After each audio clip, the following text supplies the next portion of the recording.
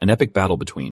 Besides facing each other in 11 vs 11 arena, they also have to deal with the monsters in existence. The blue team is up against venomous spider and a giant snake. Meanwhile, the other team was gathered, planning their strategy in the arena, when 2 players get hit by, came from very far away. Just like that, the boy's counter jumps to 2 kills. The other 9 decided to split up and run in different directions. The boy spots a group and leaps from his hiding spot into the middle of them. The red team thought they had him surrounded, but the boy dodges every attack. One jumping to 3 kills, grabs his spirit, and rips off another one's head. Last one panned, but met the same sad ending. The boy's counter was already at 5 kills. Everyone was in shock. A single boy wipe out an entire team. The boy jumps into the middle of them. The enemies surround him and try, and takes out another one. Another enemy tries to get close and eats a punch to the face, and the counter jumps to 7 kills. The others are trembling in fear. This demonic boy, he goes on a rampage, kills leaving only the leader, and the moment the scared one looked away, he got hit in the chest and was eliminated instantly. The leader, the strongest superhuman on the team, off begging for mercy, but the boy is hungry for more and lands a shield strike so powerful it made the entire arena shake. Everyone was in shock, watching him eliminate all 11 superhuman, becoming the first man to ever wipe a full team in this sport called Battlefield. But to understand who this boy is, we need to go back in time, because before Battlefield became a sport, and it was a reality every boy lived through, everyone was living a normal life, until the unexpected happened. The boy bumps into someone, and when he goes to fight, he finds out the person is a dark being, and that's where it all started. Monsters emerged, and the destruction of the world began. In the middle of this war, superhumans were created. The final dungeon, the heroes had to flee, or they would be killed by the great dark being. But the greatest hero, Siamanek, decided to stay behind and sacrifice himself, saying, "I hope you guys write a biography about me." And so the gate of the final dungeon was sealed thanks to him. When the world returned to normal, a ceremony was.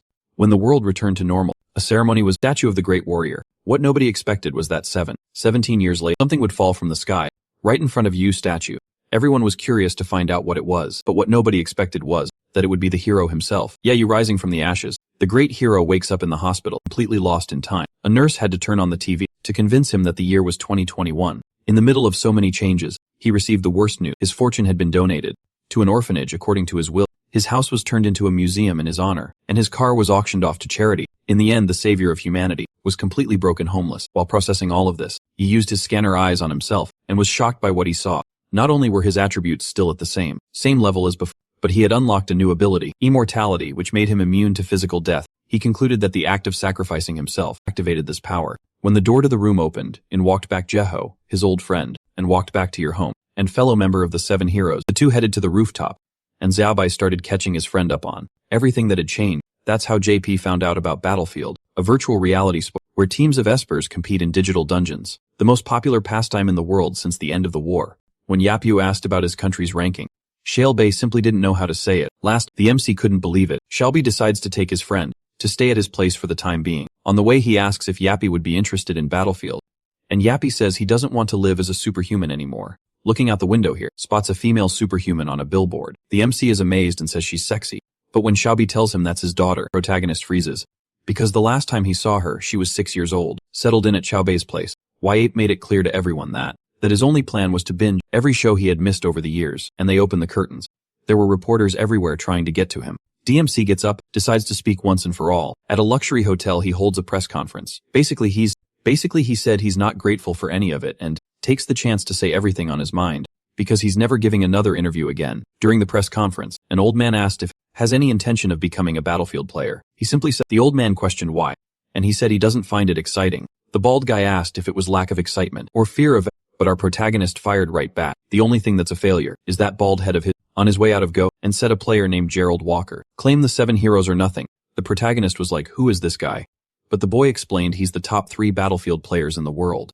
Yeah, you post sent a big go yourself to that guy. Everyone was watching this, and Walker saw it. He was furious and decided right then to fly to Korea and meet Ubar face to face. The bald guy lost it and is dying to get a special. The next day, someone received the startling news of a match with the US.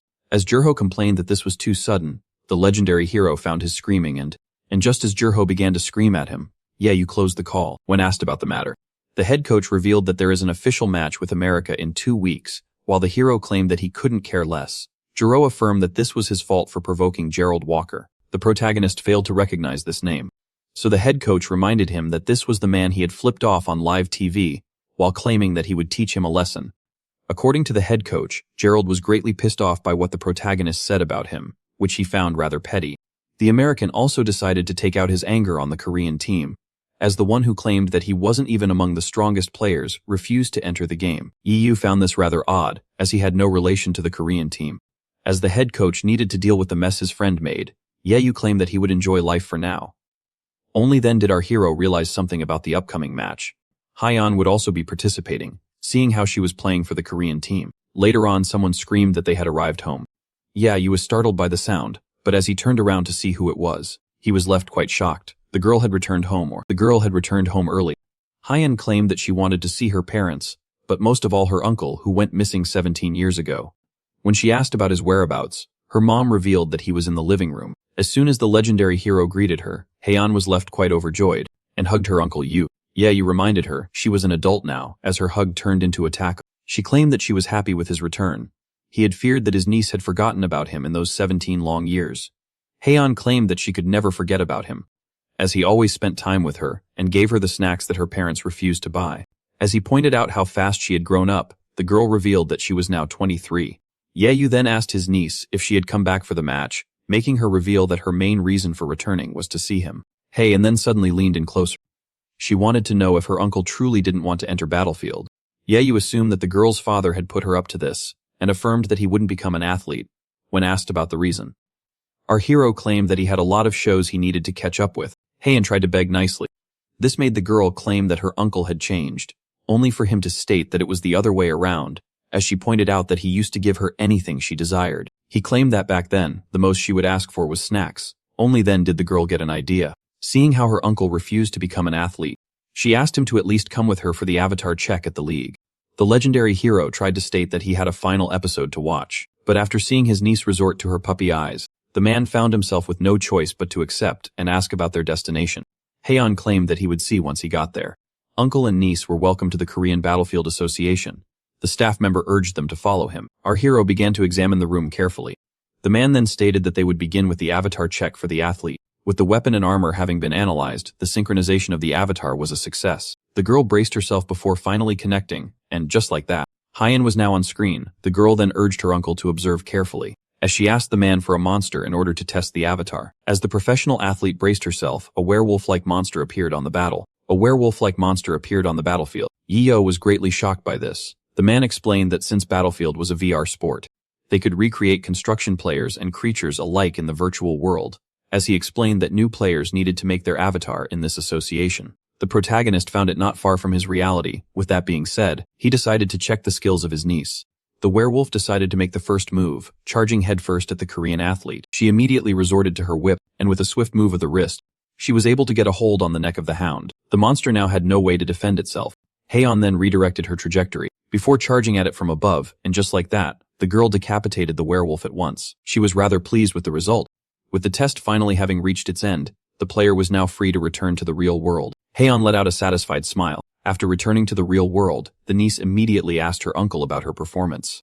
But as the hero claimed that she had a lot to learn despite being a talented fighter, you unurged him to give it a spin while pointing out that she was now an adult. Yashu affirmed once again that he was firmly against entering Battlefield, so his niece claimed that she was only asking him to make an avatar. H&N also wanted to satisfy her curiosity regarding the great power of the legendary hero that she had heard about from her dad. She claimed that as soon as she got old enough to understand fights, Yashua had already disappeared, seeing how much she was insisting. Our protagonist realized that he was defeated once again, thus he accepted to give it a try, while affirming that he was simply satisfying the curiosity of his niece, who was deeply thankful. Staff member Cookie noticed that the protagonist wanted to create an avatar. He explained that normal players would have their stats measured before the test, yet Yashu is free to immediately enter the virtual world. As he wouldn't be partaking in any match, Yashubov then asked if he could enter the VR as he was. So the man explained that by doing so he would enter the dungeon with no weapons, and in his current attire, thus he urged him to take a weapon with him. Our hero claimed that those weapons exhausted their users. The carriers were light for their size, making the man claim that those were normal weapons for the testing room. When asked if he would like something else instead, Shoop of Kant, as he claimed that the shield would only get in his way, and that the spear was enough for him. And just like that, the legendary hero finally agreed to enter the virtual dungeon. Once the loading was done and everything had been analyzed, the scan finally ended and the avatar based on the protagonist was about to be created. As soon as he opened his eyes, the man asked our hero if he could hear him. It was explained to the legendary hero that this virtual reality was an exact copy of the testing facility. Yayu was shocked, as he almost felt like he was truly going inside a real dungeon gate.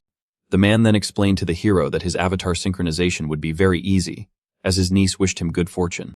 The legendary hero asked for a monster with the same stats as the one that his niece had faced, and so, with the press of a button, it began to generate. The pixels quickly began to take form, and just like that, the protagonist found himself in front of a giant monster that he immediately recognized as a Salabun. As you pointed out that these monsters seemed too different from the ones he had faced, the man noted that those were a special kind that were only weak to ore. The protagonist was also informed that data had been gathered in order to code the strongest possible form of the monster. With that being said, the Salabun charged at the legendary hero. This one didn't flinch and kept on waiting. Only then did the perfect opportunity arrive. The disappointed protagonist quickly threw his spear, claiming that it wouldn't be necessary. He then braced himself before ending the monster with a single attack. Those watching him from the real world were left baffled. The professional athlete was particularly shocked when asked if he truly had defeated a Salabun with a single finger. Our hero stated that it was an easy feat before criticizing the corpse animation of the monster. The man explained that this breed of monster wasn't particularly reputed for its power, but it also wasn't weak enough to be slain by a single finger. Yop then urged the man to give him another better monster, claiming that he needed to put something to the test.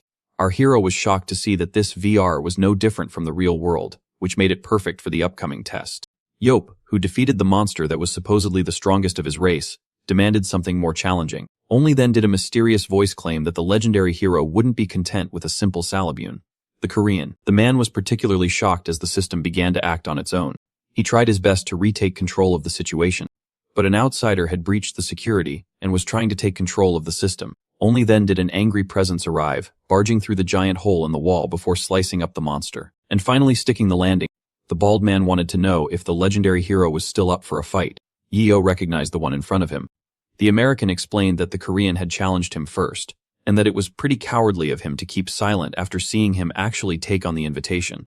The star tanker couldn't care less about our protagonist being one of the 7 heroes, and was determined to expose him as a fraud. That being said, Gerald charged at the protagonist.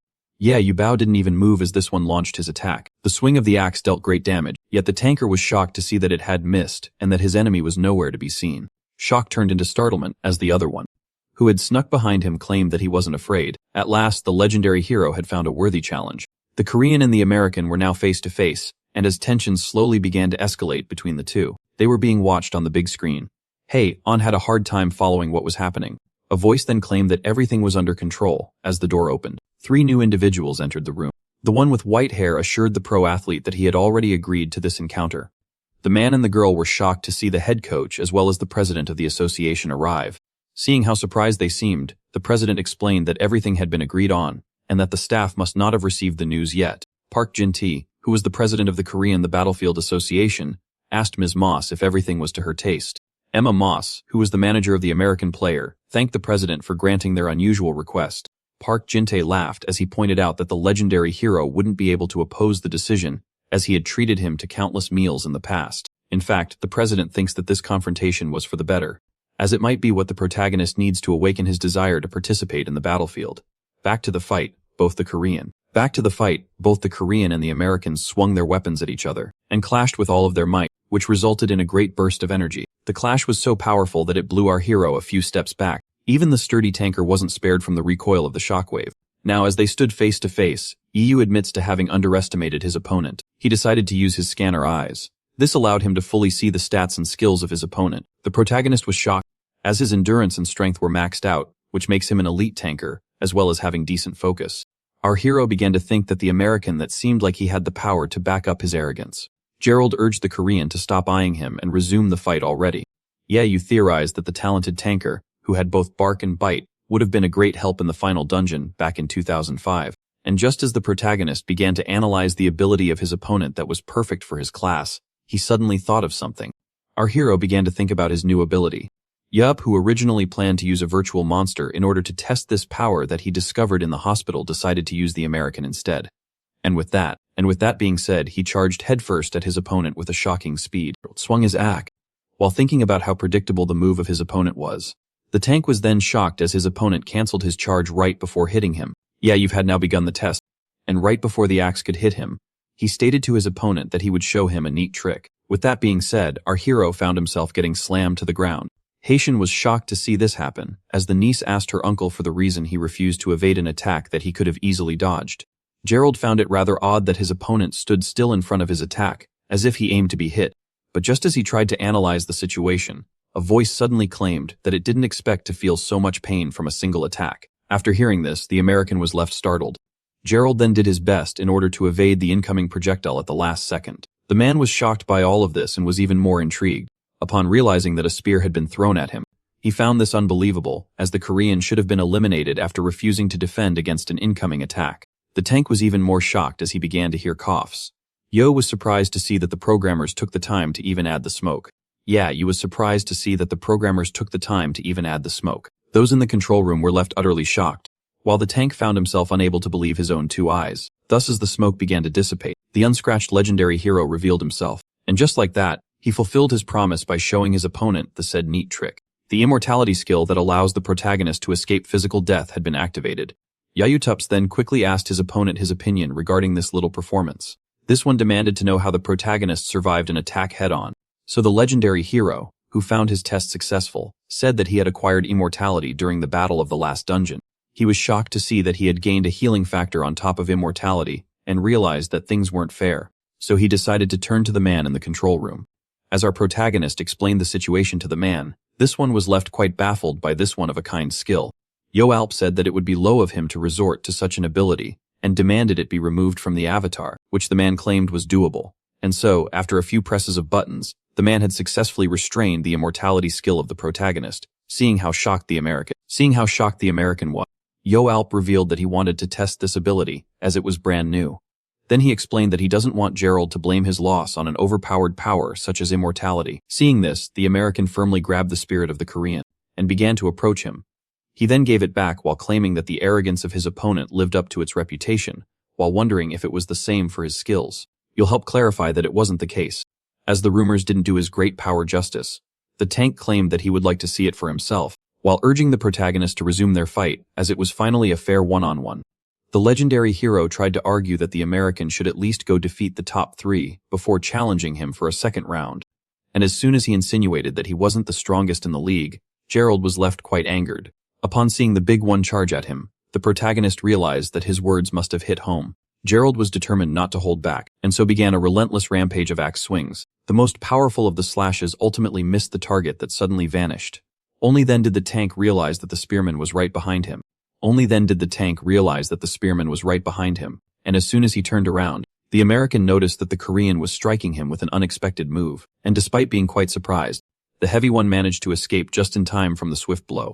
The legendary hero couldn't help but acknowledge the skill of his opponent, who clearly had a reduced vision field due to his giant shield. Even so, he decided to finally end the fight, and so after bracing himself, the Korean launched his spear with all of his might. The tank managed to catch it with his shield at the right moment. Even so, the throw was so powerful that it managed to blow him away a few feet. And while the protagonist was satisfied with these results, the tank found himself troubled. He was horrified to see that the quick projectile managed to change trajectories mid-air, which showcased the powerful control level of its wielder. Gerald had finally tasted the might of the legendary hero, who claimed that the victory was his. The American tried to argue that the fight wouldn't be over as long as he lived, making the Korean reveal that he had deliberately spared him. Gerald was then confused, as Yahello stated that his giant shield was a liability. He became more and more intrigued as the protagonist urged him to use a smaller shield in order to become a better tank. Yahello stated that he was giving him tips because he acknowledged his talent while stating that the huge shield was limiting his field of vision. Gerald was then particular. Shocked as Yahello correctly guessed that he was told that his vision wasn't wide enough back in his younger days. Our hero then theorized that this was the reason he decided to use a bigger shield, to increase his defense and give himself time to analyze the situation. He also explained that this wasn't a good solution, as the huge shield would turn against him in the face of someone skilled enough to abuse his small field of vision. For this reason, he suggested to the agile tank to use a smaller shield, as it would improve his performance later on. When asked if he was serious about those steps, you revealed that even with them, the tank wouldn't be able to take him down. In the end, the American claimed that it might be beneficial to pick up a smaller shield. After seeing this on the big screen, the head coach was left shocked that his friend was helping the already powerful enemy player improve his game. That being said, the protagonist decided to leave and rush back to his shows back home. Yet before leaving, he claimed that he would charge Gerald a tuition fee for all the great tips that he had granted him. The man agreed, but affirmed that he had his own terms. This left the protagonist rather confused. Gerald demanded Yu grant him a second fight during the official match. Hearing this, the legendary hero, who was too busy with his shows, affirmed that he doesn't care about Battlefield and even canceled the tuition fee. The tank grabbed the Korean by the shoulder, clarifying that he would do anything in order to see him participate, yet Yu refused to go back on his decision. Seeing how the American firmly demanded a second fight, the Korean realized that he was dealing with a madman. Gerald screamed at the legendary hero for daring to waste his potential, making Yu claim that he was free to use his power as he pleased. And so, as the two of them kept on arguing in the virtual reality, those in the real world watched in bafflement. Only then did something strike the mind of Park Gente. The president suddenly had a sneaky idea to use the situation for his own benefit. The next day at the Bake residence, as he kept on watching his show, our protagonist began to wonder if the two main characters would finally become a couple, when suddenly a flash news alert interrupted him. Important binge watching left him quite disappointed, as things were just getting interesting. The news declared that the legendary hero, who claimed that he wouldn't become an athlete, might change his mind after his spar with the American tank. This one watched as the journalist revealed that this scoop was built on a low-quality video sent to them by an anonymous individual. It was also revealed that America's terms were that if they managed to win against Korea with a crushing defeat, Seo Mun-yeop would be forced to enter the next match. And as it was reported that the legendary hero himself had agreed to this condition, our protagonist was left baffled, seeing how they were suddenly putting words in his mouth. Later on at the Korean Battlefield Association, Karen stormed the building. This one demanded an explanation and urged the president to clarify everything. Our hero demanded to know who was the one that gave the video to the media, and he wanted to deal with them personally. He then demanded an explanation about the video itself, as the part where he refuses to enter the competition was clearly cut out. And so as the protagonist claimed that he would kill the culprit. As the president of the association formally apologized for the inconvenience, Park Gente revealed that since the tank was supported by the powerful US, and with the media and the superiors pressuring him, he had no choice but to comply. Despite understanding the struggle of his friend, the protagonist still wanted to argue. For this he quickly assured him, calling the president by name, that he had a brilliant tactic in order to keep his friend out of Battlefield, as Yu would only be forced to participate if the United States wins without suffering a single death. The president revealed that he had told the US that the legendary hero would only participate if they had proven their worth.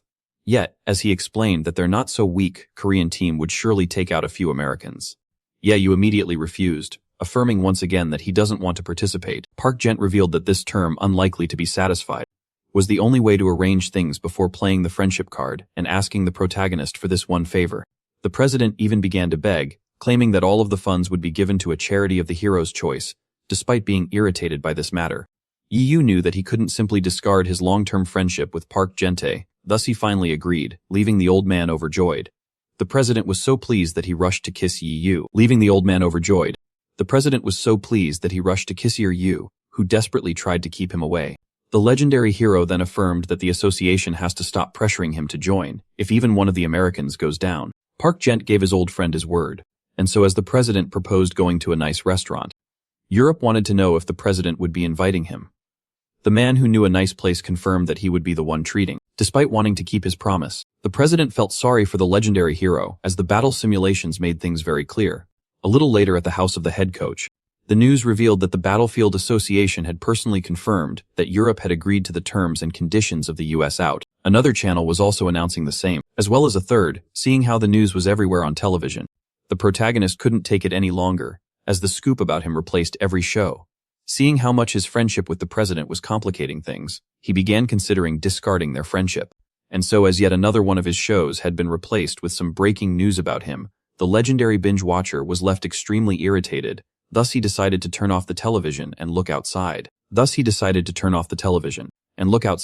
And just as the protagonist was about to pity his misfortune, his attention was suddenly grabbed by something coming from the backyard. Rushed to check it out. As soon as she touched the cone, Haiwon used her incredible speed in order to dash toward the other. This left her uncle somewhat impressed. The father then tossed a ball that little girl immediately noticed. In a flash, the athlete resorted to her web in order to quickly catch it. Upon seeing this, the uncle realized that his niece must be practicing.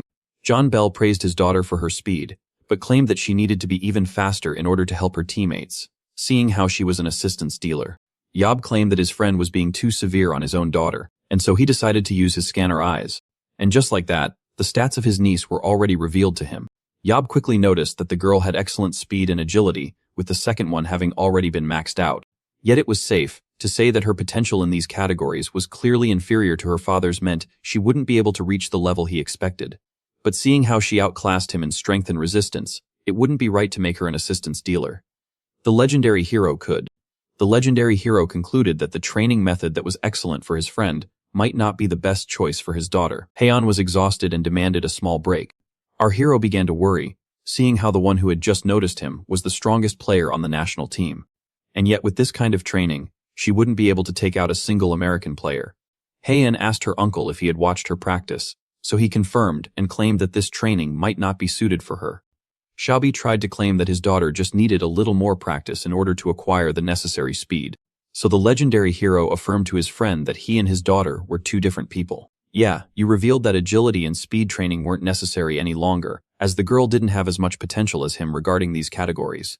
According to him, her skills with the web, as well as her agility, had already reached their full potential. Yeah, you've then guessed that the head coach wanted to train his daughter to assume the same role as him due to her speed skills. Yet this wouldn't suit her. The uncle then turned his attention to his niece. When asked about the next step after catching the target with the whip, the girl claimed that she would destabilize it before giving it to her team.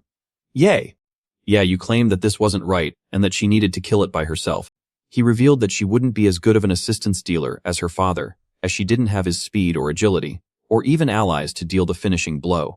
Thus he urged her to focus on her swordsmanship as well as strength in order to deal the finishing blow. The protagonist then picked her weapons up, before deciding to show them a demonstration. Now in front of the training dummy, he quickly resorted to the whip in order to successfully catch the target. The legendary hero then explained that as soon as the enemy had been immobilized, they needed to be finished off with the sword immediately. Yu Bei then asked father and daughter if they had understood him, but those two stood speechless after seeing this. The legendary hero then explained that since a whip alone can't secure a kill, it would be in her best interest to maximize her swordsmanship as well as her strength. With that being said, he personally changed the girl's position to a close-range dealer. Yet, as he addressed her father, both of them were left confused. And as you ordered the girl to start a strength training that consisted of 500 sets, father and daughter were left blown. The legendary hero then urged the girl to start already. Yu clarified that they only had 2 weeks until the official match, and that he would personally train his niece until the day of the battle arrived. Meanwhile, in the hotel where the American team were staying and using as a training ground, John Kim, who was the agent and the manager, pointed out how Gerald Walker had improved a lot in a short amount of time. Gerald was left surprised as he asked the manager if he had progressed this much. And John confirmed. John Kim revealed that he had assumed Gerald to be fooling around upon seeing him pick up a smaller shield after his spar with the legendary hero. He then stated that he noticed that the tank had patched up his weakness in the last few days, claiming that this build might finally make him top 3. The manager then added that Gerald would need to practice his new style a little more in order to go up against speedsters like Nathan. The athlete then asked how much money this new improvement could bring him. John estimated that with the right negotiation, Gerald could increase his next salary to 10 million. After hearing this, the bald man began to think for a short moment. He then demanded this exact sum to be sent to the protagonist. The manager was left shocked as Gerald claimed that this was a tuition fee Gerald was determined to make. Gerald was determined to make you open ally regardless of the cost. He was eager to have his rematch against the one and only legendary hero. And so 2 weeks later at the International Stadium of the capital, the day of the match opposing Korea to the USA had finally arrived. The commentators claimed that most of the viewers must be excited for the final result, as it would determine whether or not Yope would face the American team. With that being said, it came time to make an overview of the players of the match. Each team was ready. The Korean team was composed of 3 tankers, 2 supporters, 4 proximity dealers, and 3 long-distance dealers. As for the Americans, they had 5 tankers, 2 supporters, 1 systems dealer, 2 proximity dealers, as well as 1 distance dealer. All were eager to see this match, especially with the Korean star B. Kyon featuring in it, as well as Gerald Walker, the pride of the USA. One of the commentators claimed that he was eager to see the performance of the player who had just changed her position.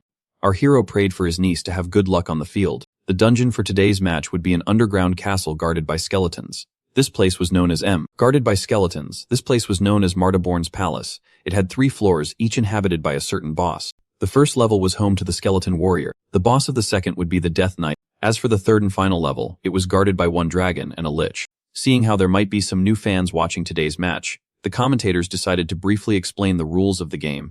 The rules were that the other team needed to be wiped out to achieve victory. Kills would earn players points that would enhance their aura and change its color.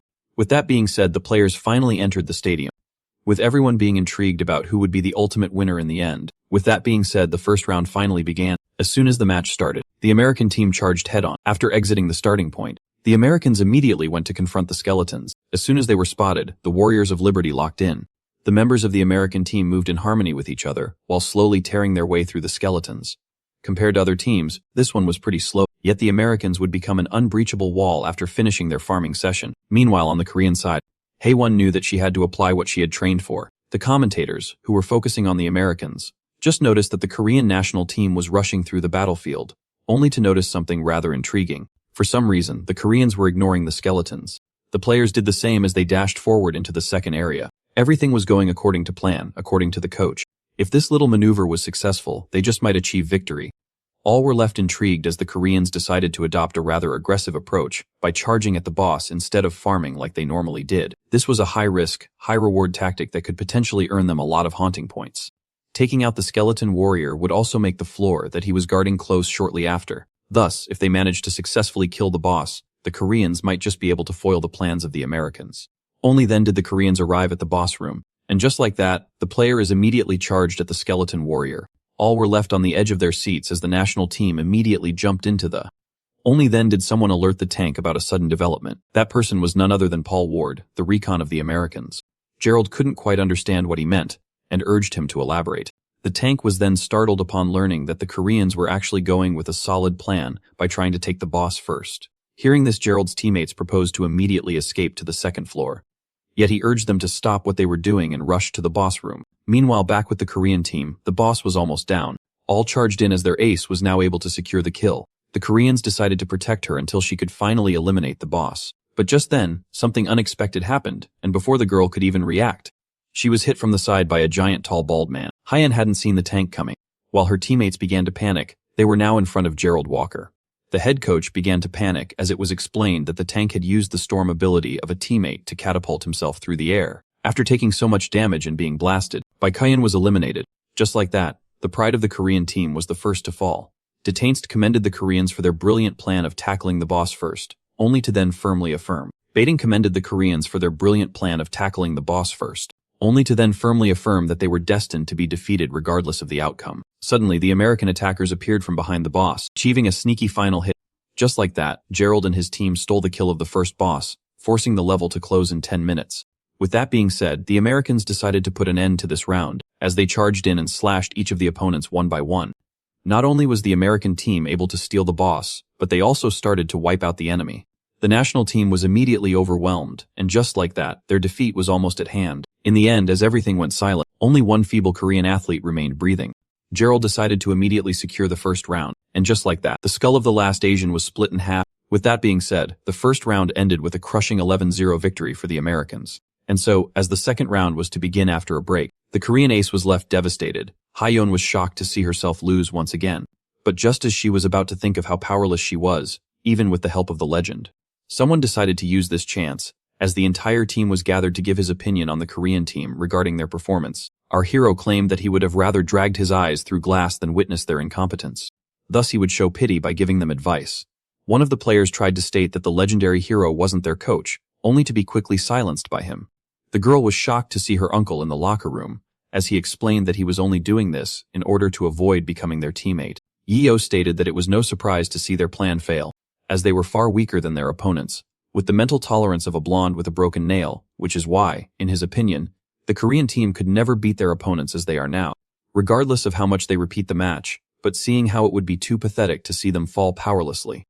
Our hero decided to be kind by teaching them how to take down the opposing star tank. Our protagonist explained to the young one that the arena of the match was a dungeon that he and the president conquered back in their younger days, claiming it to be rather easy, except for the third level, which was kind of annoying. He then affirmed that the Koreans could. He then affirmed that the Koreans could never get there with their pitiful skills, and decided to review their first round. The legendary hero claimed that their plan would have actually worked if they weren't a group of incompetent fodder. Yu opted and addressed the forward positions, claiming that regardless of the situation, they should be aware of the enemy's position at all times, which is why they should have initiated recon first. As for the back positions, it would be in their best interest to help those in the front, seeing how useless they became as soon as their ace fell. All players were left ashamed of themselves, as the protagonist claimed that their defeat was only natural, as they were not aware of the basics. Yuop felt bad for his friend, as he had to deal with this incompetent national team, And so after making the Korean team doubt their very reasons to exist, our hero concluded his review of the first round. With that being said, he decided to directly inform them of the plan for the second round. Later on, as soon as the second set began, the Americans made their move by splitting into two teams. After splitting into teams of 5 and 6, the team with the most players, which was also the fastest, would try to, allowing the team of 5, led by the star player, to farm monsters without any interruptions. According to the presenters, this tactic would allow Gerald to use his talents to the fullest. Yet as the camera turned towards the Korean team, all were left quite shocked, as the ace of the Korean team who was missing suddenly appeared out of nowhere. Just like the first round, the Korean team was dashing forward. All found this rather odd, as not only was the national team ditching their defensive tactics, but their star player had also changed her position. Everything was going according to the plan of the legendary hero. He knew very well that as long as they obeyed his command, things would turn out well. Baked Yan was determined to achieve victory. Meanwhile, with the recon agent of the American team in the boss room, the man affirmed to the tank that the enemy team was nowhere to be seen. He claimed that since this was a one-way path dungeon, the opponents must have adopted their old strategy by focusing on the monsters. Geralt concluded that the Koreans must have switched plans after the butchery they suffered in the first round. Seeing this, he began to think that the force to descend of the legendary hero, entering the battlefield, was now inevitable. But just as he began to think of how he would be able to use his new build against the protagonist, he heard a surprising crack. Gerald immediately turned around to check it out, only to notice a crack expanding in the wall of the dungeon. And just like that, the tank was left shocked as it exploded from the hole. Many warriors joined the battle as the Korean team suddenly arrived through the wall. The Americans were caught off guard as they were unable to figure out how the enemy managed to do that. Back in the locker room, Yahello urged the athletes to heed his words. He stated that they would be using Hyun with her great speed to do some recon. Before leaving, he shocked everyone by claiming that they needed to ignore the monsters if the enemy tank was part of the smaller American group. According to the legendary hero, it was a well-known fact that this dungeon was a one-way path, but it wasn't actually the case. Back in the day, the Burrs created hidden tunnels they would use for sneak attacks and scouting. Before urging Hagen to use them in order to fulfill her task, you decided to inform the team of a way to uncover the entrance to the secret tunnels. As it looked exactly like a random wall, he explained that after entering it, the Koreans would be able to reach the Americans without. All 11 members of the team were supposed to unite, attacking the two split American groups. And just like that, Korea managed to take the United States by surprise and finally take them from behind, back to the present. As soon as the ace of the Koreans landed, she recalled the advice of her uncle regarding using the legs of the tank as targets. Hagen theorized that this might not be a good strategy, as Gerald was known for being a tank that always stood tall, meaning that his legs must be pretty powerful. Yup explained that since he was using a small shield that he hadn't mastered yet, he wouldn't be able to guard his entire body, and would have a hard time protecting his allies. Then again, the legendary hero stated that Gerald was talented enough to quickly master the small shield, and that his legs couldn't exactly be labeled as weak. Yet Yu was certain that a group of 5, certain of its victory, would be caught off guard by the sneak attack of an entire team with the speedy Hyun at its head. The legendary hero was certain that his plan would make a difference, which is why he urged the national team to follow it. With that, Denise felt deeply thankful toward her uncle, and just like the Koreans were trying to launch an attack before the enemy could even recompose themselves.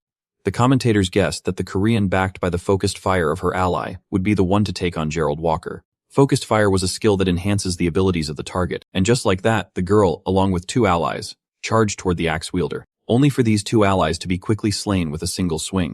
The tank was shocked to see Hyun escape his attack with her teleportation.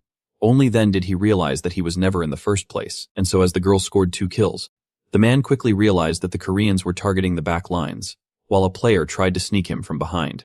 Only then did he quickly notice before unleashing an instant counterattack. After taking out a 3rd player, Gerald urged the rest of the vanguard to fall back and reposition. Seeing how there was still some time before the rest of the team came back, the 3 Americans were forced to face 8 Koreans on their own. And just like that, the assault immediately began, with each of the remaining Americans having many enemies on them. Yet the star tank was cert. Before throwing his axe in order to secure himself the 4th kill, she decided to grab the opportunity. Gerald was left startled. Upon noticing someone behind him, he quickly turned around and took a defensive stance, only to realize that the opponent was nowhere to be seen. When suddenly, the ace of the Koreans reappeared in front of him. Hyun then delivered her blow and successfully amputated the leg of the middle-aged man. She then proceeded to grab the one he had left with her whip, before making him fall to the ground. The American group fought well, but was overpowered by numbers, and was forced to fall, yet took out 7 Koreans with them. Now the pride of the US found himself facing an unavoidable demise. Gerald asked the girl if the legendary hero had given him any advice. They advised them, seeing how they had changed their tactic. Yet this one didn't reply as Yu simply pointed her sword at him. In the end, the impressed Gerald couldn't help but smile as he suffered a final blow. And just like that, the unexpected happened. Curio managed to turn the tables, and actually won a round against the United States. Upon seeing this, the head coach was left baffled, and just like that, our protagonist had fulfilled his promise by teaching the national team how to take down. And just like that, our protagonist had fulfilled his promise by teaching the national team how to take down the powerful tank. Shortly after, the second round came to its end. The commentators immediately pointed out the excellent performance of the national team that surprised everyone. Even so, they were still unable to secure a single round against the American team. The Koreans might have been able to survive if they hadn't found themselves in front of the second American group after slaying the first one. The American tank turned around as the commentators pointed out that, even in the face of the strong American team, their supposedly weak national athletes were able to secure 5 kills. No one expected the Koreans to suddenly emerge from the wall, which made the match even more interesting. All spectators began to cheer as the MVP of the Korean team arrived. This lady had single-handedly scored 4 kills out of 5, and was labeled as the strongest Korean player. This person in question was none other than Baekhyun. Shortly after, during the interview time, a reporter from XBC Sports approached the head coach of the Korean team. She wanted to know his opinion regarding the unexpected approach that his team took during the match. Janko claimed that despite the defeat, he and the players learned a lot as a good performance against a powerful opponent was great for motivation. The reporters then asked him how he had thought of the brilliant idea of letting his team use the secret passage. Janko affirmed that this was a brilliant plan and decided to reveal to the public that he wasn't the one to come up with the strategy for the second round. Only then did the protagonist realize that his old friend was looking at him. This left him rather annoyed, as you know very well that he was still trying to persuade him. Shortly after came the time to interview the star player. The reporter asked her about the training that she had undergone, seeing how she showcased the best performance in the match. Hadian revealed that her uncle had trained her, and that after following his advice, she changed her position. With that, the legendary hero was left greatly annoyed. He was irritated by the fact that Hakian and Jae-ho were both praising him on camera. Only then did someone claim that they were just spitting facts. The president of the association claimed that his friend still gets irritated when flattered. Iho stated that the president of the association should be in front of the cameras for the interviews. Park Jin-tae stated that he was too old to interest anyway. The president pointed out how rude his friend was, as you are simply here to remember the old days, and asked Yahello if he had come up with a plan. The legendary hero confirmed, revealing that it wasn't very fair to use a secret tunnel that only a few knew about in order to win a sports match.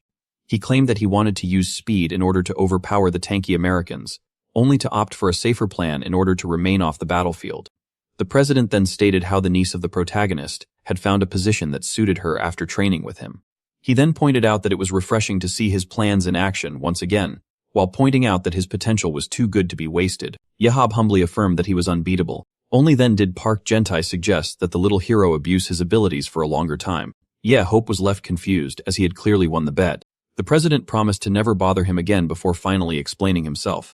He revealed that the Korean Battlefield Pro League season will begin in a few days. Hope assumed that the man wanted him to enter it as an athlete. This one immediately denied, claiming that it would be way too ridiculous and that he just wanted the legendary hero to face some star players and charity matches before the start of the league. And just as the president assumed that his friend was about to refuse, Hope stated that he would think about it. This left the old man shocked, and as he asked the protagonist to repeat what he said, Hope claimed that he would give it some thought, while thinking that his friend was starting to lose his hearing. Park Jin-tae knew very well that his friend, the hothead, would immediately say no if he dislikes the idea, only this time he doesn't seem opposed to it. Hope revealed that he grew intrigued upon seeing his niece fight, and that TV shows could never replace the thrill of real battles. The president was left baffled as the legendary hero claimed that VR might be his only way to fight once again. Park Gent was so excited that he grabbed his old friend and praised him for his way of thinking. He then decided to show him the footage of the match that went viral after just 1 hour. The protagonist watched in bafflement as the comments on the 10 million views were all amazed by the match and were praising him for his great plan. Yope was left irritated and urged the president to let him go at once. He then affirmed that the excited one was right. He then affirmed that the excited one was rather strong for his age, as he almost broke his neck. Yope then reminded the president that he had agreed to think about the matter and hasn't accepted his proposal yet. Park Jint clarified that it was already a miracle that Yope didn't refuse from the start. Yope then asked his friend if the Broad League would begin in a few days, which he confirmed. Jinte was almost caught as Yop found it rather odd that charity matches that could damage the bodies of the players would take place before the league. Even so, the hero decided to brush the matter off and decided to impose his own terms in case he agrees to participate. The president was intrigued, and even before knowing them, he swore to his friend that he would grant him any wish in his power if he agrees to play for charity. After hearing this, the legendary hero couldn't help but smirk. The next day, at the residence of the head coach, with his foot on the ground and his sword in hand, Jingbo was left utterly confused. The baffled man began to demand an explanation. Yeah, you claim that it was obvious, and that he had agreed to enter charity matches as the president accepted to follow his terms. The legendary hero revealed that at first he wanted to use the rest of his life to watch TV shows before going into, despite the fact that they should be easy, seeing how the national team of the country was badly trained, which made the head coach apologize. Xiao Bei was happy to see his friend pick up the spear again, yet failed to understand why he needed to regain his sword, only to be then triggered by the protagonist, who wanted to drag him along to share his pain, as the only decent Korean player left was Hae Yoon. Shalb stated that it was a bad idea, as he hadn't done this in 17 years, which made joketism about his fear of being ridiculous in public. The protagonist assured the head coach that he only needed a few training sessions in order to regain his sense of battle. The head coach tried to argue that he was a man on the doorstep of his 50s, who hadn't fought in 17 years. So the legendary hero decided to remind him that he never makes mistakes. Thus you operated to his scanner, eyes on his friend. Xiao Bei had truly fallen off his prime after 17 years of retirement, yet the protagonist was certain that he would recover most of it after some training. With that being said, he urged him to ready himself for the Abyss training session tomorrow. As an evil smile appeared on his face, at that moment, the head coach realized that he was doomed. Park Jin-tae recalled the two conditions of Yu Up, with the first being that Hyeon must be on his side, so that he won't have to kill her, and that Xiao Bei must also participate. The president began to think of how having 2 of the 7 heroes on screen would attract a lot of sponsors. Thus he decided to make a few calls in order to cash in a few favors. Shortly after, the news of Baek Jalbei and Siaman Yup fighting side by side once again covered all platforms as it spread like wildfire. Our hero still had 1 week before the charity game. Those 7 days were filled with a lot of clashing and screaming. Jalb repeated the words of his mentor, regarding him having a failed technique if he is slightly slower than his opponent, which made the mentor even angrier, as despite knowing the right way, his friend still did it wrong.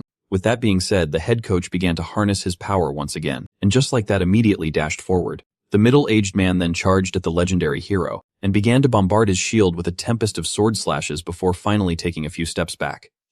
Before finally taking a few steps back, Xiao Bei was pleased with his performance, yet his coach claimed that it was acceptable before recalling a time when he could stab an enemy 3 times in the split of a second.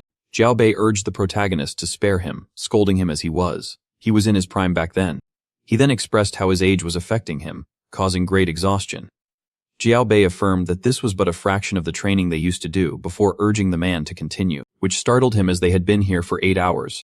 Our hero affirmed that he wanted to wrap things up as fast as possible in order to watch his show in peace, making his friend remind him once again that he was 48.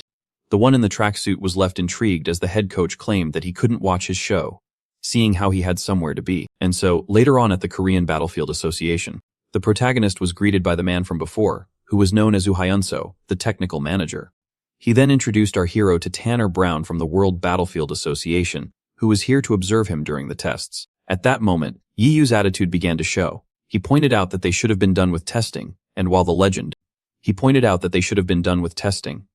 legendary hero tried to argue that his fight with Walker should have been enough. Henso revealed that he needed to take the athletic test. The manager clarified that despite there having never been any issues with data transfer, these tests make sure that the VR abilities are similar to their physical counterparts. Yeah, Yu was shocked to see how accurate their application process was. Hyun-soo revealed that the technology was powerful enough to perfectly scan and replicate the data of the players. And as he revealed that it can even detect abilities that were still dormant. The protagonist was baffled by the technological advancement of the year 2021. The manager claimed that this was due to a well-guarded secret of the World Association that manages the system, which was created from certain espers. After hearing this, the man couldn't help but compare the word association to burrowers. Thus, the veteran demanded to know if they were certain that the World Battlefield Association wasn't governed by some enemy survivors. Upon hearing that they weren't, he revealed that he would have butchered them all if it was, which made the manager realize that he was dealing with a maniac. A little while later came the time to start the agility, aura, and strength tests in order to. First, the association needed to measure Yubup's strength. As soon as he learned that he simply needed to pull the lever, the protagonist did so with all of his might before finally letting it go. And as his score of 813 showed up, the manager asked him to repeat the test once again. Thus the 30-year-old pulled the lever 2 more times, and upon seeing his score, he realized that this must be the limit for his strength. Inside the control room, the manager was intrigued as he had expected the legendary hero to have abnormal strength. Now came the time for the speed test, with Yahello having to go from the first switch to the other as fast as possible until he heard the bell.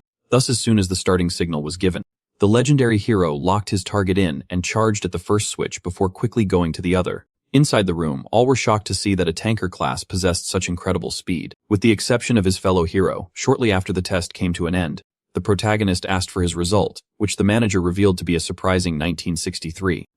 Yahello began to claim that he could have scored 970. On his second try, the legendary hero scored a 971. The manager as well as Mr. Brown were baffled to see that the tank had actually lived up to his words. Yahello then asked about the speed test high score and was told that it was 107. He suspected that the record holder was Nathan Bernard. Our hero had seen the player in footage sent to him by the head coach. After that, he had agreed to enter the charity matches. Yahello found himself intrigued by the young man whose speed rivaled even Prime Jemu, who used to have 100 points of agility. With that being said, the protagonist was having fun and decided to retake the test and try to score 975. He then began to ready himself. The legendary hero began to concentrate. For some unknown reason, our protagonist was feeling as if he was at his peak, and so, after gathering his forces, he decided to unleash the... And just like that, the third attempt began. As he proceeded to go from one switch to another as fast as he could, everyone in the room, even his fellow heroes, was shocked to see that his speed had once again increased. Shortly after, as the test ended, the protagonist finally caught his breath. As he asked about his score, all were left baffled. Yahello, who claimed that he should have scored a little higher than before, was baffled to see himself get 107, similar to the highest score ever recorded. He found this rather odd, as his speed should be slightly lower than Ju's and Nathan's, meaning that he shouldn't have scored this high. For some reason, the protagonist had surpassed the imposed limits. In order to confirm his suspicions, he demanded to retake the strength test. As it was explained to him that he just had to pull the lever once again, the protagonist began to concentrate. And just like that, he pulled it with all of his might. Once again, he left everyone in the control room utterly baffled. The score of the legendary hero managed to immensely increase, reaching 8.9. The manager assumed that the protagonist was warming up before making him reveal that it wasn't the case, and that it was related to focus. Yeah, you couldn't figure out how he was able to surpass his strength and speed limits. This shouldn't be possible, as according to his scanner eyes he had already reached his peak, yet his results were telling him. And only then did he realize where he had felt it before. This emotion was the same as the one he had when he was left alone in the last engine. The legendary hero had managed to surpass the human limit of concentration during his last experience with near death. He then realized that the focus category must have some hidden power, as it was strengthening his other stats after going over his limit. Yahello is now annoyed, having realized that he was now an immortal with great power who had no real wars to fight. For some reason, he couldn't help but feel that he was being forced to enter the battlefield. With that being said, came the time to use the giant marble for the aura test. The manager explained that Yahello just had to pour all the aura he could into it to change its color, which was more accurate than the method used back in 2005. This was the most important test, as aura was determined at birth most of the time, and was the hardest stat to increase. After awakening his powers and noticing that his order was 96, Yahello had undergone a lot of training in order to max it to 100. As soon as he placed his hand on the sphere, all were left at the edge of their seats, eager to see the result that would come out. The legendary hero began to fill the marble while thinking about how he had 100 aura points, which was the peak of the human limit. At the end of the test, the measuring marble turned dark after seeing this. Mr. Brown was left utterly baffled. Yahello, who had scored a 1030, asked about his own result, and only then was it revealed to him that he had actually exceeded the human record. Upon learning this astonishing news, the legendary hero claimed that it was only natural for him. It was then revealed to him that the previous record holder was Shulan, who was one of his fellow heroes, leaving him intrigued by the achievement of the young one, as it was pointed out that her record was hard to break. The protagonist pointed out that she did have a terrifyingly powerful aura. Shulan was as stubborn as Yahello, which is why every time he would scold her, they would get into a fight with each other. Our hero was certain that his previous colleague would become infuriated if she learned that he had actually broken her record. As the tests were finally concluded, the manager decided to notify the protagonist of something important. As it was revealed to him that his immortality would be forbidden in the matches, Yahello found it only natural, as he would ought. The association formally apologized for limiting his abilities, promising compensation. Yahello couldn't care less, as he would only play once. The legendary hero then gladly welcomed the offered compensation, while claiming that his immortality skill was useless anyway. Meanwhile, somewhere else, a pointy hood affirmed to the others that their only hope and savior was that one individual. which is why they needed to hold on to their faith. He then firmly claimed that their faith had been rewarded with a great revelation, and just like that, this one person had been revealed. The Pointy Hoods claimed the legendary hero as the one and only immortal savior, who had recently returned to the dead. Now just like that, they decided to go prove their faith to him, as they began to cheer and chant his name. Sometime later the protagonist noticed an odd crowd in front of the house. This left him quite intrigued. Only then did they begin to scream that he was the savior of the world, and that they had faith in him as Yeg. Finally concluding that these people were journalists, his friend explained to him that those were his worshippers who go by the Samyumun Foundation. The protagonist was left intrigued, recalling seeing them from the window of his house. Recalling seeing them from the window of his hospital room back then, which the head coach confirmed. Yep demanded to know why they worshipped him without his consent. So Ju explained that they think that he would come at the end of times to save them all. As the legendary hero claimed this to be pure anxiety, his friend pointed out how he had actually returned, and as it was explained to him that they were now wish for the end of times for their prophecy to be complete, Yu was left quite annoyed. Thus he decided to go give his so-called followers a piece of his mind, as the head coach demanded to know what the legendary hero was about to do. Yeah, you claim that the answer was obvious. And just like that, he dashed forward, jumping as high as he could before landing on the fence. He urged the Foundation to stay silent, yet as they kept on babbling among each other, he urged them to stay silent, until finally they obeyed his command. Yeah, you claim that he was aware of their faith and his position in their eyes, which is why he urged them to come to their senses and get out of his sight, leaving all of them shocked. Yuyup angrily screamed at them for doing this instead of finding a job, and affirmed that he would terminate their leader at once. At first the followers were shocked to see that the leader was refusing their faith, before then collectively agreeing that he must be testing their strength. The protagonist was then left quite shocked as none of them moved from their spot, as soon as they kept on honor him. He was left quite intrigued. He was now certain that those people were fully delusional. Upon seeing how annoyed his friend was, the coach realized that a disaster was about to unravel. Yuyub gave the association 10 seconds to get out of his sight before he knocked some sense into them. Jego desperately tried to calm down the craziest of them all, as you prefer that laws don't apply to him, meaning that he was free to rough them up, and so, after a 10-minute-long beating, many of the cloaked lunatics were knocked down. EU had successfully dealt with the mentally insane who worshipped him. He then asked one of his young followers if he would dare to follow him again, so the child affirmed that he would. Yeah, you praised the boy for his cleverness and urged him to stop following the cloaked lunatics. Thus, after calmly affirming that he was human, Yep stated to Jekko that now came the time to practice. The baffled coach addressed the legendary hero, and as he claimed him to be completely. Yep took it as a compliment before pointing out that he never consented to being worshipped. Ju realized that reasoning was useless before urging his friend to go inside before the reporters arrived. Yet Yu prevailed that he would beat them up as well. Yu affirmed that this would attract trouble, as Yu claimed this approach effective against those who want to know about his past in the orphanage. Meanwhile, a figure from high above was intrigued to see that the so-called savior. As the protagonist pointed out that he doesn't understand the fixation people have with celebrities, he suddenly noticed something afar at that moment. This immediately made him leave, so Yep decided to brush it off. The day of the charity match finally arrived, and everyone was gathered at Incheon International Airport. All the big names in the field were here for the protagonist, including the American battlefield agent known as Joe Feldman.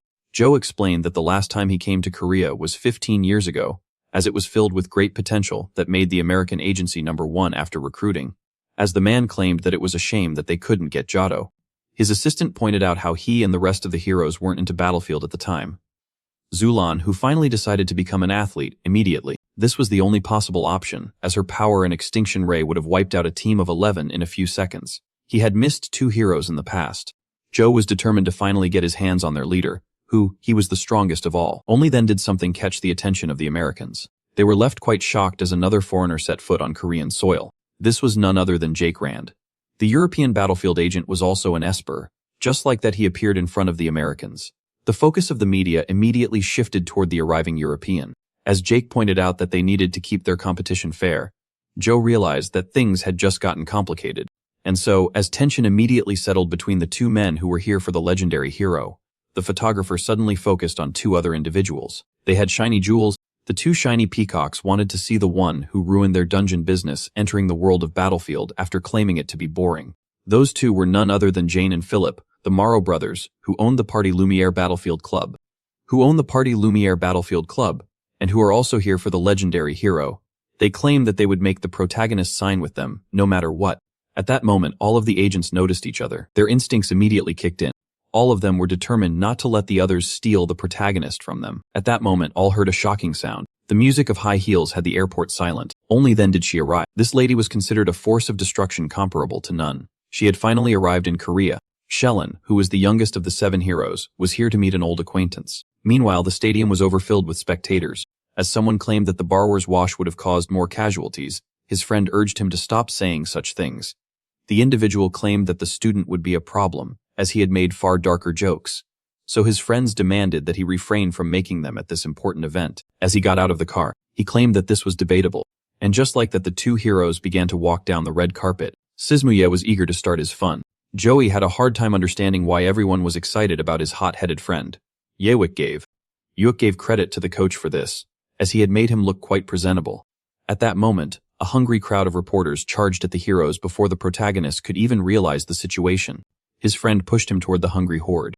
Joey had focused the attention of the reporters on his friend in order to escape them, and so they began to bombard Yeb with questions. As the questions began to pour down like rain, the protagonist was left pretty annoyed by the betrayal of his friend, only to hear the name of Shulan. The mention of his old teammate shocked him, so a report revealed that the youngest of the heroes was now in Korea for the charity match. According to the rumors, one asked for the reason she would even want to attend the match. It was revealed to him that she was here to meet an old acquaintance. Only then was he left frightened as he realized that he was the one she was here for. Later on, the legendary hero opened the door dramatically. As he made his way through the locker rooms, all of his teammates were shocked to see the one and only legend in front of them. Yupward then asked the coach if he knew about the most recent matter, and while the daughter was excited to learn that Shulan was in Korea, the father began to fear the worst. Jim F urged his friends to be wary at all times and even carry some protection around.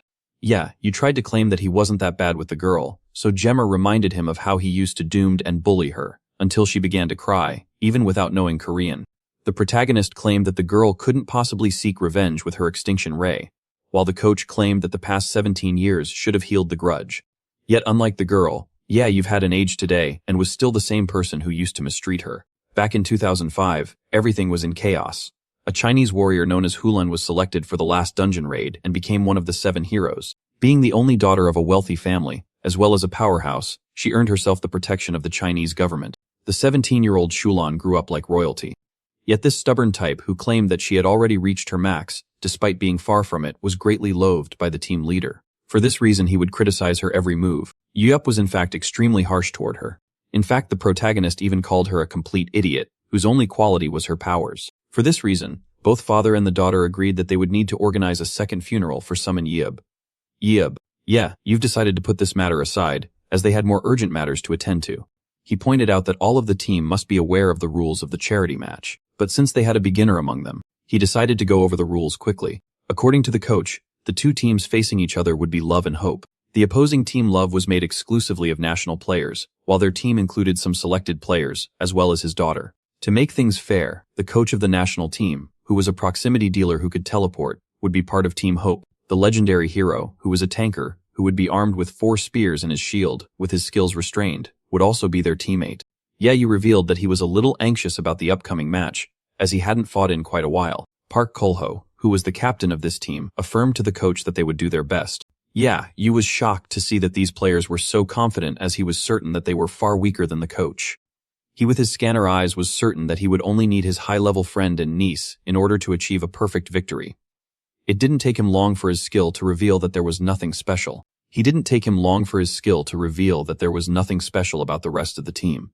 But suddenly something caught his attention. A man known as Choi Huk had surprisingly decent stats. He also possessed a skill that allowed him to quickly infuse weapons with aura, as well as another that allowed him to harness it to create a shield around his body. He was also shocking to see that the man had a potential strength of 90. Thinking that the one known as Choi Huk would make a decent tanker, he urged them to approach. The man was left nervous as he introduced himself as a proximity dealer. Our hero was shocked by Huk's actual class, as he claimed that he was a proximity dealer sponsored by Sangsoon Spritz. When asked if he wasn't actually a tanker, the man nervously claimed that despite this being his childhood dream, his small size forced him to adopt a different class. The legendary hero then asked the player about his skills, making him reveal that he could only infuse objects with aura. This made Yu realize that this player wasn't aware of his aura shield, which is why he must have become a proximity dealer. It didn't take him long to realize that a coach must have given him this position at random, as he was too small to become a tank, and Huk must have just assumed the position. With that, EU asked his niece to fetch him a shield, which she immediately rushed to get. As soon as he got it, the hero handed the shield to Choi Huk, who was left rather confused. Seeing how the match was about to begin, EU gave Hyuka a quick lesson on how to use the shield, explaining that he should attack before quickly hiding behind it. As Choi Huk tried to argue that he was a dealer, the protagonist got angry at him for not quietly obeying his orders. This made the rest of the team wonder if the dealer was to blame for anything, as they realized that the hero was in fact a madman, as he immediately switched his position. And so in this confusing situation, the younger player decided to turn to the coach, only for him to completely ignore him, and explain to the team that there would now be a formation of 4 tanks, 6 dealers, and a single support. And while Huck realized that no one would help him, the players who were informed of their lineups were now required to suit up.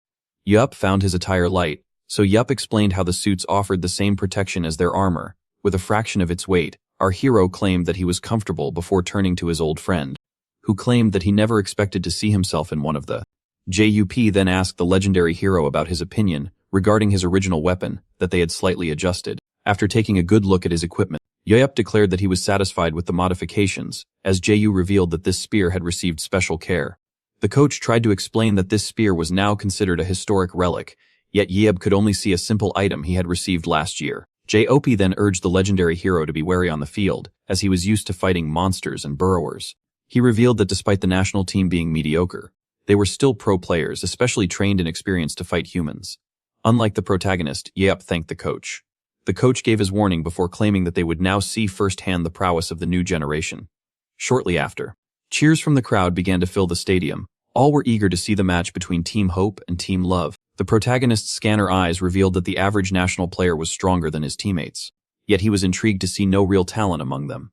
He then confirmed his suspicions by asking Jeho about the player picking process, making him reveal that they mostly relied on total points.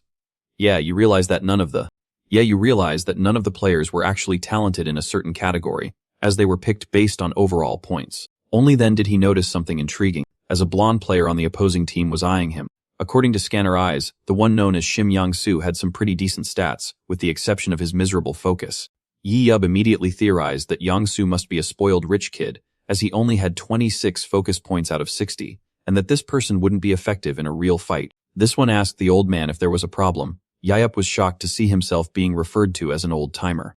Yang-soo was annoyed by the presence of the protagonist, as even during the match he had adopted the same gaze that he had now. According to the blonde one, ignorant war veterans had no right to teach them about their sport. Despite knowing nothing about it, Yeb urged one of his teammates to take his place. Now side by side with the blonde kid, he asked him if he had a problem with him. Yang-soo revealed that he couldn't stand the arrogance Yob displayed during the match. Our hero couldn't help but laugh, as it was then claimed that he was tarnishing his own image by making him.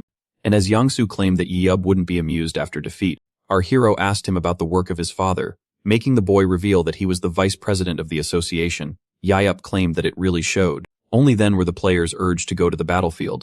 Young-soo was left quite irritated, as the hero treated him like a spoiled kid. Yi prevailed that he wanted to know about the type of man that could possibly raise a failure such as the blonde one. Due to his harsh past, he disliked pampered children who were born with a silver spoon in their mouth. Now Yeup was excited for the game, as it would allow him to give one of them a piece of the real world. As soon as the players entered the field, all began shouting the name of the protagonist. Everyone was left overjoyed, as the legendary hero finally agreed to enter the world of the battlefield, which is why this charity match would attract a lot of viewers.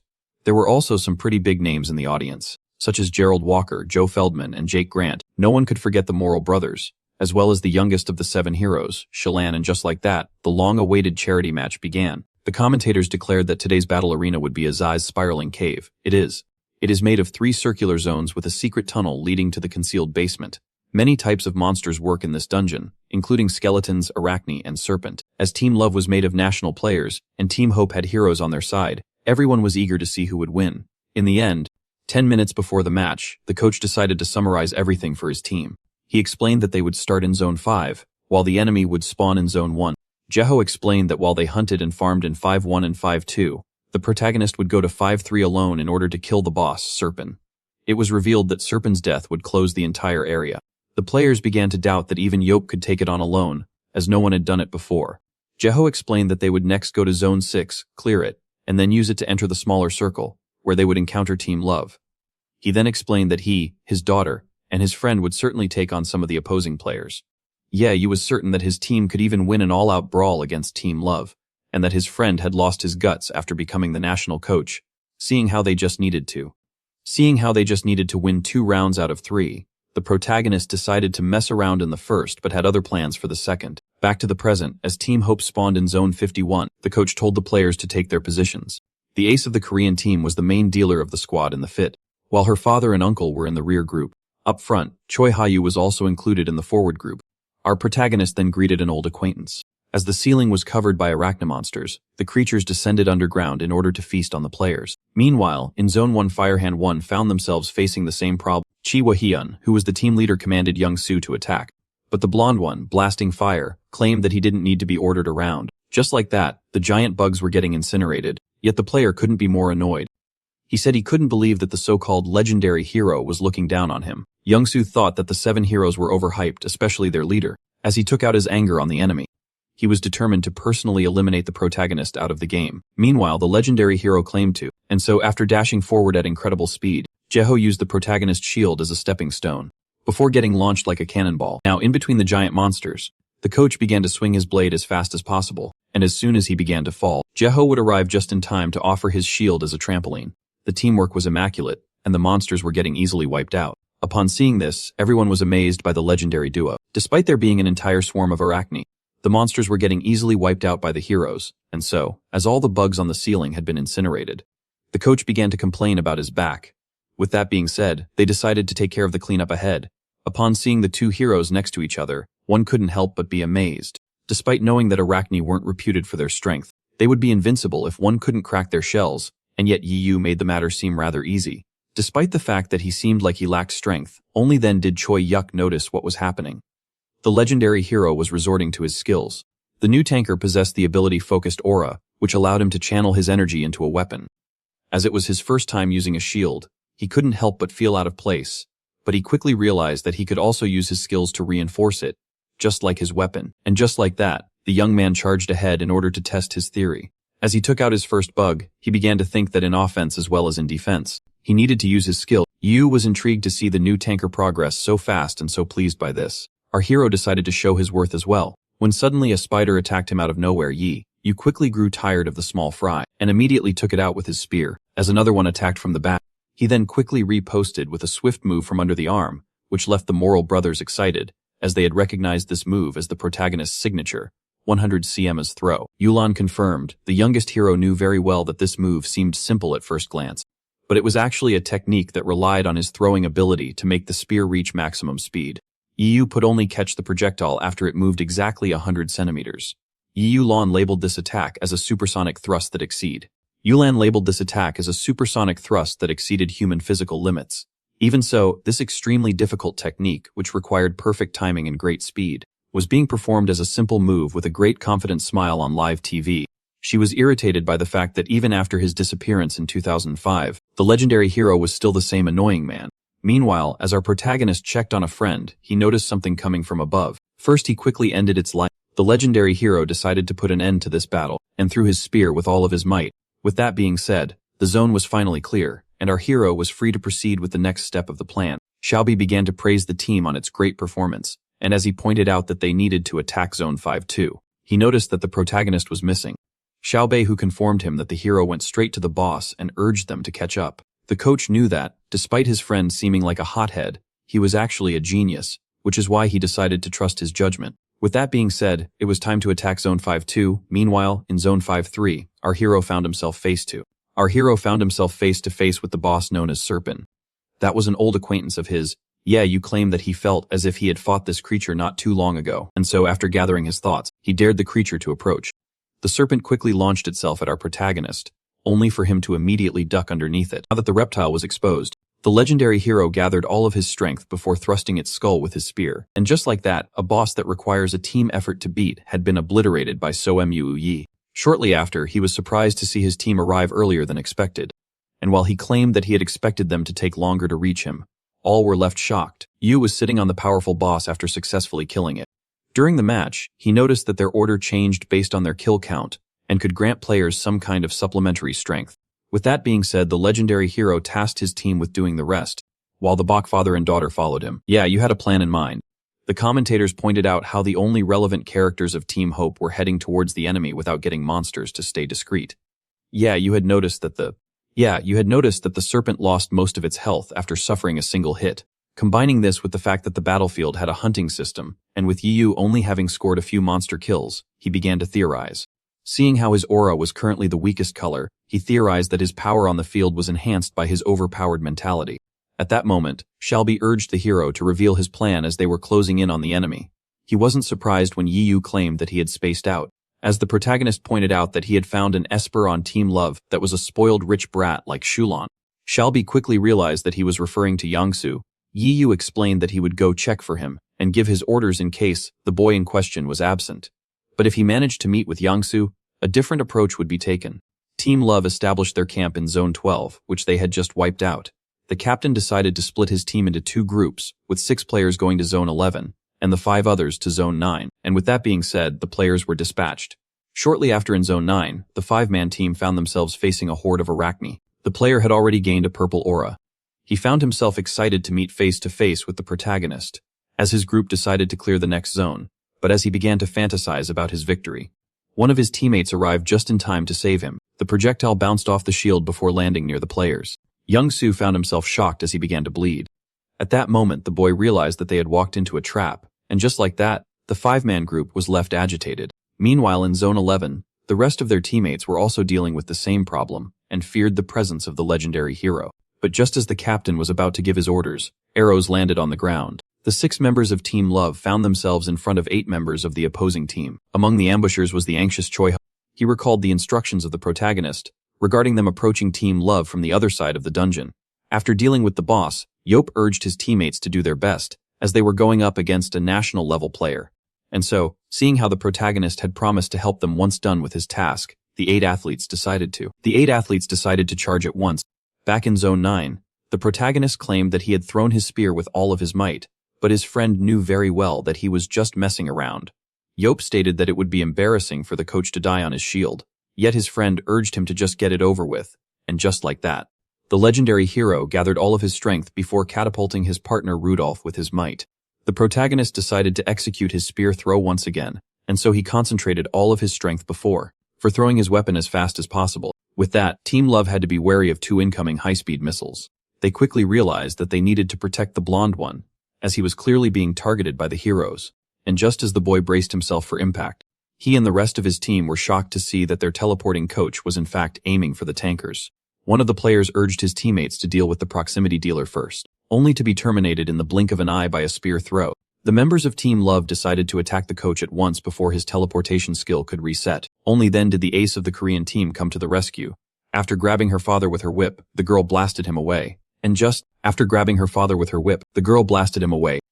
as she was about to hit the ground, she used her teleportation powers to disappear. With that being said, both Bakes returned to the side of the protagonist. Yu passed his partner if he was happy to feel the thrill of battle after so long, yet the 48-year-old couldn't be more annoyed.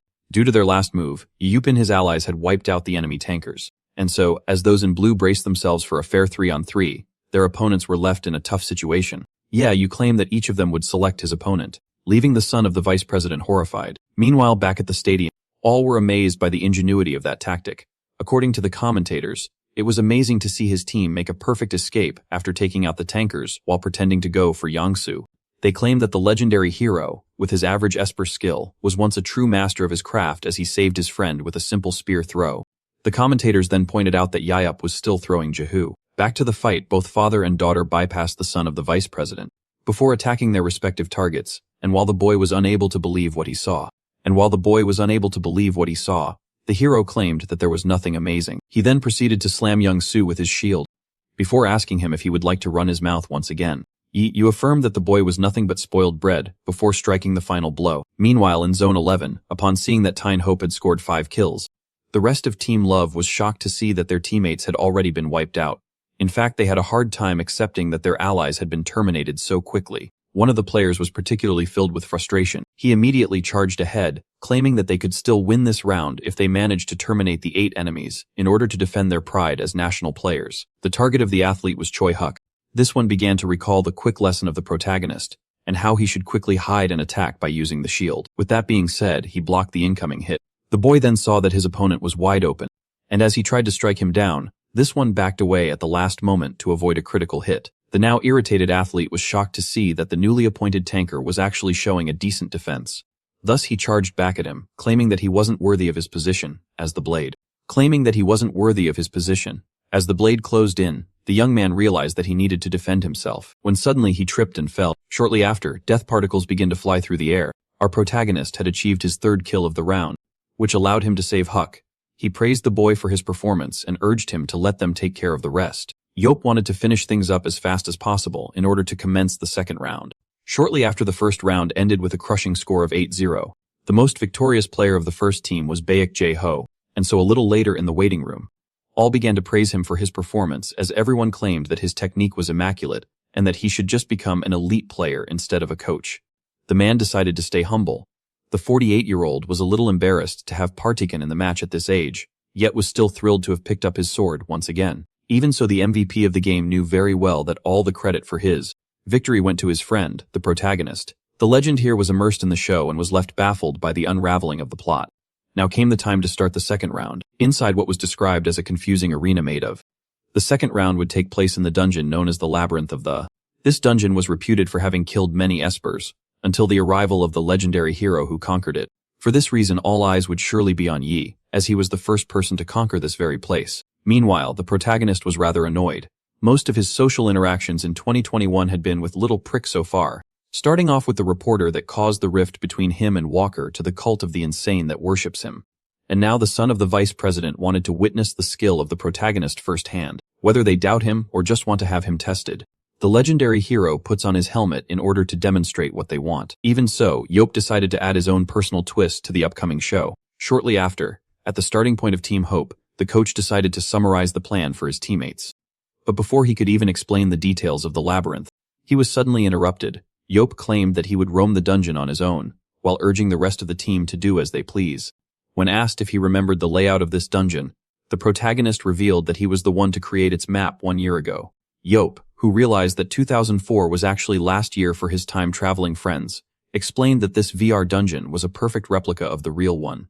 As the coach agreed to let his friend go, seeing how he knew the dungeon very well, this urged him and the team to brace themselves for a surprise. Yop decided to fight with all of his might, thinking about how the other team was on the opposing side of the dungeon.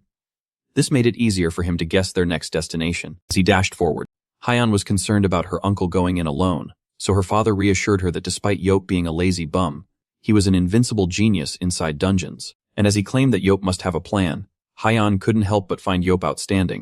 Even so, the coach began to doubt his own words, as Yop was crazy enough to charge forward recklessly. Suddenly, the legendary hero stumbled upon some monsters, now faced with some skeleton soldiers. A small sense of nostalgia began to kick in, thus, Yop decided to greet his old opponents, the skeletons, by charging them shield first. Our hero then braced himself, and as soon as the right opportunity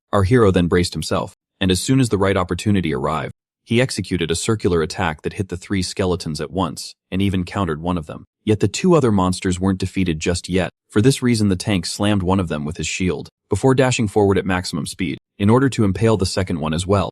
After successfully taking out the monsters, he began to think of how this dungeon had been conquered last year for him, but 18 years ago for the rest of the world. In the Labyrinth of the Dead, it was easy for one to die from fall damage, as gravity was 10 times stronger where there was no footing. The protagonist was aware of this, and threw his spear, in order to pin it against the wall. He knew what would happen if the right technique was employed. Tweet then used his spear as a way to catch himself and ease his fall. And just like that, he turned one of the dungeon's greatest dangers into a helpful shortcut. Shortly after, Tien Love was shocked to see the legendary hero land in front of them. They were horrified to see him arrive so quickly, as the first 10 minutes of the round hadn't been over yet. Yet revealed that he had completely analyzed his opponent in the first round. All were left on their guard, only for him to affirm that they were nothing but a bunch of mediocre athletes. The captain urged his team to stay calm and ordered the retreat. Chi Wien affirmed that this was the only way, as the protagonist must be here with some of his teammates. The protagonist was actually here alone, and couldn't help but comment on the captain's decision to run away. Yet knew that he would have won the match immediately if they had chosen to face him, and decided to show appreciation by letting the game last a little longer. With that being said, the legendary hero resorted to his scanner eyes. He began to look for a certain fighter among the enemy players, and as soon as he located him, Yeyu immediately eliminated this player. The captain couldn't help but stand helplessly as Yayet scored the first blood. The protagonist knew very well that this player's poor speed couldn't have possibly dodged his attack. Yeah, Yut was disappointed by the fact that he couldn't retrieve his spear. But he didn't actually mind, as he had 3 others left. Despite seeing that his prey had escaped, the legendary hero kept a cool head and decided to go to that one place. Meanwhile, Tien Love had retreated to one of the lower levels of the dungeon, as the captain pointed out that they had. But the captain affirmed that they couldn't risk it, as they would have, who would have suffered great casualties if it turned out that the enemy had been lurking in the shadows. And so as he theorized that the protagonist might try to strike them once again, the commentators were left intrigued by the protagonist, who was now standing on one of the high grounds while staring at the bottom. After realizing that he had found a good point for retreat, Yu began to calculate the position of the enemy based on their speed and the time that had passed. His chances of actually needing the location of the enemy were similar to the odds of a flip of a coin. Thus he began to pour aura into his spear. Yu positioned himself for the throw. He then got quite excited as he launched his weapon with all of his might, while recalling a quote he had just heard from his TV show. And just like that, the spear began to make its way to the bottom of the dungeon. Its speed was infuriating. One could even label it a supersonic projectile. The enemy team, which was discussing the battle plan, failed to notice the spear that struck one of them like a falling lightning bolt. The captain of Love was left incredibly shocked as the spear just appeared out of nowhere. The commentators were stunned. The commentators were stunned as well. Yu managed to achieve his second kill of the game by nailing the flip of the coin. According to the commentators, the very scene they had witnessed just now was the most stunning kill ever recorded in Korea. And so, seeing how the protagonist had scored his second kill with great ease, Young-soo was left irritated, claiming that they needed to fight, as the tanker was obviously alone. The captain desperately tried to calm the boy, who stated that they needed to deal with the protagonist at once, to hunt in peace and send a group to pressure his team. Chi Wyan revealed that the student was right, as they were short on members, which made the blonde one ask him about his plan. Upon seeing the commotion, the legendary hero quickly realized that his prey were arguing among each other. Young-soo called his allies spineless cowards. He tried to explain that his ability would be enough to take out the protagonist, yet the captain asked him to restrain himself, as his power consumes a lot of aura at that moment. The boy grew tired of orders and decided to let loose and do as he pleased, while attacking our hero, and just like that, his fireball resulted in a spectacular explosion. Young-soo proudly claimed that he had immediately figured out the hiding spot of the legendary hero. At that moment, Yop called him a total idiot. The one who successfully blocked the fireball with his shield revealed that he had actually made his presence known on purpose in order to be noticed. He then proceeded to leap forward while claiming that the blonde one had poor acting skills. Team Love was shocked to see that the legendary hero had blocked a head-on hit from Young-soo's fire abilities due to his great firepower. The blonde kid became the core dealer of the Korean team, despite having the mental abilities of a toddler. They couldn't overlook the fact that his powerful fire blast had been casually blocked. The captain split his forces into 2 teams, with the first one tasked with farming, and the second one composed of dealers in charge of tracking down the protagonist. He asked the 3 dealers to pretend like they were going for recon on the western path to catch their target by surprise and overwhelm him with numbers. The captain claimed that, assuming they could assess him, they would be able to take the powerful one down. The commentators immediately pointed out how Team Love was now trying to hunt the protagonist down, which was a difficult task, after all. After all, Yahello was the player who was the most familiar with the dungeon. Only then Yahello from above called the players of Love predictable as he launched his attack. The legendary hero expressed his disappointment. Yu was 2 steps ahead of the enemy and was now ambushing those who were supposed to catch him by surprise, and just like that he made a crushing entrance. Seeing how all of them had survived, the protagonist praised them on their reflexes.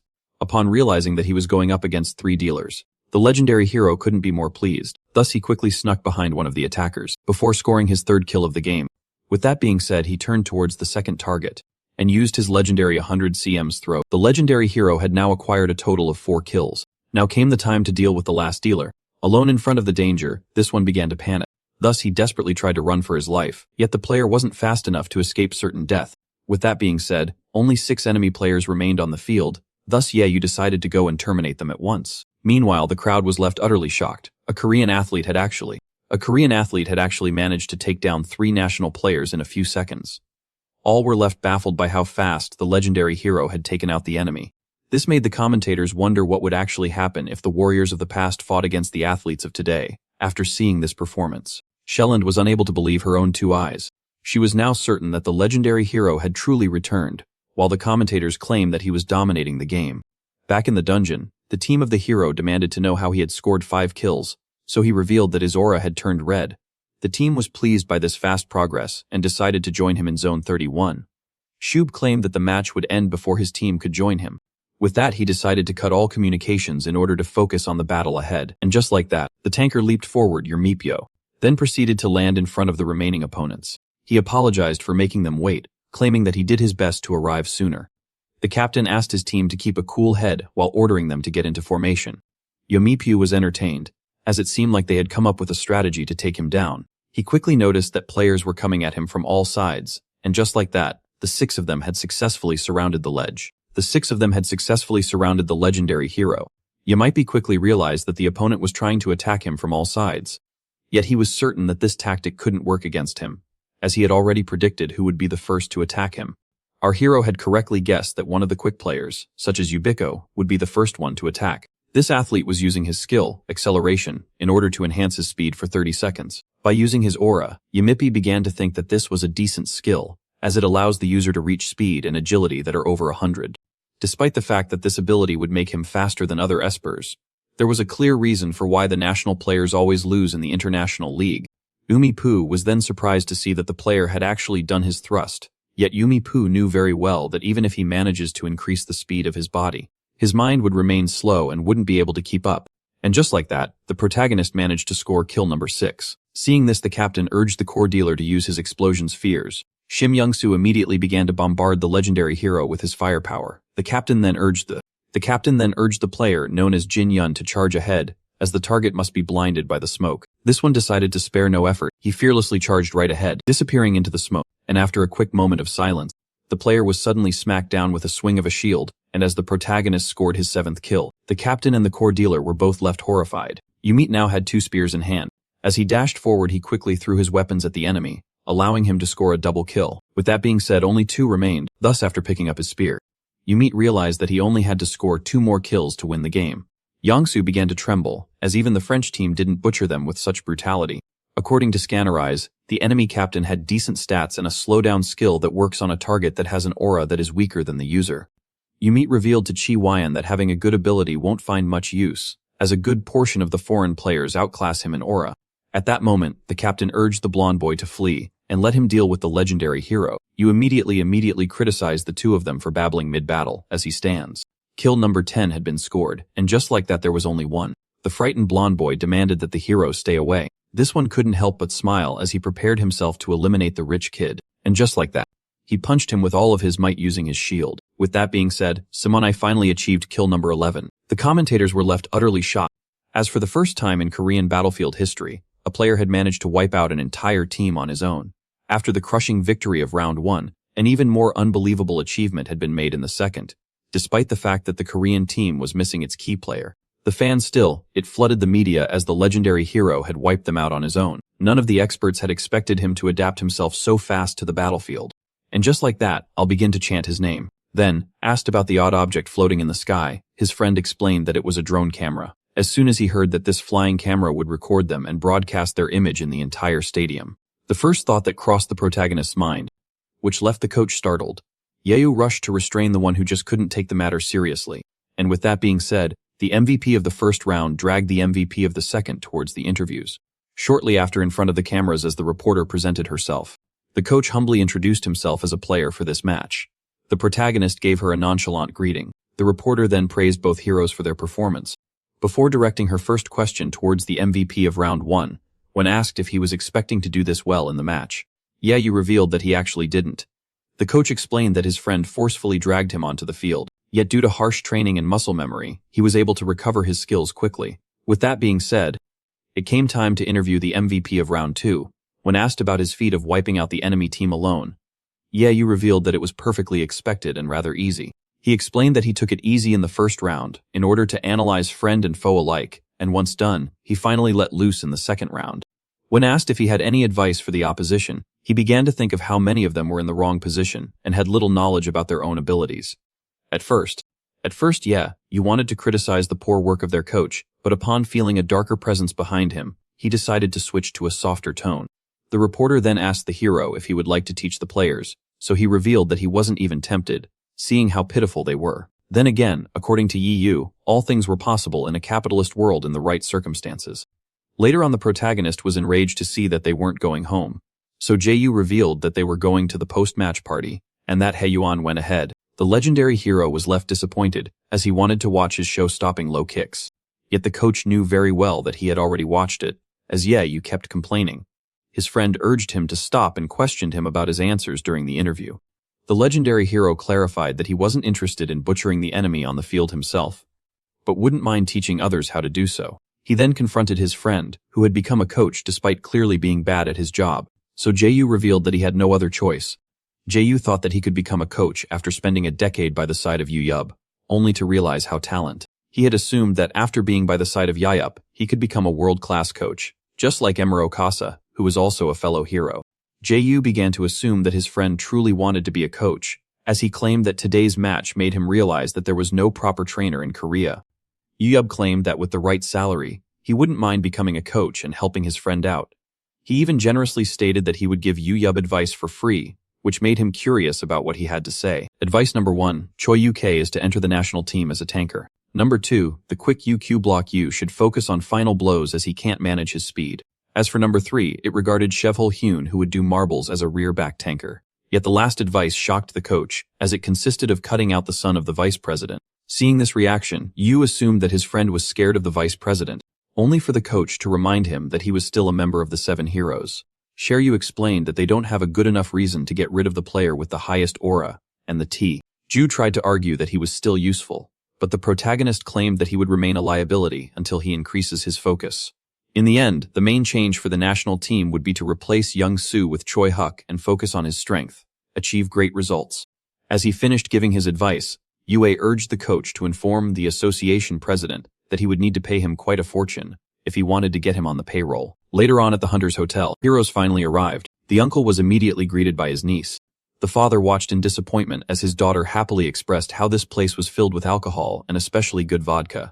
Thus, as he left the 2 booze employers alone, the man rushed to talk with the president. Thus, as the only reasonable one in here finally left, Yo offered to drink as much as possible. Only then did the swarm of hungry agents notice Yaman Yoab. Seeing how the rivals began to circle his prey, Joe decided to make his move at once. Yet his assistant urged him to wait.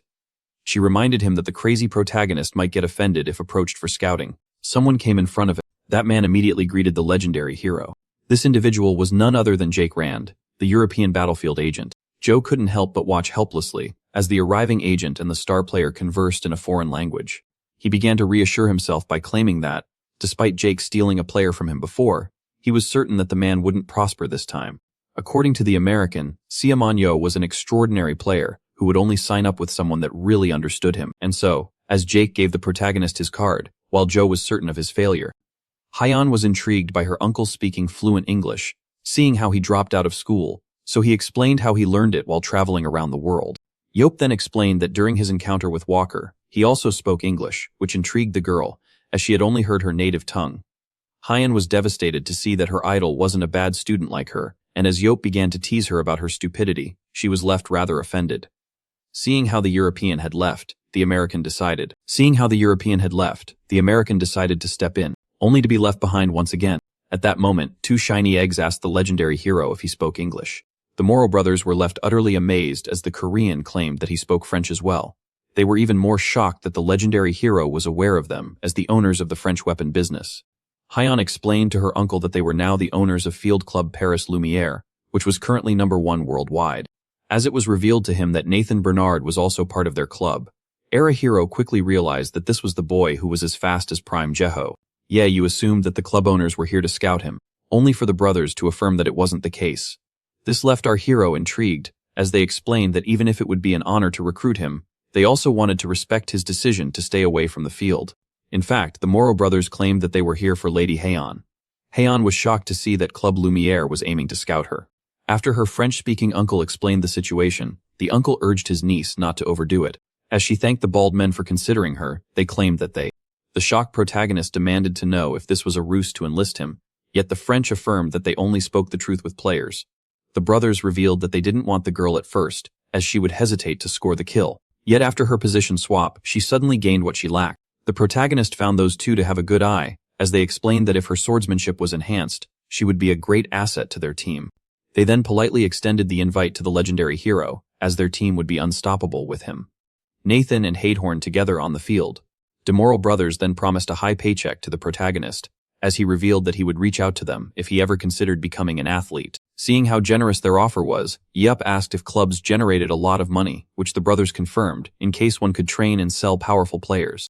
The French then stated that they were long-term admirers of the hero, and offered him a free weapon, which he gladly accepted. With that being said, the two eggs decided to take their leave, and as they disappeared in the blink of an eye, the legendary hero couldn't help but compare them to a tornado. Yup found himself getting tired of all the socialization, while Hyan asked him about his conversation with the French, thus as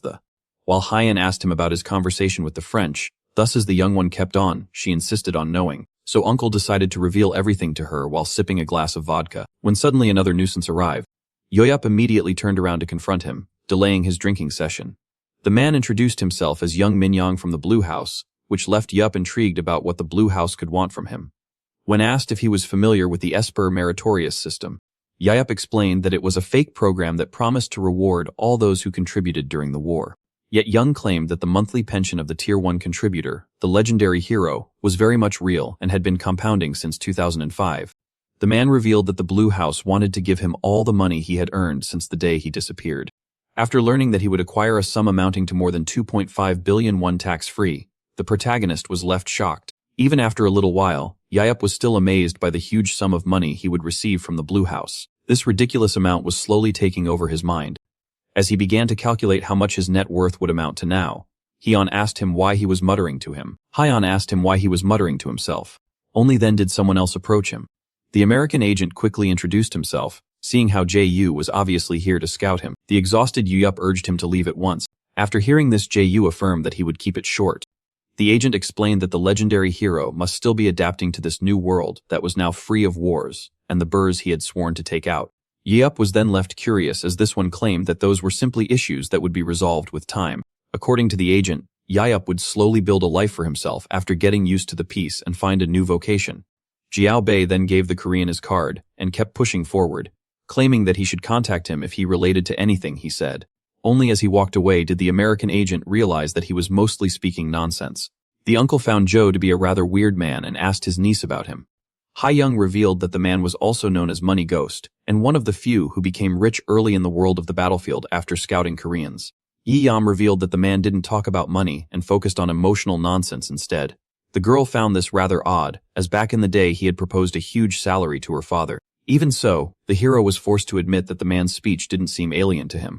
The main event of the party arrived, as the donation exchange was about to commence. The host revealed that the one who donated the most would have the honor of announcing the donation. Yam was shocked after learning that he was the one who had donated the most, and just like that he was invited to the stage. Seeing how he was being labeled as the most generous donor, he asked about his net worth back in 2005. Suddenly, someone revealed that it amounted to 1.74 trillion won. The president explained that it had all been donated by him and Jo as decreed by the will of the protagonist. Yo thanked his old friend for this reminder, as he had forgotten how wealthy he was in the past.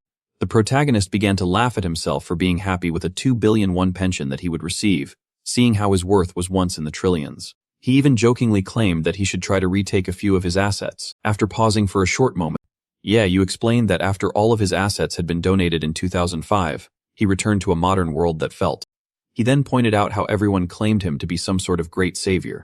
EU declared that he didn't pick up the weapon out of compassion for the people, but for the thrill of battle instead. He even revealed his secret wish about the war raging on forever, so that he wouldn't lose his life's purpose. For this reason, EU was unable to understand why everyone called him a great savior, as in his eyes he had ended the only source of entertainment he ever had. The protagonist also stated that he was at least proud that all the children his donations had helped had now become adults. He claimed this to be his greatest feat, as he refused to let any child have a childhood as miserable as his. With that being said, the protagonist finally got off the stage. Someone then immediately praised him for his great speech. Park Gente explained that the past net worth of the protagonist couldn't cover all the trouble that he had caused it, so EU blamed his behavior on his childhood. Yet, according to the president, this had nothing to do with trauma, and Yup, who asked him for the reason behind his presence here, was simply born a degenerate. The president wanted to know why Yup had made a mockery. The president wanted to know why EU had made a mockery out of the children of the national team, yet the hero was more interested in learning why they were so weak. Jinte began to complain that the reputation of the team had been solid after being wiped out by a single hero who claimed that they were used to defeat the president.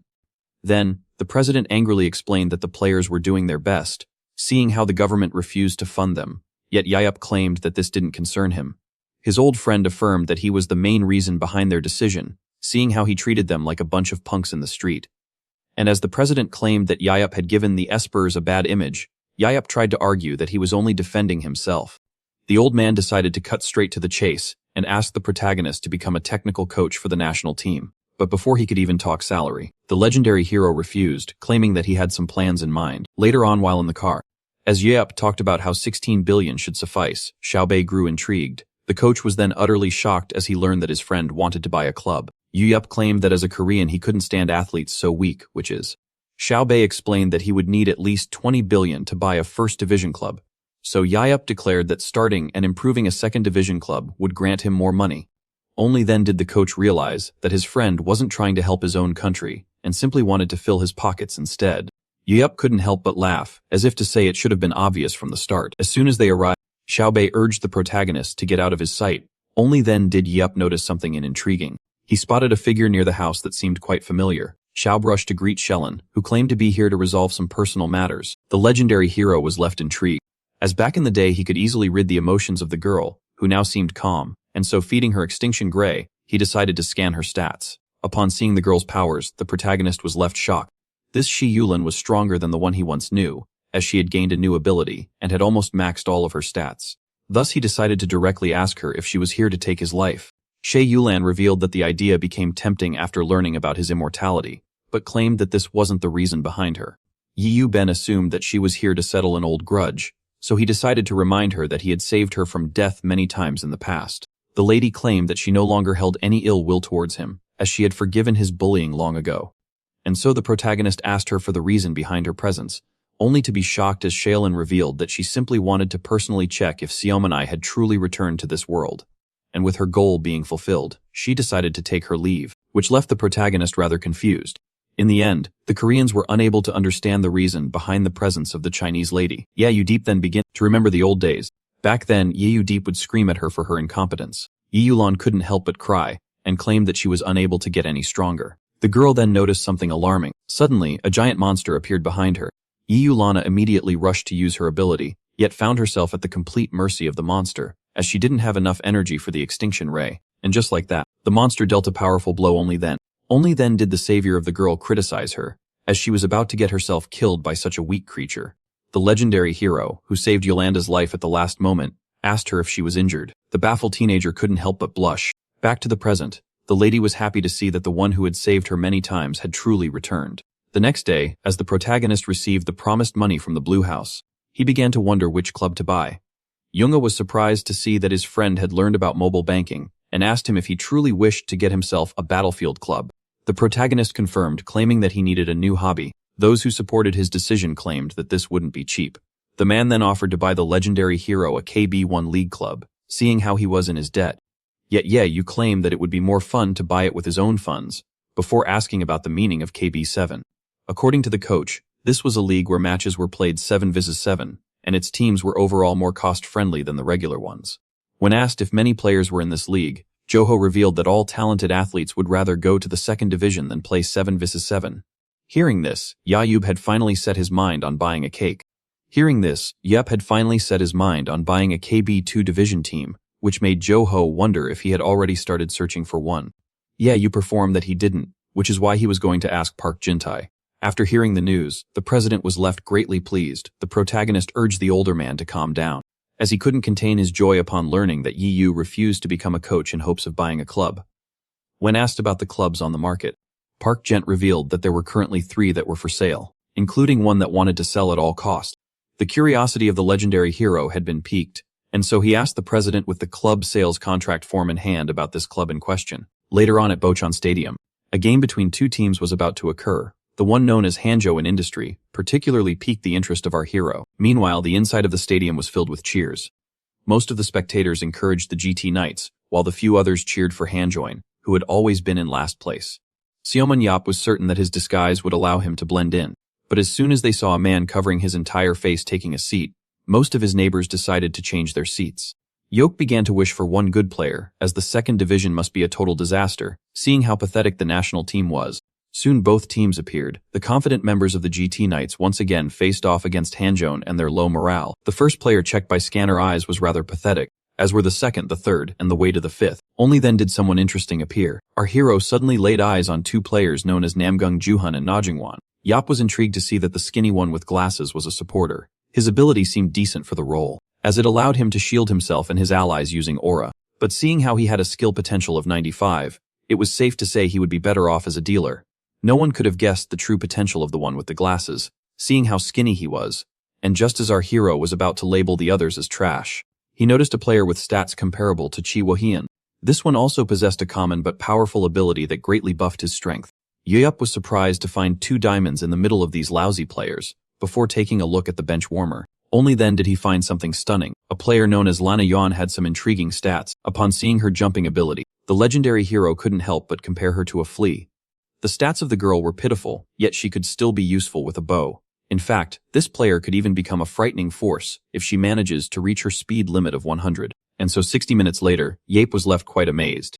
Upon looking at the crushing defeat that Han Zhongun Industry had suffered, he realized just how weak they were. Yet this somewhat pleased him, as making such a pitiful team grow strong was a thrilling challenge. With that being said, the legendary hero finally decided to purchase Hanjun Industry. 2 days had passed since then, and someone at the Battlefield Association decided to leave the team that suffered because of his management in better hands. As Yope claimed that he would make Hanjun Industry the #1 team, its old owner claimed that he had full faith in him. And just like that, the 2 men shook hands, with the old owner affirming to the new one that he had all his support. The news of the legendary hero buying Hanjong Industry for 5 billion won. Later on, the president congratulated him on his new team, only to then be quite annoyed, as he heard Yope claim that the purchase shouldn't be met with praise. Park Jintai then asked the new owner, water his plans regarding the team's theme.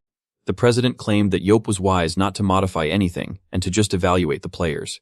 Seeing how maniacs like him shouldn't try to manage, Yope then decided to take his leave, which made the president realize that he had acquired a new vehicle. Our hero explained that since he now had a reason to get out of the house, he couldn't ask J.U. to drive him around forever. Yap had used his remaining money to buy himself a motorcycle, and with that being said, he started to ride. Not long after, a maniac began to drive on the crowded highway at high speed. One of the drivers began to scream, wondering what kind of madman would drive so recklessly on the highway. But upon seeing who the rider in question was, the man must have choked and even decided to let it go, as it was none other than the legendary hero. No one seemed upset by Yope driving like that on the highway, and claimed that the cup would recognize him more easily. And just like that, everyone's favorite maniac kept on rushing to his destination. After some time, he finally arrived at the Hanjin Industry Clubhouse. Upon taking a look around, Yope found himself rather disgusted. This so-called clubhouse was nothing but a spacious ruin. Suddenly, a man approached our hero, claiming that visitors were forbidden, only to quickly realize who he was talking to. Upon seeing that he was addressing the new owner of the club, the man apologized and introduced himself as Coach Choi Dong-jun. Yope then confirmed his doubts regarding the man being an esper and concluded that he was a supporter.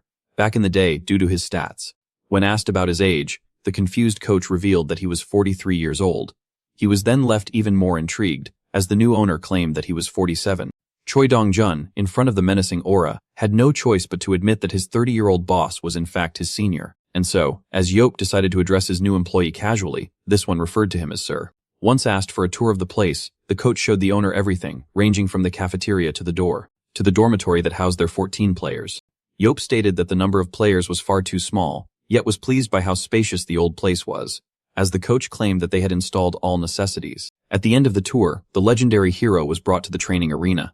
Yap was left curious, as there were only 11 pods in this old and wide building despite the team having 14 players. The coach explained that they lacked the funds to secure 14 pods, which the owner found ridiculous, as his recovery ability could earn him quite some money.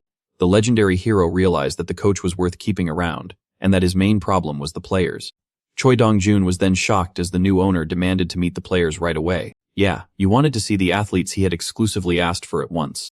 Later on in the lounge, the protagonist introduced himself as the new owner of the club. He couldn't help but compare the short player to a small flea as she anxiously introduced herself as Lee Nayan.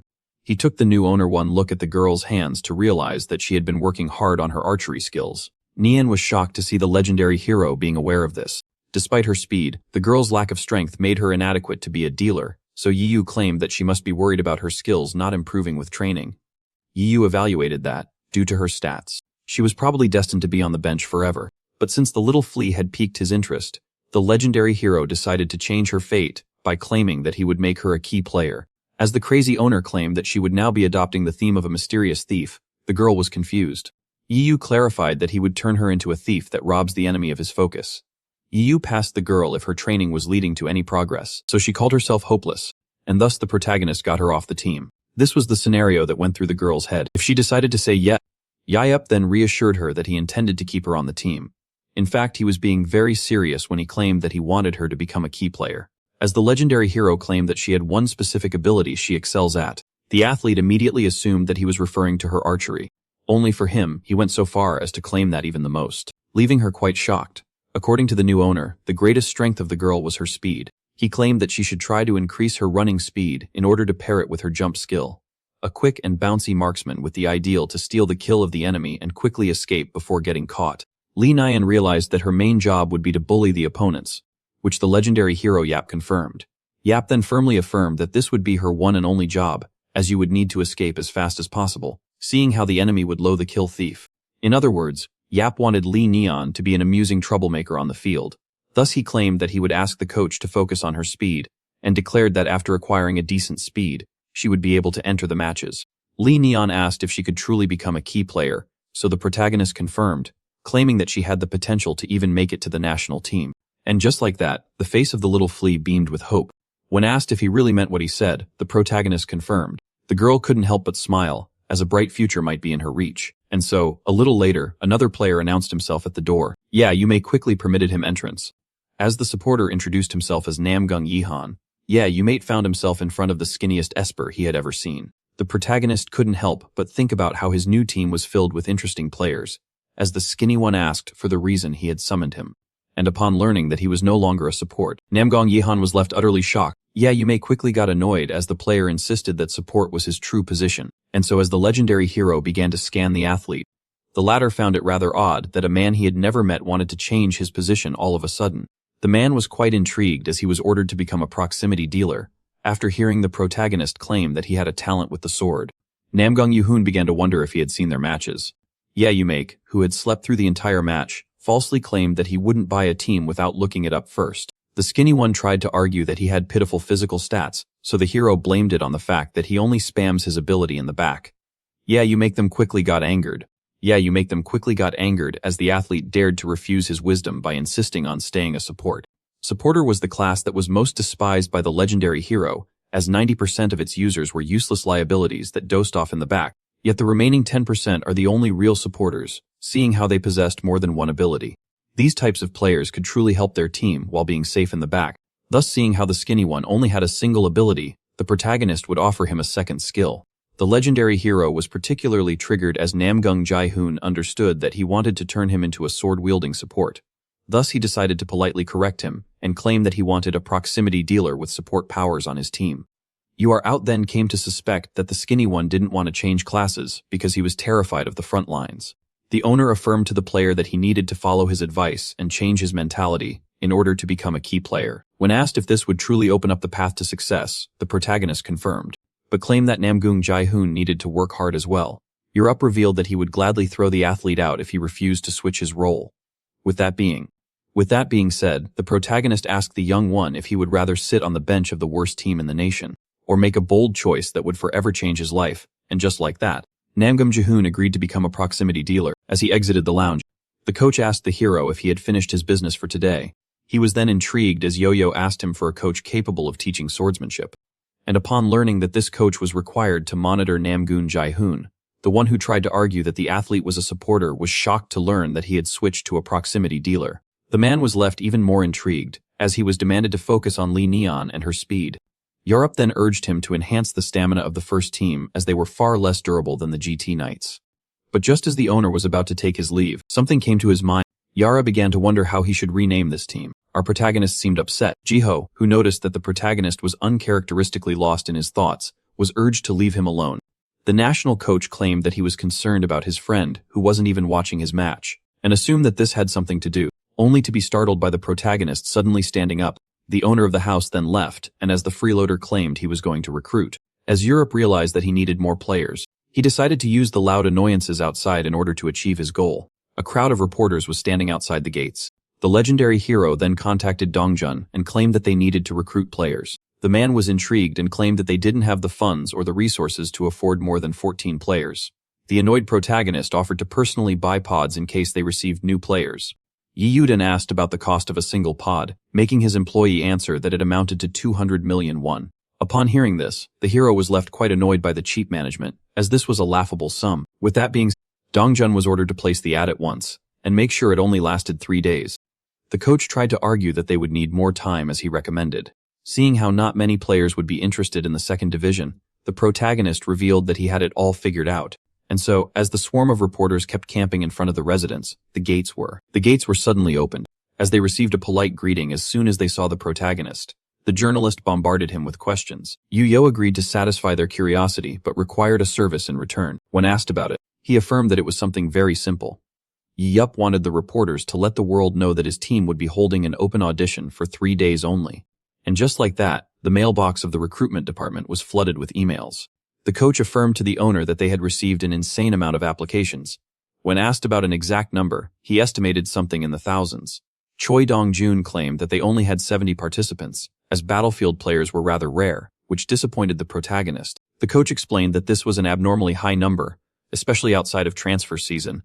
Thus our hero rushed to the office in order to personally select the players. The nature of all applications was presented to him. Yu Peace declared that he would take a quick look at each one, before proceeding with the interviews that the coach rushed to prepare. When a human becomes an esper, he would have to undergo a physical exam at the physical test allows one to assess his strength, speed, and aura. This was the same test that our protagonist had taken. Even so, he was disappointed by the results in front of him. But the most annoying part was that his scanner eyes couldn't work on lifeless sheets of paper. Even so, the legendary hero was certain that he would stumble upon one useful player by looking into them. Only then did something catch his eye. A 23-year-old man known as Jo Songo, who had 2 abilities and claimed that he only had experience in deliveries, greatly intrigued the protagonist. His strength and speed were pitiful, as they were merely above the average Olympic gold medalist civilian. Despite having no physical qualities, his ability to share objects and vision was rather intriguing. And just like that, the legendary hero finally found a player that piqued his interest. The day of the interview finally arrived. One of the candidates excitedly greeted the protagonist, claiming that he was an admirer. According to the CV of the young man, he had played Battlefield in high school, so he claimed that he didn't see himself as a pro athlete after graduating. You'll be assumed that is present. This individual was simply here to get his autograph, thus he ordered him to get out of the room. You'll be ordered the young man to disappear from his sight. The boy tried to argue that the legendary hero couldn't talk to him like that, as it would tarnish his reputation, only to then receive a stapler to the skull. Yobai affirmed that the entire world knows that he is a madman, yet urged the boy to remember that once again. And so as the coach desperately tried to calm the owner, the latter asked for the next candidate to enter. Upon seeing an unconscious body being escorted out of the room, all the other candidates became anxious. Now came the time to interview Jo Cinco. The nervous young man quickly introduced himself. The coach was shocked to see how bad this young man's stats were. Thus he decided to ask his superior why he had agreed to interview the boy, only for the man to have a big smile on his face. Upon using his scanner eyes, Yobai could clearly see that the young man was honest on the CV regarding his trash abilities. Yet his abilities on the other hand could be considered an asset.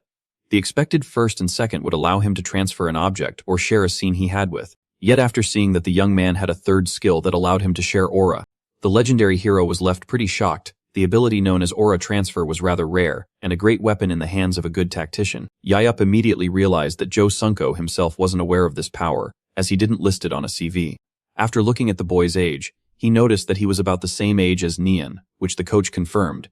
Despite being intrigued by the statement, he was even more confused, as the protagonist claimed this to be destiny.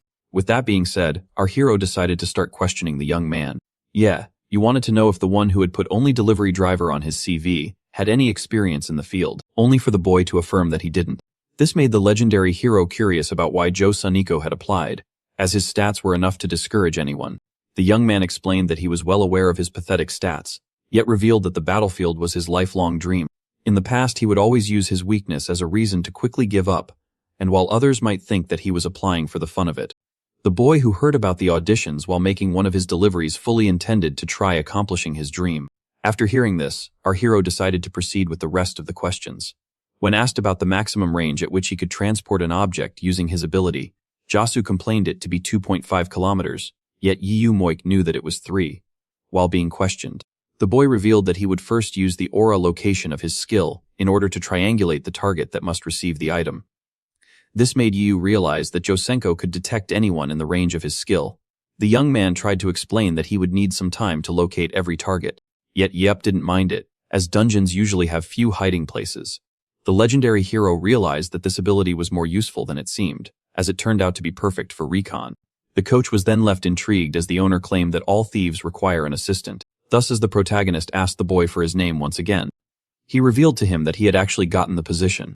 And while the one with weak stats was left overjoyed, the coach was baffled. The man was even more intrigued. As Yu explained that Josengo would pair well with Lineon, the legendary hero had decided to build, claiming that they would give any opponent a run for his money. Later that a party was organized in order to celebrate the new owner of Hanjoin Industries. The members of the team had thrown a great cookout.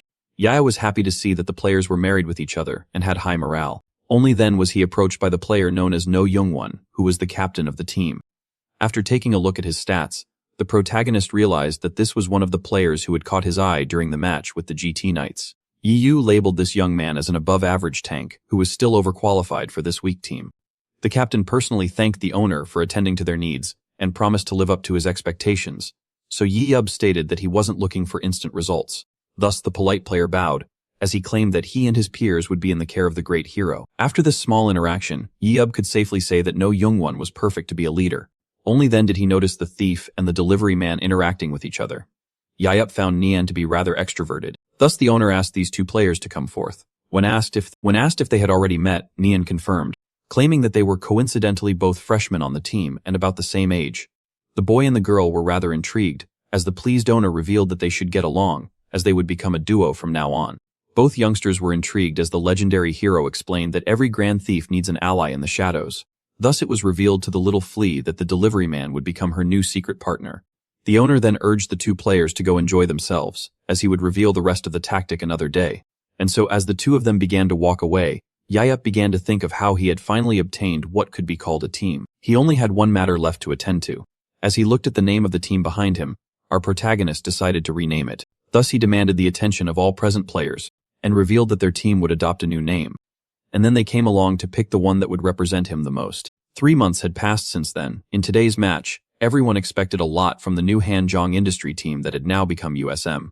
The commentators revealed that despite the fact that Yuyup had bought the club 3 months ago, no remarkable changes had been recorded. Yet today was. Yuyup urged all of the players to stick to the plan, especially Jasunko. As the boy expressed his doubts, the owner revealed that this tactic would enhance performance and make a great show. With that being said, the legendary hero urged his trainees to get out on the field and finally demonstrate the fruit of their 3 months of harsh training. And with that being said, the first round, opposing Yazam to Incheon BC, finally started. Someone felt great about the invite of the Dragonist, as they hadn't been to a stadium in a long time. The mother of Haitian said that she went a couple of times to cheer for her daughter at the start of her career. As for the matches of her husband, she claimed that he didn't want to invite her as long as the team was bad. As Yoke realized that the choice of Jae-ho had forbidden his wife from watching a national match until now, it left him pretty pissed off. When asked if his team was anything like the Korean team, the protagonist claimed that they would be interesting to watch, and just like that, he promised his old friend a grand spectacle. The dungeon of round 1 would be Wizard. The commentators claimed that everyone was taking interest in the YSM team, seeing how they had changed their key players 3 months before the match. The coach was shocked that the runner could achieve a 100-meter jog in a mere 3 seconds. Winayon was undoubtedly an incredible runner. The coach pointed out to the owner that Jaha he had also improved, but the girl who had never entered a match before was a real talent, before asking how he had uncovered it. Yelp, who wanted to keep his scanner eyes a secret, stated that he simply observed her muscle development, along with other factors. And so, as the coach began to praise the eye that discovered back JHO, Yalp urged him to focus on the players instead, who would need to run in different types of dungeons. Li Nian's performance would be greatly improved by a fixed running form, which would make her prepared for matches. And just like that, these passed in the blink of an eye, and only 50 were left until the match. In training, the little flea managed to steal many monsters from the enemy. Even so, she was so fast that her opponents were unable to keep up with her. And just like that, the thief escaped with no problems. The legendary hero was pleased by the performance of the girl and asked her opponents about their opinion. The opposing team claimed that they were losing focus and were infuriated that their hunting had become much slower. The protagonist then praised the player for her performance and decided to teach her some trash talk in order to pressure the enemy even more. Despite the fact that she always accepted the compliments with a smile, the player couldn't help but feel anxious. The World No One warrior, who owned her club, had promised to make her a key player, and yet she had a hard time believing that the lowest of the low like her could become a key player or even make it to the national team. She couldn't help but doubt his words. In fact, one could say that the girl was doubting her abilities, and just that anxiety began to eat her from the inside out. Only then did someone call out her name. Lee Nanton. She was suddenly snapped back to reality. As the captain pointed out that she must be nervous, the flea began to panic and clarified that she was calm. Yet he claimed that there was no use hiding it, as it was only natural for her to feel fear in her first game. Some of her teammates claimed that they had felt the same in their first match as well. Some of her teammates claimed that they had felt the same in their first match as well. The captain explained that there was no shame in feeling anxious, and that she should believe in herself. He claimed that since the #1 Esper had faith in her, she was certain to become the best thief in the game. And just like that, Lee Nayan was cheered up. The captain then pointed out to his team that they were trained by the legendary hero himself, and that they shouldn't let him down. And with that being said, he hyped them up while stating that they should execute the plan perfectly. As soon as the match began, OSM split into 2 teams of 4 and 1 team of 3. The commentator then explained that OSM must be using a special tactic. As one of the 3 groups skipped the hunting and made its way through the dungeon, the group of 3 was moving at an incredible speed. It didn't take them long to reach the enemy side of the dungeon. Only then did the 3 of them stop moving. The group was now in a perfect position. Joe saw you picked up a rock on the ground, claiming that it should do the trick, and with that being said, the boy began to use his objective transfer skill, and with that began the scouting process. This ability, which allows one to search for a target within a 3 km radius, was perfect for recon, and with that being said, he began the search. Movement was quickly detected. Joe Sung-ho had found a squad made up of 4 opponents, and was even able to recognize each one of them by name. Joe Sung-ho then informed the girl that the enemy was on the higher ground. With that being said, the flea went into position. She then braced herself before leaping forward. Lee Nyan achieved a high and graceful jump, only to then notice something nearby. The thief found herself in front of Esper's battling dragons. Nian had successfully found the enemy. The girl then readied herself to stick the landing, before jumping into the air again. Right after, Leon was happy to see that none of the opposing players would be fast enough to catch her. Meanwhile, the 4 opponents didn't notice her, as they were too focused on the hunt. The tank urged his teammates to push forward, as the monsters were almost down. Only then was one of their targets ended by an arrow shot. The players found themselves pissed off as their kill had been stolen, but the tank urged his teammates to keep their minds on the hunt. He then proceeded to send Gawuk in order to deal with the invading enemy. This one dashed toward the girl at high speed, and just before he could hit her with his blade, the strike missed its target as it landed on the ground. Jiwook, who was surprised to see the opponent vanish, was told that he was looking in the wrong direction. The swordsman then turned his attention toward her, as she stole another kill by bombarding the monster with arrows. The swordsman was left quite annoyed, realized that he must predict where the killer thief would land in order to win, and so as soon as she was about to touch the ground, he decided to make his move. Lee Nayan kept on taunting the blade wielder, as she kept dodging his attacks. Jiwook was left pissed off by the archer, whom Aki claimed that he was too slow to hit her. The commentators pointed out how the flea was getting in the head of the enemy, and how no one was able to keep up with her speed. The archer then found herself with an empty quiver. Thus she asked her partner for more ammo. The annoying kill thief, who had received arrows from Jo Senhu, would keep on bullying the enemy, seeing how she was in possession of a continuous arrow supply. But just as the commentator pointed out that the ability of the support made him a key player, he noticed something intriguing. Josephine, who pulled out a book out of nowhere, and so as the boy told his partner to notify him if she ran out of ammo. All were left shocked as he began reading comics in the middle of the battle, a few weeks before the match, while the team was still training. Despite the many efforts of the B team, its players found themselves unable to keep up. The kill thief, claimed the girl to be a natural rage baiter, and that would do wonders in the field. Her partner, on the other hand, was having a hard time finding hiding spots, meaning that it would take him some time before delivering the arrows. Yabe decided to keep Namgong Jihun by his side at all times, as he had the right abilities and stats to act as a protector. At that moment, the boy found a hiding spot. He then picked up the quiver and transferred it to the girl. As he kept on doing this back and forth, the coach and the owner watched in intrigue. Wanted to know if the player would keep acting like a machine, so the coach confirmed, claiming that he had nothing else to do. The legendary hero explained that this scene was too boring, thus he decided to make the athlete adopt a funnier approach. For this reason, the boy began to read comics in the middle of the battlefield. His surroundings weren't peaceful either. The reading session of the supporter was happening in the commentators claimed this to be an intriguing scene, as Nangam Jihun was doing his best to slay every young wyvern while his teammate relaxed on the ground. The crowd found this to be rather ridiculous, and were unable to believe that Inchin was struggling against this joke of a team. As soon as the thief notified her partner that she ran out of ammo, he quickly picked up a quiver and transferred it to her. After seeing this, the legendary hero couldn't help but burst out laughing. The woman realized that he was the one who had told the team to act as such, and so as the legendary hero began to show off. Proud of his good eye for talent, the lady asked him to use his gifts to help her husband. Yiyu revealed that Jane Bao had ignored his advice regarding replacing the son of the vice president with Choi Huk on the team. The woman explained that despite her husband being out of the house for his job, she was aware of a conflict between him and the boy in question, which intrigued the protagonist. Yahello decided to put this matter aside, claiming that his friend should be more professional regarding his coaching career. Only then did the attention of these two turn towards the match once again. 2 additional players had joined the hunt for the flea, who was now in danger. They were still struggling to catch the thief. Her partner asked her to keep dodging the blows and flee by using a specific path. Now you're on agreed. As the boy asked if she would be okay, the nervous girl confirmed, while the enemy was still on her tail. Nian was now experiencing her first fight against an enemy team. Yet upon remembering the faith that the owner of the club had in her, as well as that of her teammates, the archer began to believe in herself. Upon remembering that their team was fighting in order not to disappoint Xiaomi Niaib, the girl realized that fleeing wasn't an option. And just like that, she kept on evading the incoming blows. The fleet jumped back as fast as possible. All were left greatly annoyed as she began to call them out on their laughable speed. Nayan was running as fast as she could, while a total of 6 espers desperately tried to eliminate her. Even so, her speed and jumping abilities allowed her to escape death many times. Everything was going according to the plan. Nian had predicted that the opposing team wouldn't abandon the chase so easily. The opposing players were determined to get their hands on the kill thief at once, in order to stop wasting time and final. When suddenly, the girl stopped. She had nowhere left to run. The opponent asked her to take a look behind her. Nian found herself on the edge of a cliff. They were so high up that even her jumping ability wouldn't allow her to land perfectly on her feet. Flea had no choice to agree with the enemy. She shouted with a smile that she was now cornered and had nowhere to escape.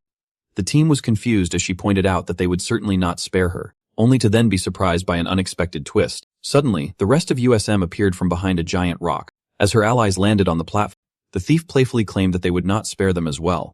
Nian claimed that the enemy was now doomed. All were left shocked by this, as no one had expected the USM athletes to appear from behind the rock. And just like that, Sean, who couldn't hunt properly, was forced to face a team that took its sweet time farming. In other words, the red team had no way to fighting back, and so as the 6 members were getting butchered, the remaining players of the thief rushed to assist them, yet it was pointless. And just like that, the team that scored the lowest on the leaderboard surprise. The commentators claimed that, in this entertaining match, they had discovered 2 new talented athletes. The players in question were the thief and her partner. As everyone was excited to witness their future games, just like that, Linian and Jasunko were bathed in admiration in their first match. Even so, the 2 surprise players had a hard time believing this. The girl that noticed something intriguing, as she turned to the owner of the club Yahello, recall his words to her, he had fulfilled his promise, and the flea was now a key player. And so upon receiving a thumbs up from the #1 esper in the world, the 2 young athletes couldn't help but be flattered. With that being said, round 1 ended with a crushing victory. No one had expected Yahatham to win. This outcome was so surprising that it completely destabilized the enemy team. YSM used the same containment tactic as set 1, and the second round left Inch and powerless to fight back. And just like that, the team that was on the bottom of the leaderboard achieved a perfect win in both rounds. Everyone had already predicted who was to be nominated MVP.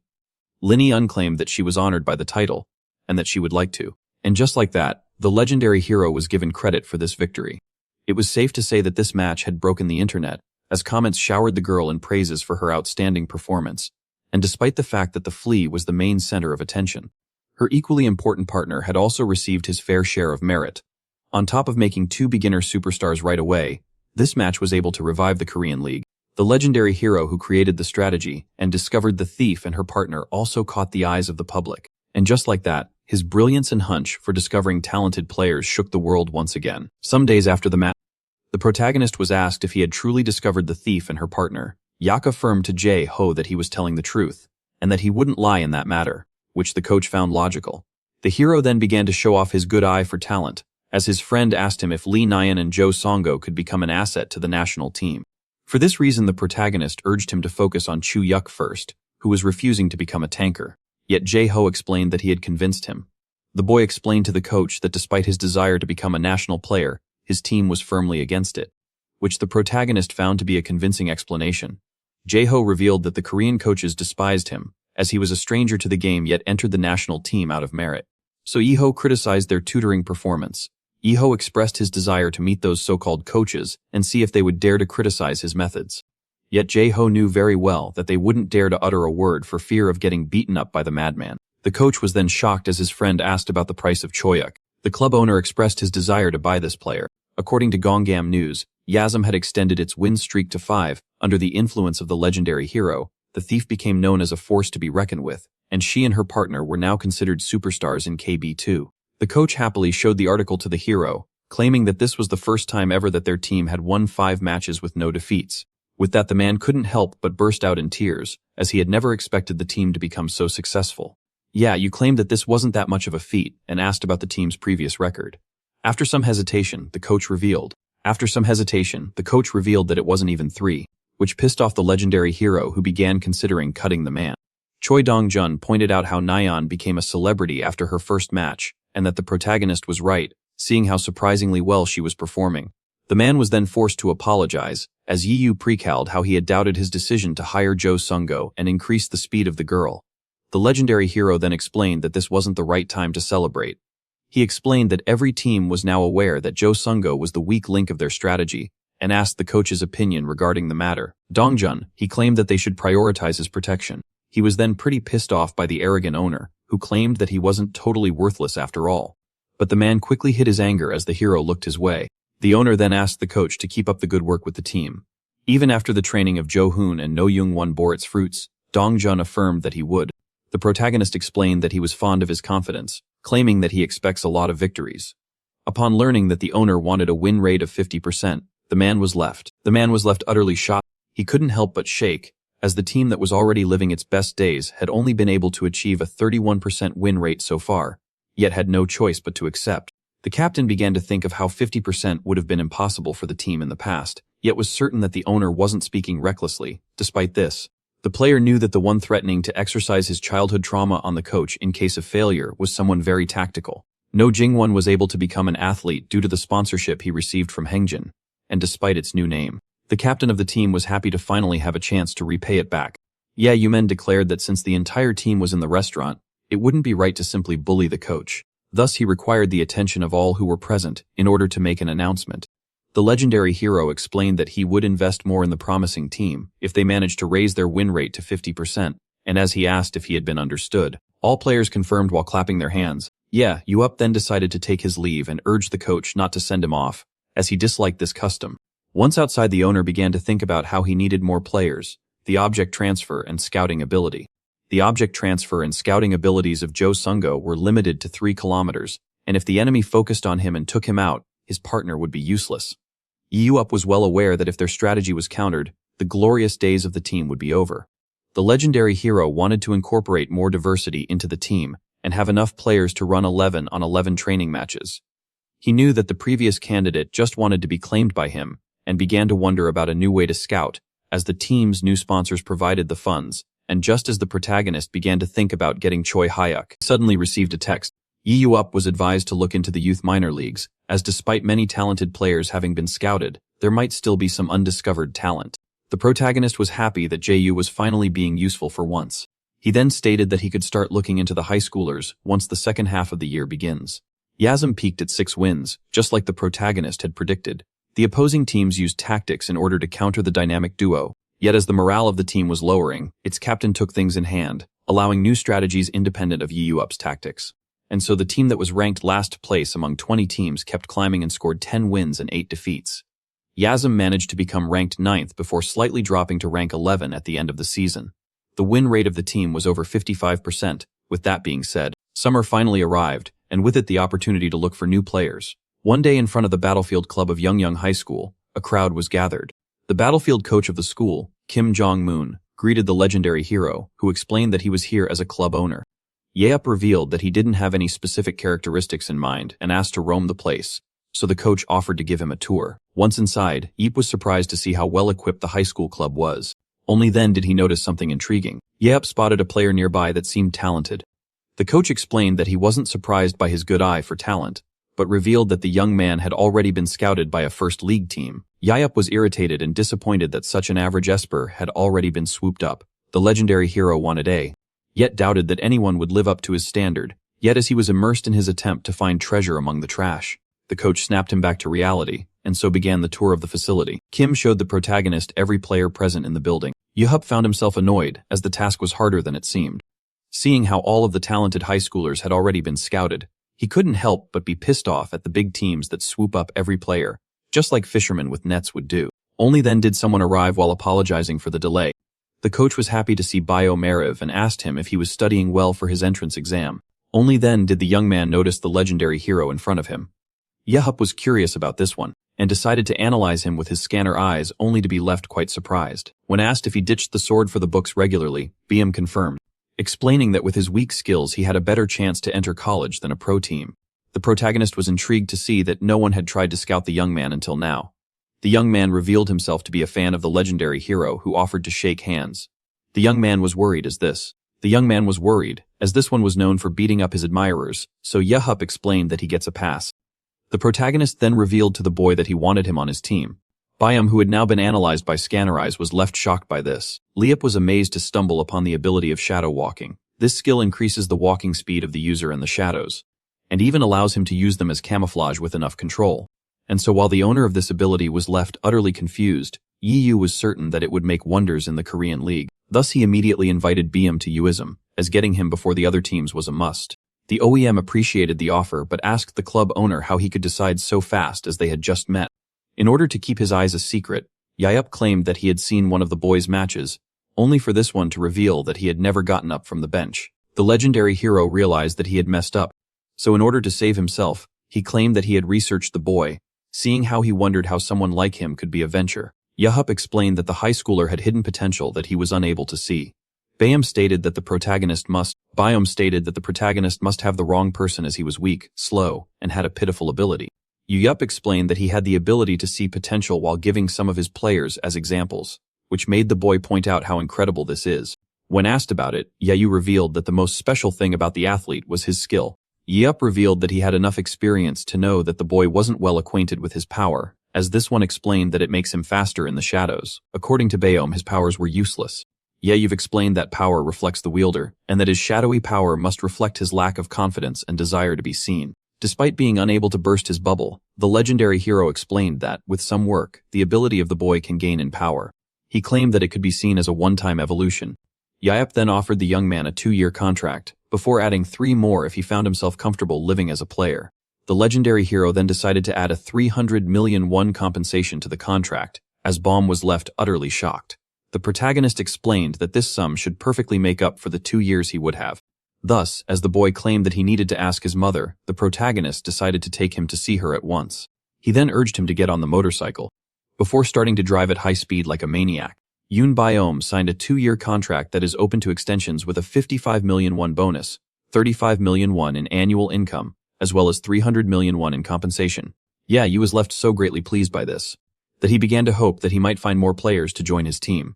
For this reason, the adult was eager to visit the next school, yet upon arriving, he was shocked to learn that all the players had already been scouted. Even so, he decided not to give up, as there were still many schools on his list. Thus, as he traveled from high school, only to be met with a constant absence of talented players, the annoyed legendary hero finally reached the last establishment. Yep decided to make this school his last stop shortly after. He was left pretty pissed off that the player he was here for refused to become an athlete. Choi Young-min, a player with the skill observation that allows him to locate the weaknesses of his targets, revealed that he doesn't think professionally about Battlefield. The teacher explained to the hero that the young man, with good attributes and decent ability, was refusing to go pro. Despite the many offers that were made to him, Choi Young-man, who had asked about his parents' opinion, explained that they claimed he was wasting his talents and missing out on a good life.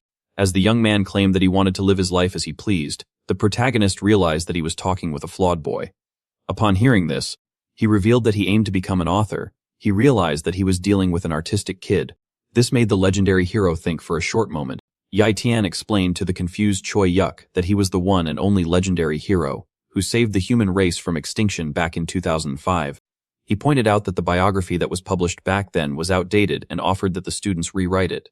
Choi Young-min began to see the potential of this book, as its protagonist explained that it would make a great dark fantasy. The boy was left particularly intrigued as Yo offered to tell him about the last dungeon that he had been keeping secret until now. The protagonist explained that he would only permit this if the boy entered his team. The boy immediately took the bait, leaving. Just like that, the club owner secured himself a player with the 160 million signing bonus and the 55 million annual income for the next 3 years. It was only natural for this high schooler to be more expensive than the previous one, seeing how many clubs wanted him and his great ability. Choi Young-min then gathered his courage and addressed the protagonist, claiming that he had a question for him. So our hero affirmed that he was all ears. The boy wanted to know how Yoke was free of weaknesses. It was the first time that Choi Young-min had met someone this powerful. He revealed that when he laid eyes on the French team, all of them possessed some kind of hole in their defenses. Unlike the protagonist, Yop explained that he was one of a kind, so the boy stated that he should become a player instead of a club owner. Yop stated that it should have been obvious, and that the charity match loathed taking the lives of humans. After fulfilling the curiosity of the young man, he urged him to get back inside and wait for a call from their team. With that being said, the legendary hero decided to tackle the most important matter at hand. Yop called Jo, who asked him if he had had any luck during his player hunt. The coach, who explained that all talented kids would usually be scouted by summer, was click the bug button. The coach, who explained that all talented kids would usually be scouted by summer, was surprised to hear that his friend had found 2 players. Jo was even more intrigued, as it seemed like Yop, who called to let him know that he would be home late, was eager to get his hands on Cho Yop. The protagonist wanted to see the player in person in order to have a chat. When asked about the location of this meeting, he stated that it was obvious. At night at Sangsong Spritz Club, the protagonist decided to pay its coach a visit, as the security tried to forbid him from entering. He recalled a similar situation that he encountered back at the Blue House, upon recalling how he had beaten up many guards while seeking the president back in the day. The guards of the clubhouse asked for permission to notify the owners before letting him enter, which you didn't mind. Just like that, the guards stepped aside to protect their coach. As he made his way through the fancy clubhouse, our hero couldn't help but admire the fancy training field, as well as the shiny new buildings. You realized that this club was far wealthier than the one that he owned, but tried to console himself by claiming that his could be used for many activities. He then realized that it was only good for hiking, seeing how it was high in the mountain. Suddenly he was approached by someone. This man was Kim Jin-tae, the head of this club, who rushed to the scene after being notified of the presence of the protagonist. Seeing how this one referred to himself as you realized that he was there for finding and selling players. As the club owner revealed, Choi Dong-jun was in charge of such tasks in his club. The man claimed that the one in question must be really talented. The annoyed Yi Port stated that this statement wouldn't even pass as a joke. Kim Jin-tae was aware that he needed to be worried at all times, as no one knew when Yi would get angry and have another episode. Our protagonist was shocked to see that the head of the club knew that he was there. He was here to meet the coach. He was also aware of his intention to recruit Choi Huk. Everyone knows that Yu recommended Choi Huk as a tanker, but coach Choi Moon-song, in an act of rebellion, refused to let him switch. Seeing how the meeting between the protagonist and the said coach would only result in disaster, the head of the club offered to negotiate with him instead. Yu repeated his words a second time and urged the man to take him to the coach, and just like that. Shortly after, in the coach's office, Siamanai Yub introduced himself to Choi Moon-sung and explained that he was here to address official matters. But as he shook the hand of the man he still hadn't threatened, he was surprised to see him trembling. Only then did our hero realize something. He realized that the man in front of him was rather familiar, and that he must have seen him somewhere else before. As a player, the hero asked if he was acquainted with the coach. The protagonist was intrigued by his presence, so this one introduced himself as Yam Ji-huk, the captain of this team, who had been suddenly called here by the coach. And as the one with the mustache claimed that he should stay aware of the situation of his peers. The bald one knew very well that he was here to protect the coach. The legendary hero decided to brush this matter off. Yet for some reason he couldn't stop staring oddly at the coach. As Yop was now certain that he had encountered the coach before, this one began to panic. The one with the mustache began to sweat, and claimed that the protagonist, who meets a lot of people on the regular, must be confusing him with someone else. But as our hero insisted, the man reminded him that they were here to discuss the contract of a player. And as it seemed like the protagonist finally, the man was left startled. But as it turned out, the legendary hero was still trying to remember. The coach affirmed that they had never seen each other before. Yet Yuri Whoop kept on trying to remember, as the poor man urged him to stop trying to recall bad memories, and as the mustache man urged him to just give up. It all came back to the protagonist. The coach was left stunned, as the maniac finally remembered him. Yuriwab explained that he would never forget those who had irritated him in the dungeons. Our protagonist got quickly angry as he remembered the man as the annoyance from the 1993 Hall of Vengeful Spirit. Yuro began to wonder why he had spared the coach, whom he had sworn to kill back then. Upon learning that the legendary hero had returned, the man began to grow his mustache, yet tried to hide himself from the madmen. Choi Moon-song wanted the protagonist to forget about 1993. For the first time in history, 200 espers had gathered in front of the unconquered gate of the Vengeful Spirit Hall. In front of the station at the capital, The leader of this army was deemed an 18-year-old genius who wanted to adopt a safe strategy to protect. When suddenly someone opposed this command, one of the warriors proposed to stop wasting time with complicated plans and just finish things up quickly by overwhelming the dungeon with their numbers. A 24-year-old Choi Moon-sung claimed that the young one was being overestimated for his good reputation and claimed that he should lead in his place. And so, as the redhead kept on babbling, Jinte desperately tried to hold back the young maniac that was Yi. Park Jinte reminded the boy that their priority was to conquer the dungeon, which is why they needed to focus on the plan. With that being said, the protagonist promised to settle his score with the swordsman once the dungeon was conquered. Yet Choi Moon-sung was unable to take him seriously and decided to go against this plan, as he was convinced that he was powerful enough to clear this dungeon. Once inside the Hall of the Vengeful Spirits, the humans were quickly attacked by the golems. Yayub urged the forces to proceed slowly and let the main unit attack the monsters while the rotating tanks protected them. When suddenly the unexpected happened, Choi Moon-sung charged right ahead, claiming that they would never beat the dungeon if they progressed this slowly. Distortion claimed that they shouldn't need an 18-year-old to leave. Distortion claims that they shouldn't need an 18-year-old to lead them, only to then step on a moving tile. At that moment, the redhead realized that he had messed up. He recalled the words of the protagonist regarding this dungeon being filled with traps. And just like that, giant boulders came flying from the ceiling. And just as the swordsman thought that he was about to meet his end, he was pulled away at the last minute and saved from a crushing death. Just like that, the path of the adventurers had been blocked, and they had no choice but to retreat and take one of the longer roads. Choi Moon-sung was left shocked as a menacing presence appeared behind him. Shock quickly turned into fear as the maniac asked for a private conversation once outside of the dungeon. Back then Choi Moon-sung received a beating so brutal that he still trembles to this day upon remembering it. Thus he decided to keep acting as if the legendary hero was confusing him with someone else. So yeah, you've asked for a private conversation. Seeing how scared the man had gotten, the protagonist tried to reassure him. Yet as Yap claimed that he would never try to settle a grudge that started back in the 90s, Choi Moon-sung wasn't so sure about that. The protagonist then asked the other two to exit the room, but revealed that he didn't mind talking in front of them. With that being said, the one with the mustache was now left cornered, so he asked the head and the captain of the team to leave them alone. As soon as they exited the place, the menacing Yi pointed out how Choi Moon-sung was the loudmouth from back then, who ignored his orders. He pointed out how his insubordination added an extra 9 hours to the raid back then. The coach had no choice but to admit the truth, claiming that he was once immature in a past that they should forget. Despite that, he was older than Yi by 6 years.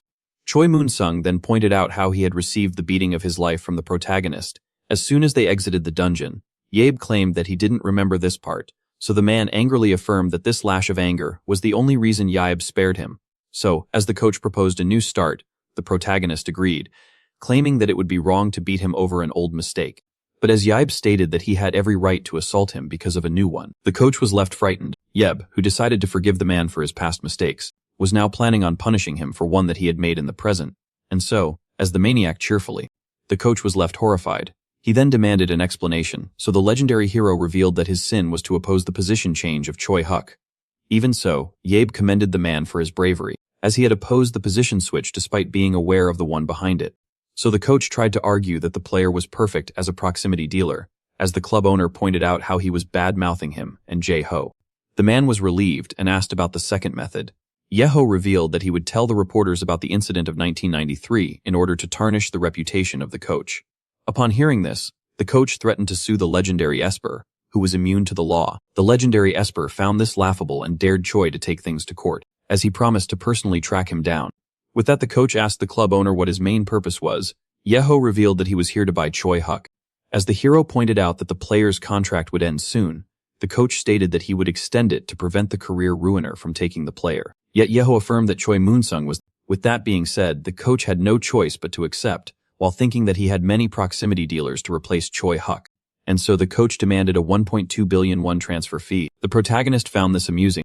He claimed that the coach who was working in a rich club was trying to hustle a poor club owner such as himself. He then revealed that he had gotten the sudden urge to strike the coach down, but promised to spare his life for the right discount. At that moment the coach began to panic. He was certain that the one he couldn't help but see as a monster would surely live up to his threats. As he lowered the transfer fee to 1 billion won, he wasn't satisfied. The coach went down to 500 million won, yet this wasn't enough to ensure his own safety. In the end, he couldn't take the pressure any longer, and lowered the transfer fee to 100 million won. Choi Moon-sung claimed that with this fee, the protagonist should bury any tension left between them, And so as the club owner agreed, the coach stated that he would consider this a promise. With that being said, the redhead assumed himself to be out of danger. Yet little did he know, the real Say You Move. Some days later at ISM, the young man finally arrived. Our protagonist welcomed Choi Huk, the new tanker on his team, who was to be paid $600 million annually according to his 5-year contract. It was then explained to the public that coach Choi Dong-jun bought Choi Huk from his old club with a final transfer fee of 50 million won. Later on in front of the player contracts, Yahello began to think of how, despite all of his efforts, he was still 4 players short of acquiring a team of 22 athletes. At that moment, Hae-yuen arrived home. She quickly noticed her uncle, whom she had rarely seen recently, and rushed to check his work. The uncle then explained that his niece was the busy one, seeing how according to her mother she was barely home these days. Only then did he notice the book in her hands. Upon reading the title, the protagonist assumed that it must be filled with easy French lessons. Yeah, you began to tease Hae-yuen by claiming that 2021 was really wonderful, as it even had books for the mentally challenged. Seeing how hard the French was, the girl urged her uncle to come with her to France. Upon hearing this, the protagonist was intrigued. Later on, Jake Rand, the European agent, explained that the only thing left for the girl's contract to be complete was to complete the physical test in Paris. After the first half of the season, the athlete who switched her position became the MVP of the league and was praised as the #1 proximity leader. The Morrow brothers, who had their eye on her for a while, immediately invited the girl to their club. Hae-yuen had now signed the contract with Paris Lumiere and was about to start her journey in the European League. After realizing why his niece wanted to learn French, the uncle realized that he had been too busy to take care of her, yet was reassured as her agent was worthy of trust. After completing the negotiation with the athlete, the agent decided to turn to the club owner. He revealed that the Morrow brothers had invited the protagonist to their club, and seeing how confused he was, Jake explained to Yoji-up that they wanted him as a translator for the girl, and also aimed to give him a present. At that moment, the legendary hero remembered how the brothers, who still had as the Korean claimed that they must want to give him the weapon. The agent explained that this was the best they could do to attract him to Paris. Yoji-up claimed that he was too busy with his club to think about traveling, so Jake offered a helping hand. The hero realized that asking someone as important as him would be beneficial, and revealed that USM currently lacked money in players. He was then particularly intrigued as the agent proposed extending his scouting to Paris. Jake explained that Korea allowed a max of 5-4 in players per team, and that since France was more invested in the game, he might scout a decent athlete there. He then pointed out that observing the French league would greatly benefit the legendary hero as a club owner. And so, after giving it some thought, Yajip realized that this idea was genius. And just like that, the Koreans got on the plane. Later on, at the international airport of Charles de Gaulle in Paris, the plane finally landed. Yojip, Hae-yuen and her mother finally set foot on French soil. The lady explained that she hadn't been in Paris for a long time and wished that her husband could have come along with them. Yajip explained that his fellow hero was too busy with work and that they should just let him watch over the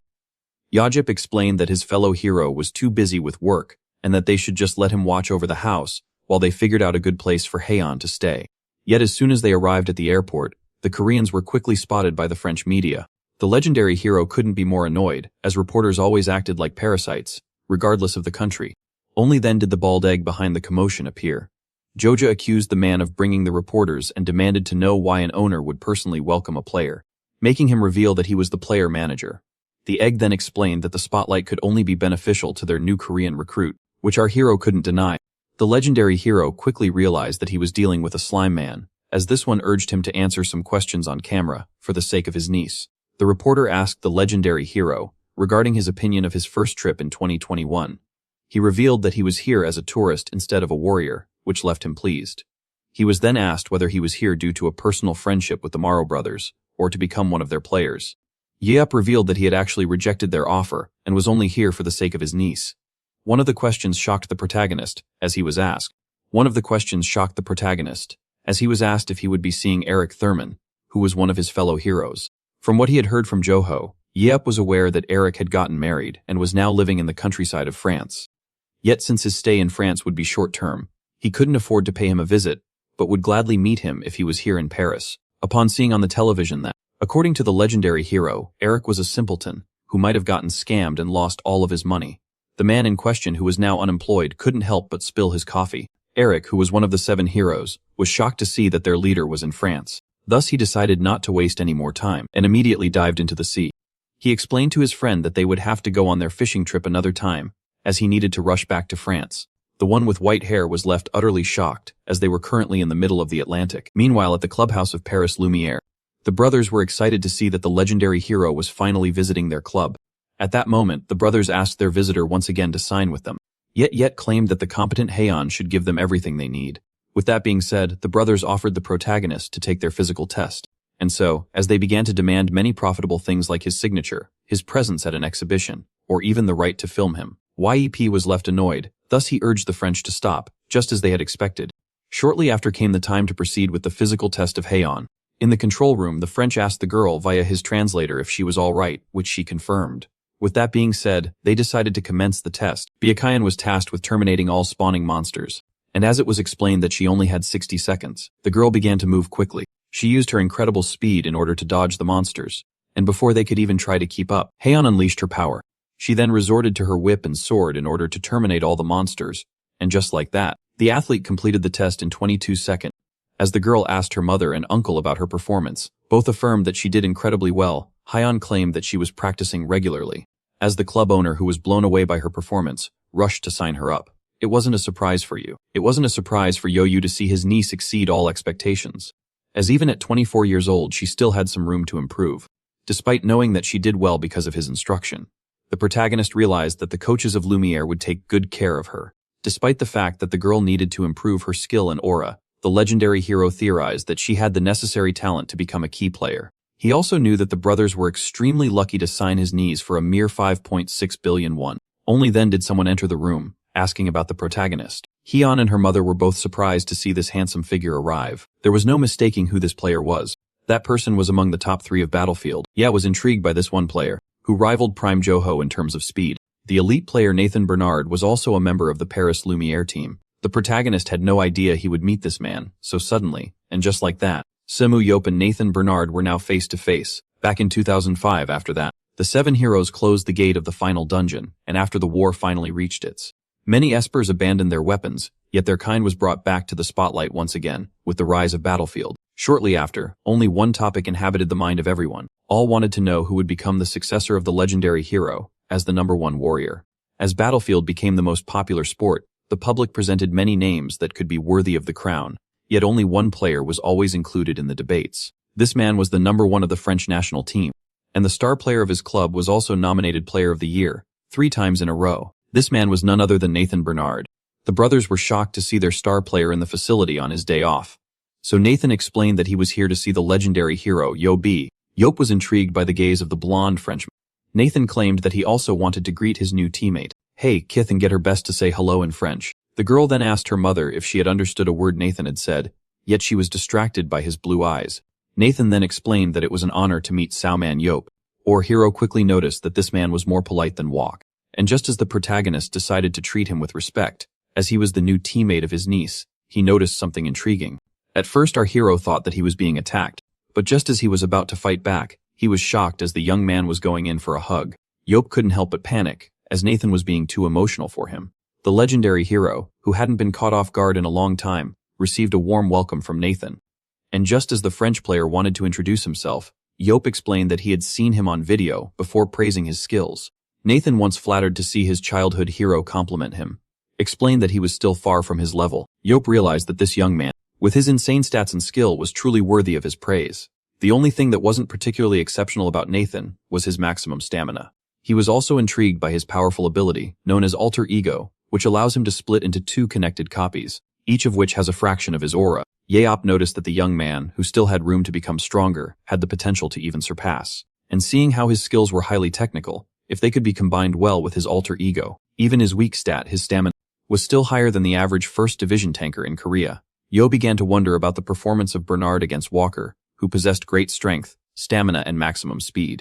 And just as he began to think that he would pay to see the 2 of them fight, he realized something horrifying. Yop finally understood why the public likes Battlefield, as it allows them to satisfy their curiosity regarding who is the strongest Esper. Bernard, who spoke the name of Walker first, explained that the tanker had been continuously praising the hero after meeting him, despite their conflict at first. Yo revealed that he didn't consider his encounter with Walker a fight, but more of a tutoring session instead. As Bernard was left shocked, the protagonist explained that he had taught Walker about humility and gave him advice worth $10 Mellers. Bernard was shocked to hear that things had been wrapped up quickly between the 2 of them, so Yop stated that it was all over the news. The Moro brothers explained that the news didn't announce the winner. The protagonist explained how it was his victory, as Bernard asked the legendary hero if he could truly take on Walker alone. He didn't understand why they were so surprised that he could rival another human. The brothers finally realized why Walker had returned home stronger than ever, as he had received help from a man he had once hated. They then claimed that the legendary hero had allowed a potential opponent to grow in strength, thus they began to sing his praises, as he was the only one who would do something so bold, and so.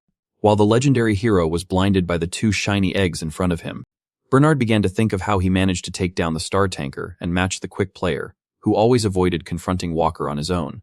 The main reason for this was that, in matches, fights between a tanker and a proximity dealer were discouraged. Yet even then, Bernard wasn't sure about his victory. With that, he began to wonder about the strength of the legendary hero, who desperately tried to free himself from the club owners. Back then, the young man thought that he couldn't fight the legend, as it was presumed dead, but now, he was eager to try and take it on. You began to think of how Bernard must have stolen the hearts of many ladies with his blue eyes, and so he decided to warn his niece about him, only for her to claim that he wasn't to her taste. The mother appeared out of nowhere and asked her daughter about her type. Haejeon revealed that she had a soft spot for hot-headed men thugs. As the protagonist began to think about whether he knew any barbaric maniac who matched his niece's taste, he failed to notice how she was looking at him. The girl's mother tried to claim that this type only attracts problems, but Haejeon explained that they achieve great feats. As the mother tried to convince her daughter to go for a man like her father, Haejeon quickly closed the matter, claiming that her love life was private. Despite the fact that only Walk popped up in the hero's mind when thinking about vulgar barbarians, he wouldn't let this man date his niece.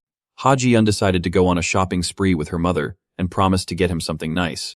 Bernard Lee assured the protagonist that he would escort the ladies, without knowing that he was the one the protagonist was. Even so, due to the Brand One's intervention, Yu was spared from shopping, as the brother suggested going to visit the workshop. His eyes quickly began to sparkle as the time to receive his gift finally arrived. Later on at the weapon factory, as the brothers gave him a tour of the place, Yu began to observe the workers. He realized that this environment was healthy, as even when the owners were around, the workers remained unfazed. The owners of the club then showed our hero the weapons crafted in this workshop. One blade quickly caught Yetabay's attention. The legendary hero, who had used countless types and tiers of weapons, found this sword worthy of praise. The brothers perfectly expected Yubei immediately recognize a weapon of good quality. With the arrival of the battlefield, the weapon industry was reignited, and despite the hardships, the Moro brothers turned this workshop into the #1 worldwide. Despite the fact that they only wanted to protect the blacksmiths that worked under them at first, they were able to make a fortune in their hardest time. As the hero began to think that those destined for success couldn't fail, they revealed that for this reason they were able to make him good weapons. The brothers were glad that they could finally present their gift to the protagonist with the press of a button. The vault was quickly opened, revealing some sticks under the name of the legendary hero. Yop quickly recognized those as spears. While the brothers urged him to give them a try, our hero was unable to find the button that extended them. So the manufacturers explained that the spear runs on aura. He began to power his aura into it, allowing the weapon to finally unfold. The club owners claimed that these spears were better than the hero's old weapons, as they were made by master craftsmen using the best quality materials. They also explained that it didn't matter that these weapons were more fragile than the old ones in real life, as they would only be used inside the virtual world. As he closed the spear using aura, the protagonist found this logical, as his days in real-life dungeons were over. The brothers then claimed that this weapon could stay with the protagonist for life, if cared for properly. Yetup couldn't help but feel bad, as he was taking this miracle of technology as a present. So the Moro brothers explained that despite this weapon having been tailor-made for him, he won't be the only one to use it. Yupai was left quite shocked as he learned that the brothers intended to sell countless copies of the spear used by the legendary hero. The protagonist couldn't help but feel scammed, as he discovered that the brothers were using him to sponsor their new product. At that moment they explained to him that if things worked out well for them, he would receive a generous fee. The brothers promised an annual payment of 2 billion won, as well as an extra 4.1 billion won each time he decided to use their product in a match. With that being said, the French asked the Korean about his opinion regarding this deal. The warrior and our protagonist tried refusing the offer, but his club owner side forced him to quickly accept this lucrative offer. As he signed the contract, the brothers asked him if he had read the whole thing. They then reminded him of the article that forbids him from discarding the weapon, as the protagonist claimed that he didn't mind it. To his shock, they brought up the fact that he isn't labeled as a player.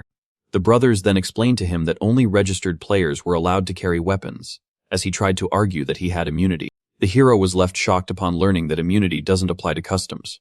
Yahello explained that he would like to avoid forcing his way into Korea with these spears in order to avoid the wrath of customs. And the president reassured him that there was a simple solution. They explained that since he was restricted from carrying the weapon with him, he had to register as a player. Later on, mother and daughter came back from their shopping spree with a gift for the, only to find him completely defeated. Yahello unasked the legendary hero about his problems.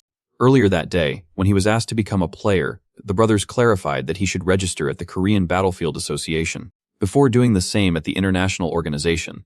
They explained that since the registration process was in the hands of the International Association, the protagonist could register in Korea while in France.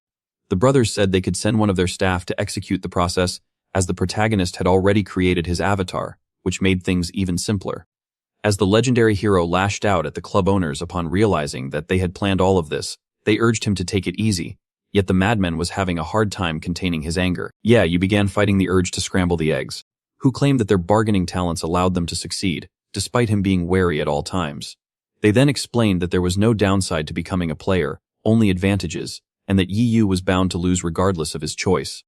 The brothers then explained that they would never harm their idol, for whom they had a collection room where they had stored his previous car, the vanity necklace he had won, and the diary he had given up on the 5th day, which they had bought at an auction. With that, Yahello was left boiling with anger, as he was forced to ask for an employee. Yahello was baffled by the fact that he was forced to become a player when he only planned to enter matches in case he needed money. The girl began to congratulate her uncle on becoming an athlete. Yahello couldn't help but be heard by her praises. Yeah, you'd explain that he wouldn't be forced to play matches, but the thought of losing to the Moro brothers enraged him, as they suddenly asked him to become one of their players. He quickly threatened them. Hyene revealed that she would like to see him join Paris Lumiere, so she could fight by his side, just like her father did. So the legendary hero clarified that what she considered long ago was yesterday for him. Only then did someone point out how the protagonist had gotten new spheres. This was none other than Nathan, who asked our hero to test them out. Nathan, who was on vacation, then said to train 2 times a week, as the next season was near, and that they had practice tomorrow morning. With that being said, Nathan urged his childhood hero to practice with them. You've even realized that the young man wasn't even trying to hide his intentions. He couldn't help but be interested in Bernard, and thus accepted his invitation. As the next day dawned at the clubhouse, the players of Paris Lumiere were all gathered. Haemoon was extra motivated for her first practice with the team. Her uncle asked her to take it easy, as she wouldn't look cool if she seemed overexcited. He explained that she took after her father, who was so anxious during his first mission that he fainted after 10 minutes, which made the girl laugh. And just as the legendary hero pointed out that everyone was relaxed, the atmosphere in the room suddenly changed. All the players noticed that Xiaomani was in the room. They began to whisper about how he was immortal and the strongest of all, as well as how the Moro brothers had actually managed to drag him here. Yet one player stood silent. Haeyeon, who couldn't understand French, realized that they were all whispering about her uncle and motivated herself by recalling that she was related to 2 heroes. Only then did a big tall black dude approach the protagonist. Yedu stood on his guard while the player introduced himself as the main tanker of the team, Chichi Lucas. And just as the legendary hero thought that the player was here to fight, he asked him to sign his jersey. And so, after granting the wish of the giant fan, you asked him to look over his niece, which he accepted to do while being overjoyed by the autograph. Our protagonist realized that this tanker was a kind soul and wanted to tell his niece to get closer to him. The main reason for this was his incredible stats. On top of having most of his attributes over 90, Lucas had a recovery skill as well as a defensive ability. You realized that despite Nathan being the number 1 on the team, this player was just as powerful. He realized that the marketing must not do Chichi justice, as he had the potential to become one of the strongest players, and he even surpassed Nathan in speed. You realized that this young man could also play as a proximity dealer. He was also intrigued by his green fortunate skill. Seeing how this power didn't concern fighting, he began to assume that the tall one was a plant enthusiast. Bernard then asked the protagonist if he had already met Chichi Lucas. The blonde one explained that his tall friend was amazing. On top of being a player, he was managing a charity foundation dedicated to forest protection. Thus, after understanding why the tall one had a plant-related ability, the young man explained that he was unable to hide his joy, as his dream was about to be realized. Bernard revealed that he had always wanted to surpass the legendary hero. Seeing how he was part of the next wave of espers, the Frenchman explained that he idolized Simon Yaib, but also considered him a wall to bypass. When he was young, he would look at the statue of the protagonist, whom he thought had perished inside the final dungeon. For this reason, Bernard thought that he could never have a chance to fight him head-on, but as it turned out, the legendary hero managed to come back alive. And so as our hero stated that Bernard must want to defeat him, the The boy explained that he had every right to dream. Bernard stated that he would keep on trying, and that he would spare no effort in today's battle. Upon hearing this, the spearman couldn't help but smile. Only then did someone make a flashy entrance. The coach of the team, Dubois Gouffin, introduced himself to the protagonist as he arrived with the club owners. He immediately proposed dividing the teams. The man explained that normally, for training matches, the players were divided between team. But since they were graced with the presence of the legendary hero, the match would pit his team against that of Nathan. Liep then asked Dubois if he split the teams based on their positions and skills, only for him to deny it, as he claimed their club had a precise technique to divide the players.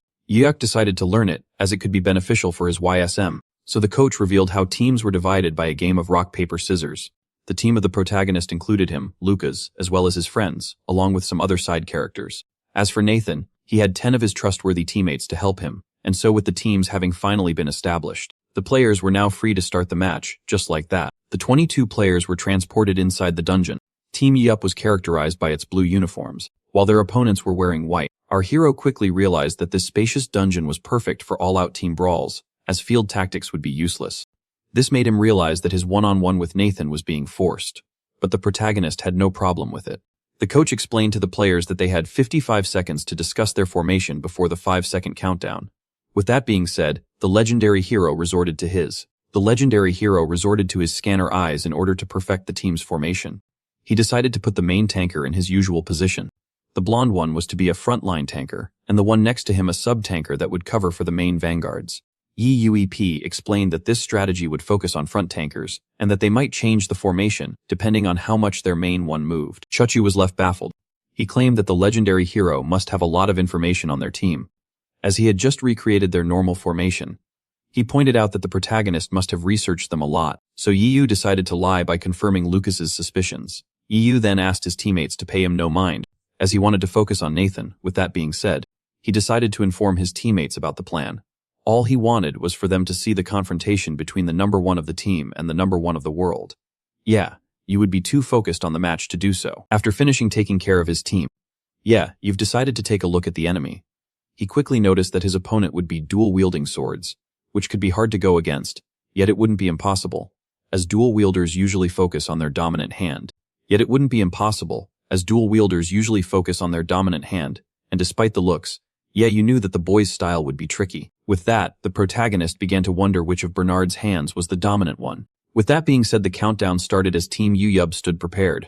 Team Bernard also seemed confident, and with that being said, the battle finally started. The protagonist elongated his weapon. Meanwhile, back at the control room, the coach asked the owners if Yup was aware that Nathan is ambidextrous.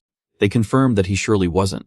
Dubois stated that, in that case, the protagonist might struggle against Nathan, who was known for his deadly and random attack patterns. He claimed that those with a good eye, like Xiaomi and Yup, would struggle more against Nathan and his alter ego. With that, he began to speculate that Nathan Bernard could become the Esper that overcomes the legendary hero. Back at the dungeon, both teams charged at each other. As the French clashed together, the Koreans went straight towards their target. As he was going up against Nathan, both made sure not to fall behind the other. That being said, the dual wielder charged at the spearman first in order to protect him. In order to protect himself from the swords, the spear wielder, who had the advantage in range, decided to take the fight up close for some reason. And just like that, the two of them clashed with each other. As Nathan attacked his shield, Yo predicted that the young man was going for a feint, but just as Nathan was about to score the first blood, the protagonist blocked him with his shield at the last minute. While thinking about how fast he was, Nathan kept attacking relentlessly, so Yop decided to counterattack by using his 100 cm throw. But even his supersonic attack only managed to hit the afterimage of the French player. With that being said, after repositioning, Nathan charged at the protagonist first. Yahop knew that the slightest mistake could result in his demise, and so he tried his best to block the tempest of slashes that was thrown at him. And so as the young man unleashed attack after attack, the war veteran couldn't help but smile as he blocked them all. Only then did the Frenchman notice a hole in the defense of the Korean, and thus he immediately went for it. But to his shock, the legendary hero easily blocked his attack. Nathan was left baffled as the protagonist praised his reflexes. The young man realized that his opponent, who was way too calm, had given him an opening on purpose. With that being said, Nathan backed away. And so as Nathan began to think of how he should try to overwhelm his opponent with speed, the protagonist claimed him to be predictable. Nathan was left too startled as the protagonist was now going for an attack, and so he backed away at the last moment.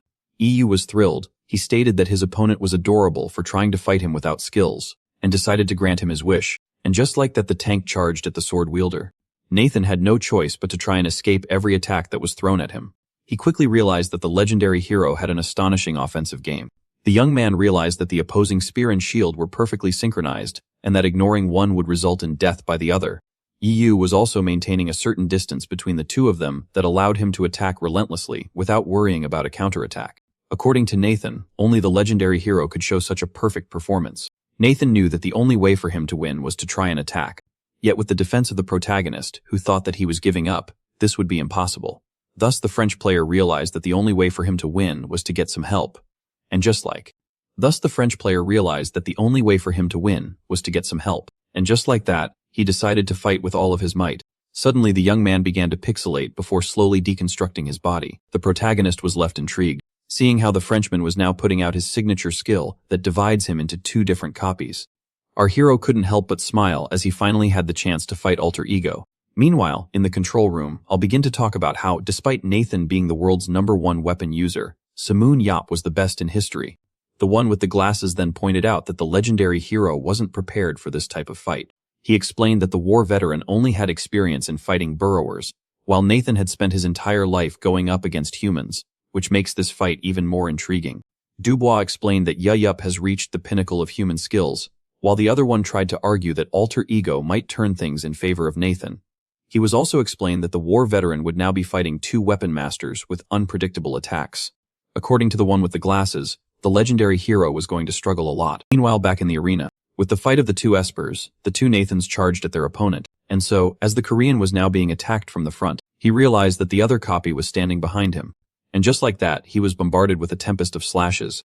Despite his skills, even the legendary hero was having a hard time defending himself. Nathan found this rather odd, as a regular player would have already tried to flee from his attack range. Yet EU was blocking them all. He was particularly intrigued, as none of his countless attacks managed to bypass the shield. Nathan was also surprised to see someone actually resisting his full power, and so, as the first copy was buried by the shield, the legendary hero noticed the second, and as he tried to attack it, this one, with his great reflexes, managed to dodge while questioning the humanity of Sam and Yi. With that being said, our hero decided to try and catch his breath. Nathan was unable to find a path to victory.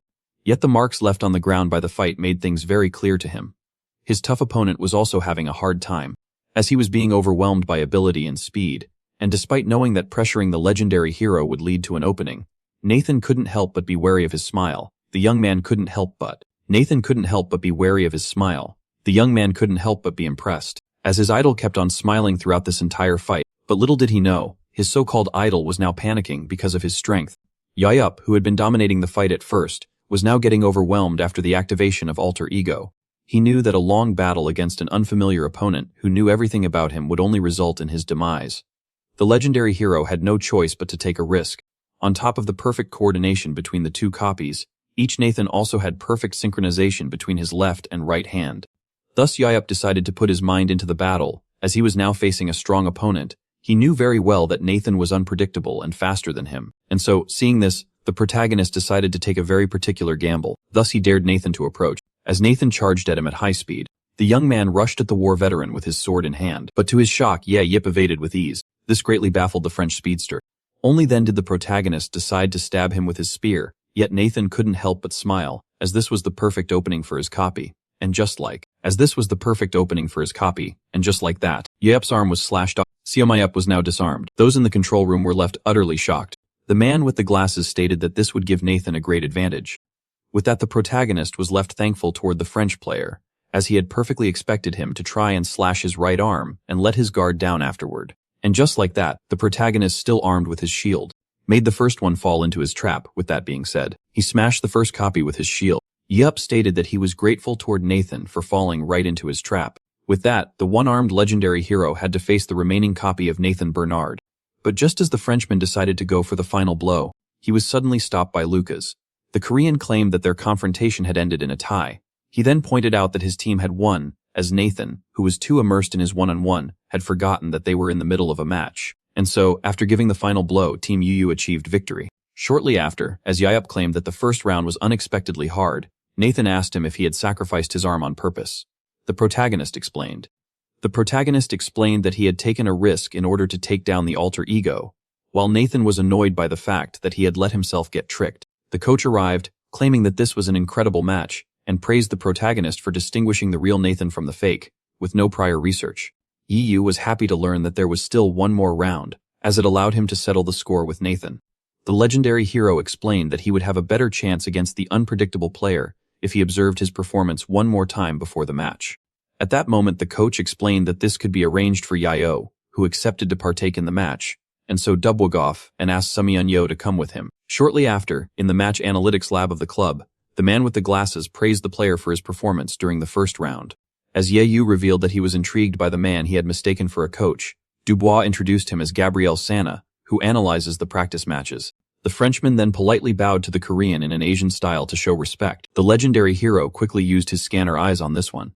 He then pointed out that Gabriel must not be a retired player, seeing how low his stats were. The one with the glasses then praised our protagonist for his observational skills. As Yu accepted the compliment, he then asked about the function of this lab, wondering if it was only good for replaying match footage. Gabriel reassured him that it was more complex than that, and explained that after the war, the analytics of battle greatly improved. He then introduced the hero to the Esper Analysis System, or EAS, that can record everything regarding players, such as skills, stats, and weapons.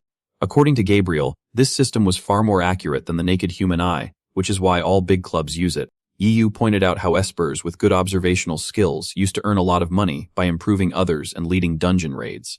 According to Gabriel, knowledge was power, which is why there was a huge gap between the teams that had ES and those that didn't. When asked if the system was created in Paris, Lumiere, the man denied it and explained how complex and expensive it was.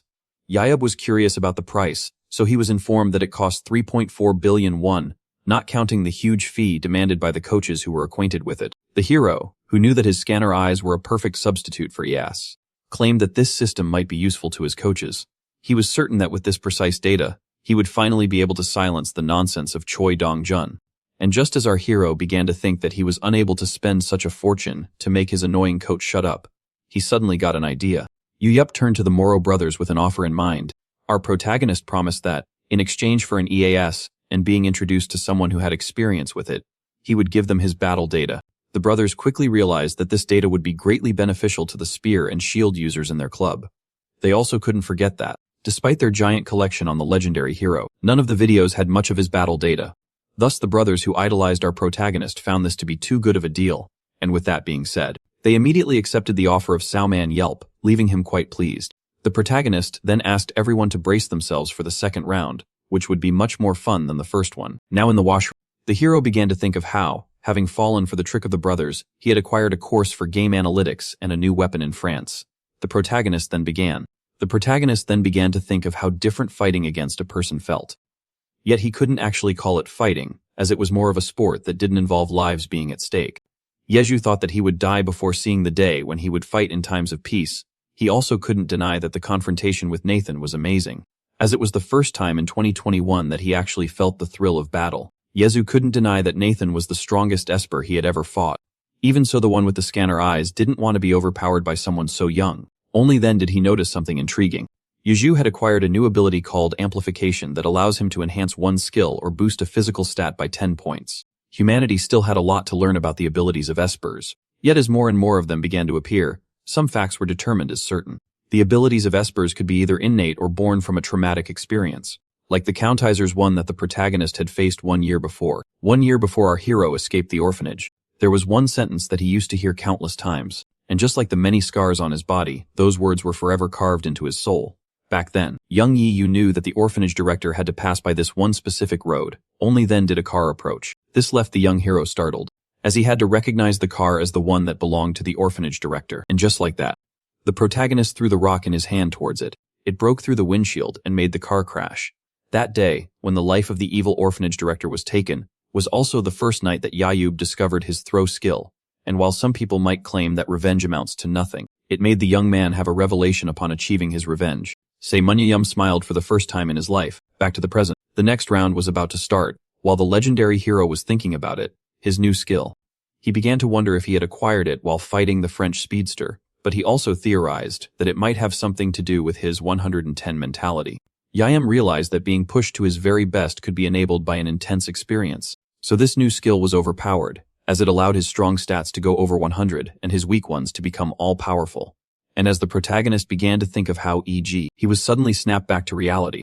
This was none other than his niece calling him. Yoyumi asked the girl about her performance in the first round, and was shocked to learn that she had died after a single assist, and yet explained that she was too focused on kills. It was the leader of guard while using teleportation.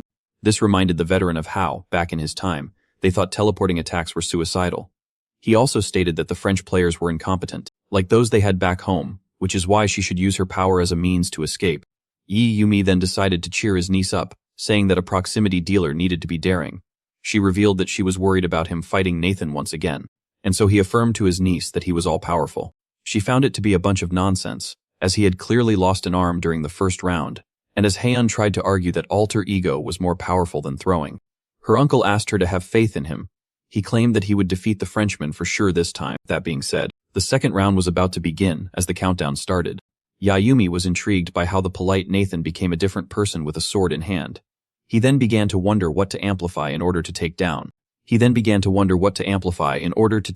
alter ego user. Yet the answer seemed pretty obvious, and just like that, the legendary hero resorted to his new skill. As soon as the match began, the blue and white teams charged at each other and clashed while exchanging blows. All players were doing their best, especially the Korean newcomer. The fight between the two teams of Elitas Braze was going wild. Despite having used his new ability, Yu was unable to feel any change in himself. Yet he was certain that fighting would make him feel the difference. And just like that, the legendary hero found himself in front of the French ace. The two powerhouses were now face to face. Yu urged Nathan not to hold back, and with that being said, both of them began to prepare their signature skills. While Nathan was creating his alter ego, Yu braced himself to go for a throw, and with that being said, the spear was launched at supersonic speed. Its target was the blonde young man. Nathan realized that the spear was incredibly fast, but Yub had predicted that the young man would think himself fast enough to evade it, and only then did the spear suddenly accelerate before changing trajectories. The second Nathan was hit in the chest. Yub had successfully taken down his target. He knew that Nathan was fast enough to evade his projectile, but the other copy wouldn't be fast enough, seeing how it wasn't expecting to be the target of the attack. Nathan was left intrigued as the already launched spear was able to gain speed. He was left particularly confused as there was no data of the legendary hero being able to accelerate his projectiles. With that being said, the Frenchman was left particularly annoyed and decided to flee, as he didn't expect to have such a hidden ability. He decided to get away as fast as possible, as he was almost out of aura. Only then did the protagonist command the young man on his wife's judgment. Yop claimed that only a top player would accept being overpowered in a one-on-one, and go regroup with his team. The protagonist stated that Nathan didn't expect his alter ego to be eliminated so quickly, before stating that he should have analyzed things faster. He then affirmed to the French ace that the victory of the second round belonged to them, and just like that, Nathan Bernard was eliminated shortly after. The player pointed out that there was a third practice round, but to his shock, the protagonist claimed that he was tired, and that was enough for him, as Nathan began to beg for one more round. Yeok found him to be rather arrogant, as he still thought that he had a chance against him. Even so, he decided to accept the challenge. As soon as the third round began, Nathan resorted to his alter ego. Yeok found his decision to give it his all from the start to be very wise. With that being said, Nathan charged at Yep. His idol thought this was the final round. As he charged at the protagonist, the young man realized this was his last chance. He had to try to take him down.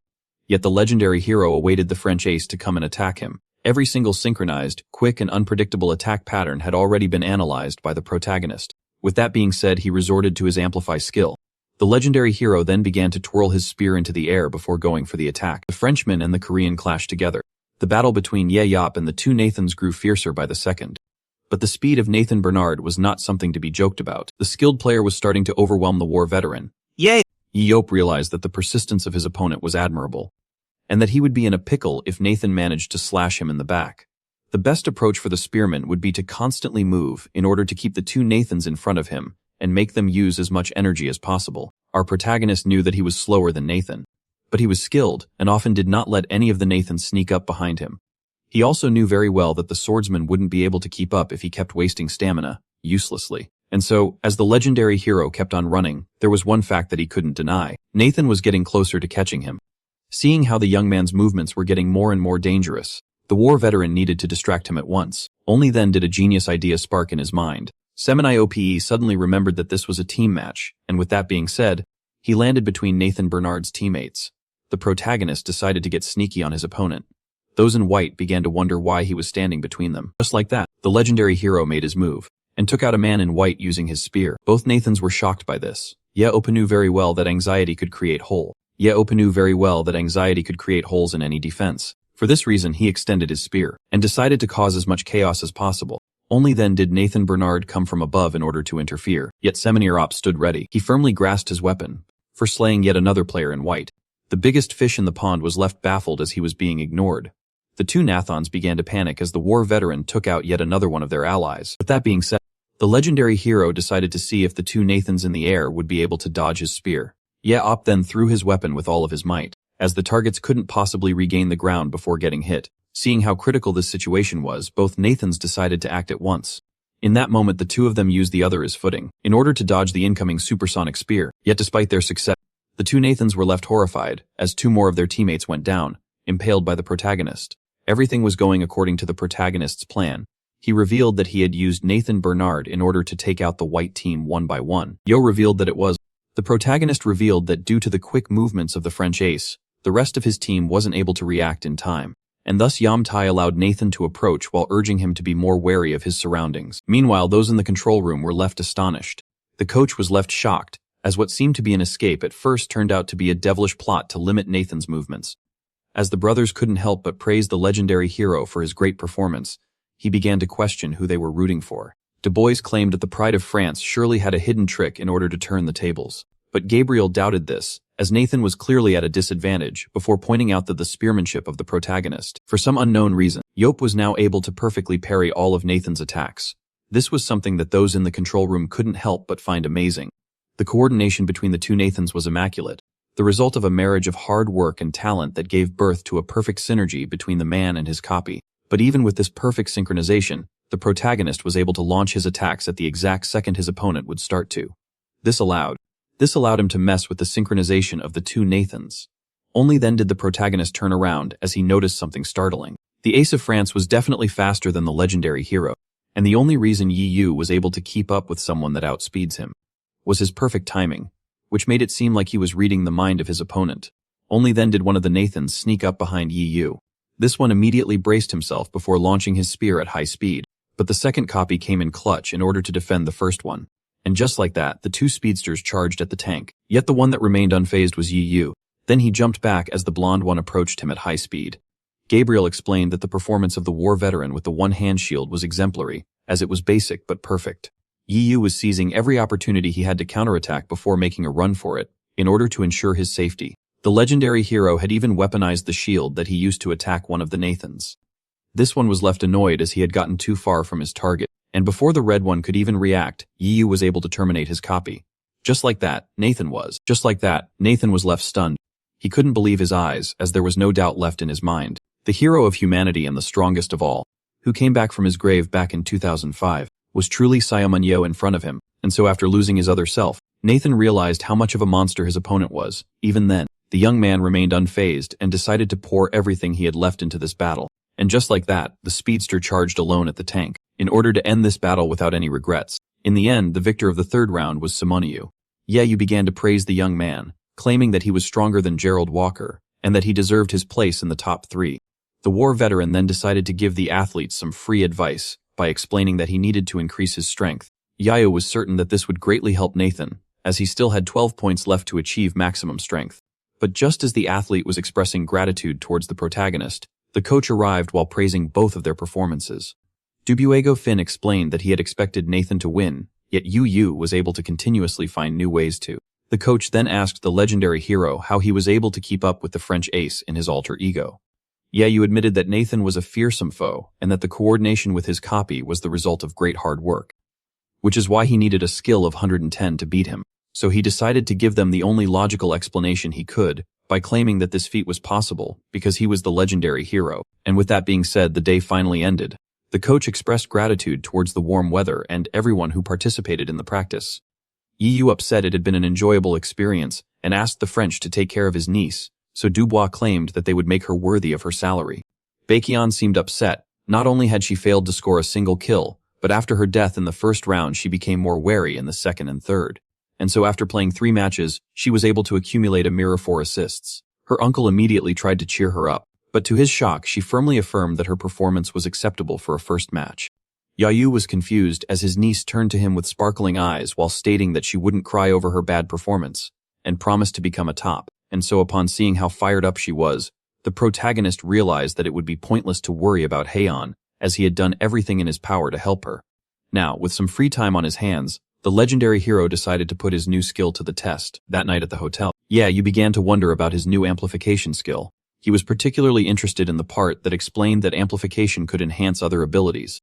Our protagonist had already experienced enhancing his own stats, yet had no idea what would happen if he amplified his powers. With that being said, he proceeded with the first experiment by enhancing Scanner Eyes. The boosted version of the skill allowed the protagonist to see even more stats, and even work its magic through videos. Now Yahello became able to see the stats known as leadership and tactics, and was even able to see the window panel of the players through their footage. He realized that this skill would be amazing for scouting. The narcissist began to think that it was obvious that he would have 100 points of leadership.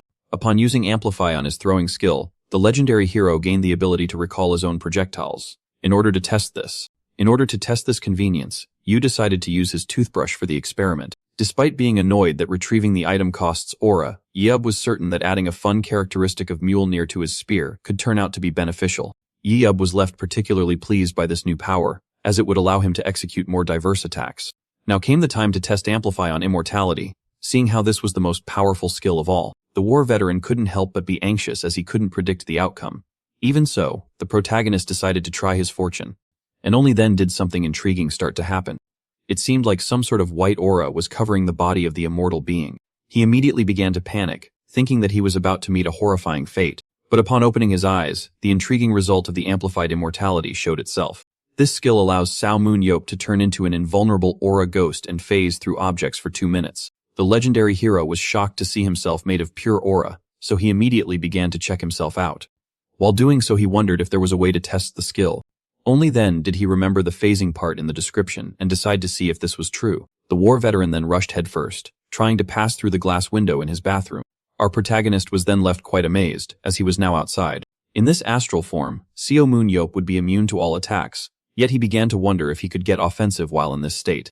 But just as he began to speculate that he should return to his room to repeat the experiment with the toothbrush, he felt a dark aura rising. Yop could recognize this dark energy anywhere, and so the legendary hero rushed at full speed to the Eiffel Tower. A borrower had been detected. Upon locating this, the war veteran couldn't help but smile. The legendary hero firmly grabbed his spear and was overjoyed at the chance of fighting his old enemies once again. And with that being said, he launched himself forward at high speed. He flew above the magnificent buildings of Paris as fast as possible, making his way through the city in the blink of an eye. Upon getting closer to the Eiffel Tower, Yo began to think of how his old enemies had survived the war. But this fact, which would horrify most, lifted our favorite battle-crazed maniac to the heavens. And just like that, he launched his spear at high speed. He was particularly pleased as it had reached its target. He was extremely happy to see that his fear had made the enemy react. And with that being said, he rushed headfirst toward the Eiffel Tower once again. The legendary hero could perfectly feel the aura of the borrower. According to him, the creature wasn't far away. Yup explained that if the underground civilization had disappeared so easily, he would have been extremely disappointed. But as he kept on monologuing, a window panel suddenly popped up. He was then informed that his 2 minutes were finally up, and just like that, the astral body was recalled to its initial starting point. Seisaman Ayub couldn't be more annoyed, seeing how he was just about to get his hands on the monster. With that being said, the protagonist woke up in his fleshy body. He was now back in his bathroom. He couldn't believe what just happened. Our hero quietly stood up before expressing his anger on the wall. He couldn't believe how inconvenient the reset time turned out to be. The angered war veteran began to wonder about the reset time of amplification, as he was desperate to get back in his ghost form. Only then did he realize something intriguing to his shock. The energy of the borrower had completely disappeared. The servant apologized to the third one for failing this simple task. He tried to explain that he was impaled with a spear out of nowhere. But the third one didn't want to hear any of it, and decided to punish him by inflicting upon him eternal sleep and replacing him with another. And just like that, blood splattered everywhere. The third one, who was well aware that it was still too soon for them to act, was eager to finally lay his eyes upon the light of the beginning. Shortly after, our protagonist regained his spectral form. His first experience made him come to some conclusions. While in his astral body, the physical world would be unable to interact with the legendary hero. Yet the legendary hero would be able to act in the physical world as he pleased. Yup was left pretty annoyed, as the energy that he had felt was now gone. He knew that he could be mistaken. But seeing how he didn't find his spear at the site, he assumed that someone must have already retrieved it. Simon Yep was at least certain of one thing: his determination to get his hands on the borrower if it ever resurfaced again. Later on, as Gabriel Sana introduced him, The Morrow brothers recalled how the legendary hero had agreed to give them his battle data in exchange for a coach who knew how to run the EAS, before pointing out how Gabriel would be going with him to Korea, yet immediately used his amplified scanner eyes on the one with the glasses. Upon checking his stats, he realized that he had an ability that allowed him to focus on a task for 6 hours without any interruptions. Combining this with his excellent leadership and tactics, it was safe to say that this man was perfect to become a coach. The brothers explained that the genius Gabriel, who had coached the reserve team of their club 3 years ago, had recently returned to train the first division. Yip asked the man if he was truly ready to give up the strongest team in the #1 country to join a second League One in a weak country like South Korea.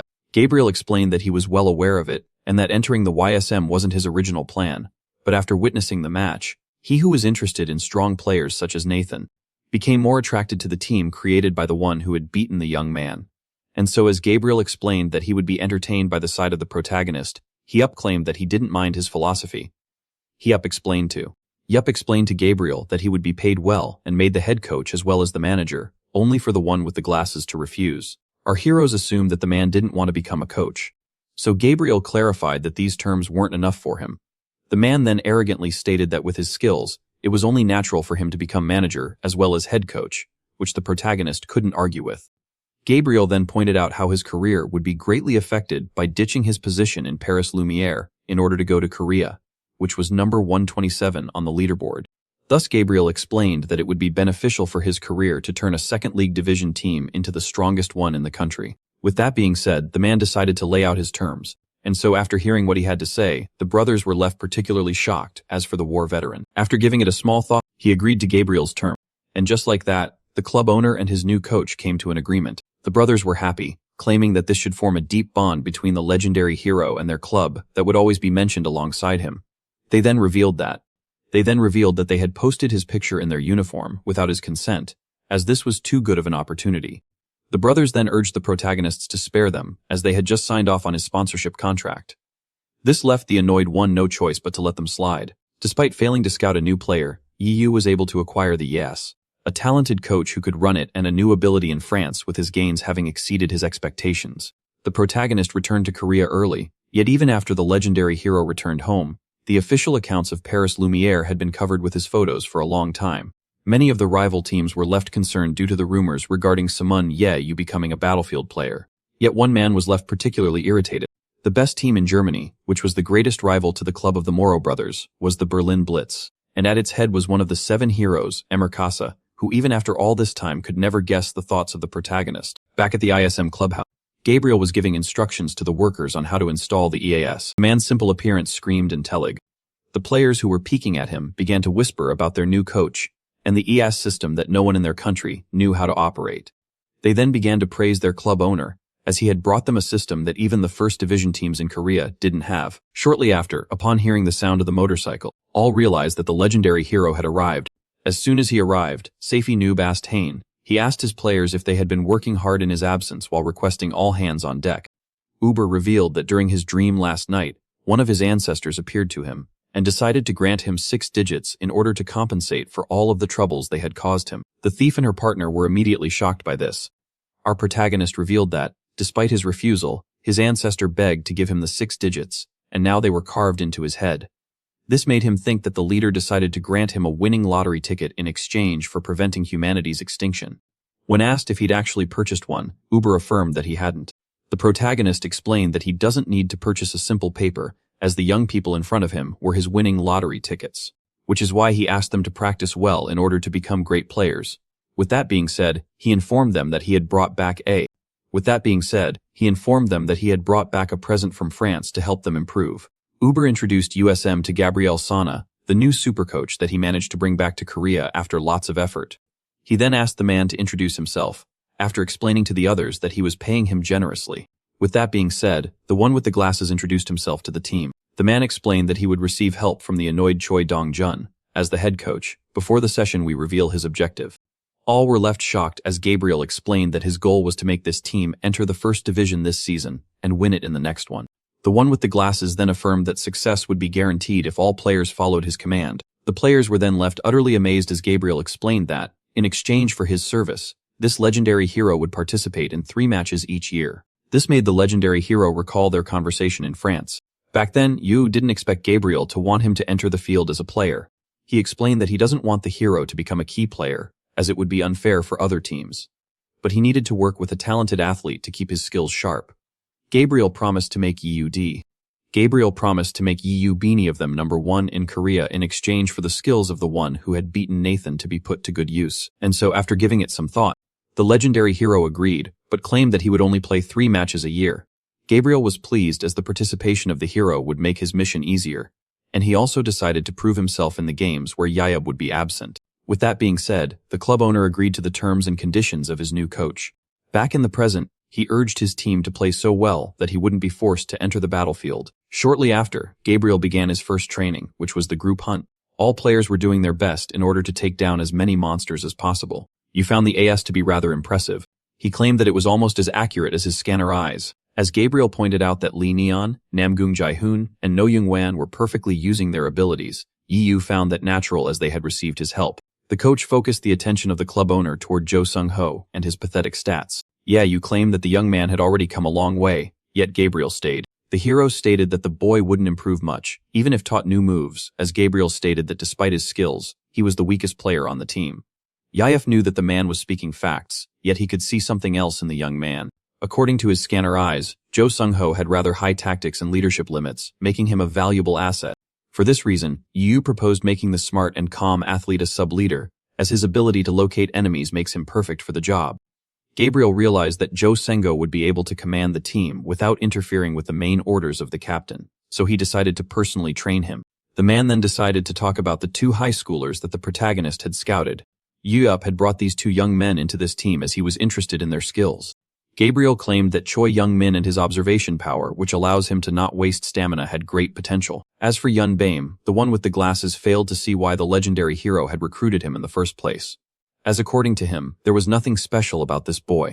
Yet the protagonist's scanner eyes revealed some details about the young man that the system could never show. Walking needed 70% of aura in order to reach full power.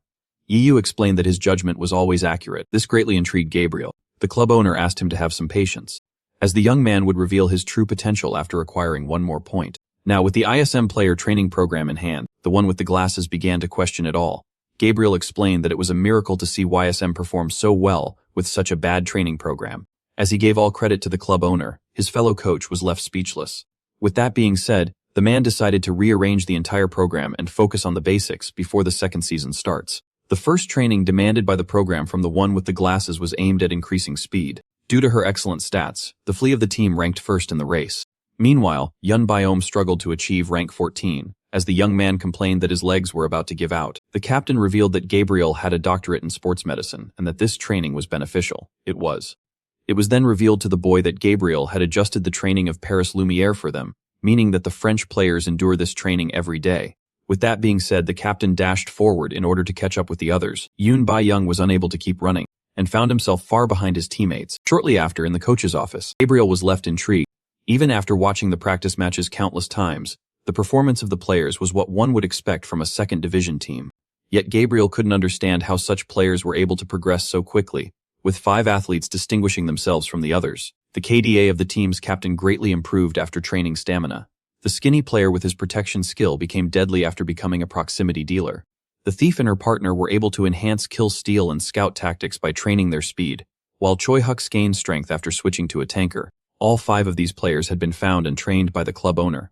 Gabriel began to think that with these 5 treasures, the legendary hero participating in 3 matches each year, reaching the first league would be easy. Yet there were some things that even the genius trainer didn't understand. According to him, Choi Hux. Yet there were some things that even the genius trainer didn't understand. According to him, Choi Hux had just as much value as a proximity dealer as he did as a tanker. Just as he began to question the decision of his superior, he noticed something intriguing. Gabriel rushed to check his suspicion. Upon seeing how Choi Hux was receiving less damage than he should, he realized that the young player had a passive ability. He began to think that the club owner switched the player's position after noticing this detail. As Gabriel recalled how the legendary hero claimed that he never made mistakes, he began to question his humanity. Meanwhile, Yoon Bi-young curled up somewhere to cry over his misery. Only then was he noticed by the club owner, who asked the startled boy to address him more casually. Now that the player was calling him by his first name, the war veteran was pleased. With that being said, he asked about what was weighing him down. BM immediately began to complain about being the weakest link on the team. Seeing how his junior young man was already a key player, he began to question if being a professional athlete was his real voc. Yeah, you explained that this was because the other boy was talented, which made Byam feel even worse. He asked for the reason he had been scouted in the first place. He had a hard time believing that the club owner wanted him for his ability, as even with it he was much slower than the thief. Thus Yayo was forced to remind him once again that good training would allow powers to evolve. When asked if he was certain about it, the hero revealed that he was just gambling on the boy's ability. This made Baum think that the club owner didn't care about his future. Seeing this, the club owner reminded the crybaby that he would receive 300 million won if he quit the team, according to the contract.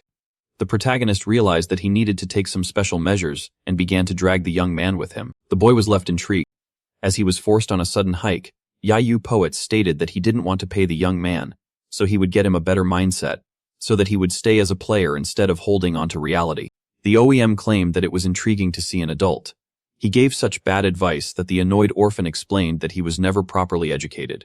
The boy was then shocked as the club owner claimed that he had put together the perfect hold a training for him in the mountains. Yiyuput revealed that an Esper's aura evolves in a place that matches it, which is why he was able to grow so much in the. Her hero explained that he had found a use for himself inside the dungeons, leaving the young one intrigued.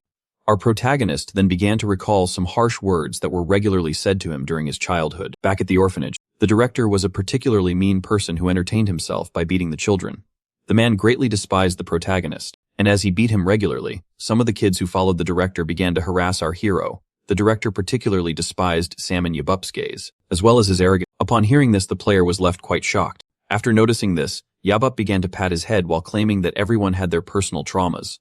The legendary hero stated that he was certain that Yun Bam was strong enough to vanquish his upon hearing this. The young man was moved by those words, only for the hero to snap back to his arrogant self, and explain that a loser like the young man would need a dark place to hide from the world to complete his training. As the boy demanded to know where they were going, Yabop explained that his ability would be the one to determine the training spot. The boy assumed that he had to break the giant boulder, yet the protagonist affirmed that this was nonsense. He then proceeded to push Bame into the hole in order to start his training. As the boy was left speechless, Yabop explained that this dark hole was perfect for someone as negative as Bame to train in. Upon learning that he had to stay in the hole for 10 days, the boy asked about basic human needs. Yabop told him to keep silent and follow his orders, as this training was more important than food or even going to the bathroom. Bame realized that he was dealing with a madman, as the club owner decided to confiscate his phone. The boy doubted his ability to survive this training and began to plan his escape, only for the legendary hero to remind him that there would be consequences if he tried to ditch the training. Just like that, the young man was doomed. With the protagonist finally leaving the scene, the young man was irritated by the craziness that he had to endure. The exhausted player lay down on the ground. Young Bam was certain that he was unable to complete such training. While playing for his high school club, the boy spent his time on the bench. Even in the few opportunities he got to play, everyone would just ignore him. In reality, young Biomed deeply desired to become a useful and skilled battlefield player. Yet upon seeing his own pitiful performance, the boy grew more aware of his weaknesses. Just as he was about to give up, young Biam remembered the day someone invited him to their team. Upon recalling how the protagonist claimed that his ability had the power to evolve, the boy began to question his own talent. He found some courage in himself. After thinking about how the world's best Esper had faith in him, and with that being said, Bion began to focus on his aura. Meanwhile, someone was observing him from above. The duration of the training was finally over. The protagonist was happy to see that his investment was still alive. As he urged him to climb back up, our hero then resorted to his scanner eyes. He was particularly happy to see that his gamble had succeeded. Yeah, you pointed out to the boy that he had been right about him. BM was shocked to see that the club owner had been watching him for the last 10 days. It was then explained to the young man, who was shocked to see a surveillance camera, that he needed to master his power before the start of the second season. Yayup stated that BM would debut as a key player in the first match of the next season. The second season was now 1 month away. The protagonist then asked the head coach about the whereabouts of the director and learned that he was in his office. When asked why the boy was with him, the legendary hero explained that he was going to introduce him to Gabriel as the new key player. As they passed next to the office, they quickly noticed that the staff was declining calls regarding Lee Nyon's transfer. Yop asked the director about this. So Gabriel revealed that many Korean and foreign teams were trying to buy their archer, the genius. The trainer explained that there was a team in the Middle East that offered them $5 millers for the thief and her partner, which baffled the protagonist. When asked if he was willing to proceed with the transfer, Yop stated that this sum was far too little. The protagonist explained that he was ready to sell Lee Nyan, but not Josumo, as he was far too precious to discard. Gabriel, who trained Joe, claimed that he had a great sense of tactics and was pretty skilled with his powers, making him a perfect match for Yope and his shenanigans. Our hero agreed as he had already thought of many tactics that involved the young man, while Gabriel explained that Daniel Mance would be a great model for him. The mention of the German name intrigued the protagonist, so the coach explained how this boy was among the top 3 in Battlefield and the number 1 support in the world. Gabriel explained that Yoke might be familiar with his coach, Imre, who was one of his fellow heroes back in the day. This man would try to control the movements of the protagonist. For example, he would forbid him from drinking his body weight in vodka in order to set a good example for the rest of the team. Yope wasn't quite surprised to learn that his serious colleague was now leading a team. Despite not being interested in his fellow hero, Yope was interested in the young man, whom he would like to meet, as he is in the top 3 despite being a support. The protagonist then decided to address a more important matter with the coach. Seeing how they needed to take Yazm to the first division before thinking of challenging the Germans, Yope claimed that he wanted Yunbame to be a key player. This greatly confused Gabriel, as the young man hadn't shown any progress lately. So Yope reassured the Frenchman that he would change his mind after seeing the player in action, as their investment would turn out to be quite fruitful. 1 month quickly passed, and the second season of the league had already started.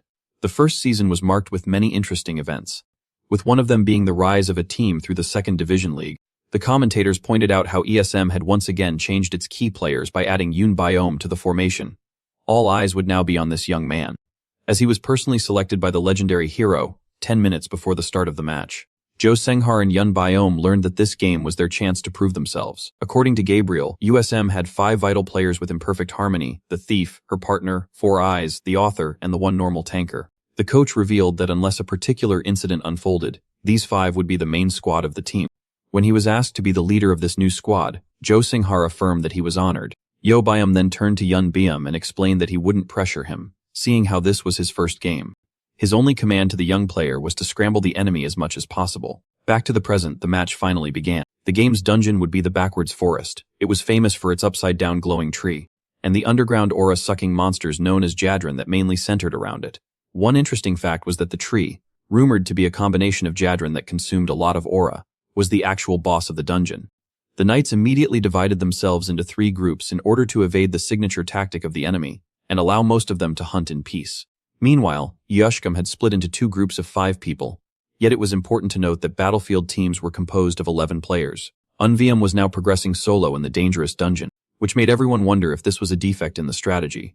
This seemed like madness to everyone, as farming alone in such a place filled with monsters would be extremely challenging. With that being said, the young man resorted to his power, shadow walking, which accelerated the user in the shadows and allowed him to perfectly fuse with them after reaching a certain level of aura. Meanwhile, the first team of knights were left quite intrigued, as they didn't expect the number of Jadran to be this high. Suddenly, arrows were shot in their direction, making them realize that Li Nayan had already located them. The leader of this group urged his teammates to proceed calmly and locate the partner of the thief. The one with the red hair found himself quite pleased that they were being targeted by the enemy. The thief and her accomplice, as he had a special weapon to counter them, and so, as the 4 knights began to move quickly, one of the knights resorted to his perception power, which allows him to detect any nearby life form. Now, under a rain of arrows, the knights decided to proceed cautiously, despite their low damage. Only then did the perception skill work its magic. The player was able to locate the archer, as well as 3 enemies fighting the monsters, and labeled the 5th one that was hiding as Jo Sumgo. With that being said, they rushed to take out the partner of the thief in order to counter the signature tactic of Yo SM. Li Nian was pleased to see that the first step of the plan was a success. She then warned the one with the cloak that the enemy was coming for him. And just like that, the one with the backpack on his back found himself in front of 4 enemies, while his team was monster hunting, as the knights claimed that trying to escape was pointless. The young man was left intrigued. Choi Huk then unveiled himself and affirmed that running would truly be pointless. This greatly shocked the knights, as they were certain that all tankers were farming Mon. Only then did the hunting team come back. The knights were left baffled, as their actual target had concealed himself as a tanker. Choi Huk then used his transferring skill in order to pass the sword and the shield to Choi Huk. Now with his weapons in hand, Tanker tossed his backpack to his enemies. Upon opening it, those in yellow were left shocked. In fact, it was safe to say that they were horrified, as the bag contains adren seeds that quickly develop upon contact with aura. YSM pretended to hunt monsters in order to gather seeds that were prevented from expanding using a special method. Now in the hands of the enemy, nothing was stopping the seeds from unleashing their full power. And just like that, The knights found themselves entangled in the vines of the monsters, with no way to defend themselves. The knights were immediately taken down by Jahoon and Choi Huk. Choi Youngmin earned himself a kill as well. Team 3, which was made of 3 people, was horrified to learn that the first team had already been eliminated. Thus they decided to regroup with the others after finishing their hunt. Only then did the monster Onish's attack. Before lifting the archer by the leg, the one with the buzz cut declared to the others. That saving their teammate was their top priority. And just like that, he charged at the monster head first, before firmly grasping his blade in hand, cutting the vine that was holding his ally hostage. Now, with the archer out of danger, the player realized that they needed to kill the monster as quickly as possible, only to suddenly find his second ally swinging his blade at the void. The knight was infuriated by the one that seemed to be wasting time, yet he couldn't afford to pay him any attention, as taking down the Jadran was his top priority. And so, after many efforts, the knights were finally able to slay the monster, as he tried to catch his breath. The one with the shield was annoyed by the fact that they had wasted their precious time on a single monster. He immediately turned to his teammate and began to scream at him for getting distracted in the middle of the match. And just as he touched his shoulder in order to confront him about his pointless sword swings from earlier, the head of this one began to disintegrate as Yun Biome scored his first kill. The player who couldn't hear the commentators was left horrified. He quickly realized that they were under attack but failed to locate the enemy. Only then did the shadows begin to move. The hunter slowly approached his prey, and before the clueless prey could even realize the danger, its head was suddenly sliced off. Now with the archer having been decapitated, Yun Biome earned himself his second kill, leaving the third knight horrified. The boy found himself in a pickle as he had been spotted, and so as he disappeared into the shadow, the knight was left particularly baffled. He began to panic while searching for the opponent, as this was his first time facing such a unique ability. Only then did he notice a shadow drawing near. As soon as Yun Biome emerged from the darkness, the one with the shield was left startled, but managed to counterattack just in time. The boy was amazed by the quick reflexes of his opponent, as he realized that this one couldn't be caught by surprise. With that being said, Yun Biome had no idea how to proceed from this point on.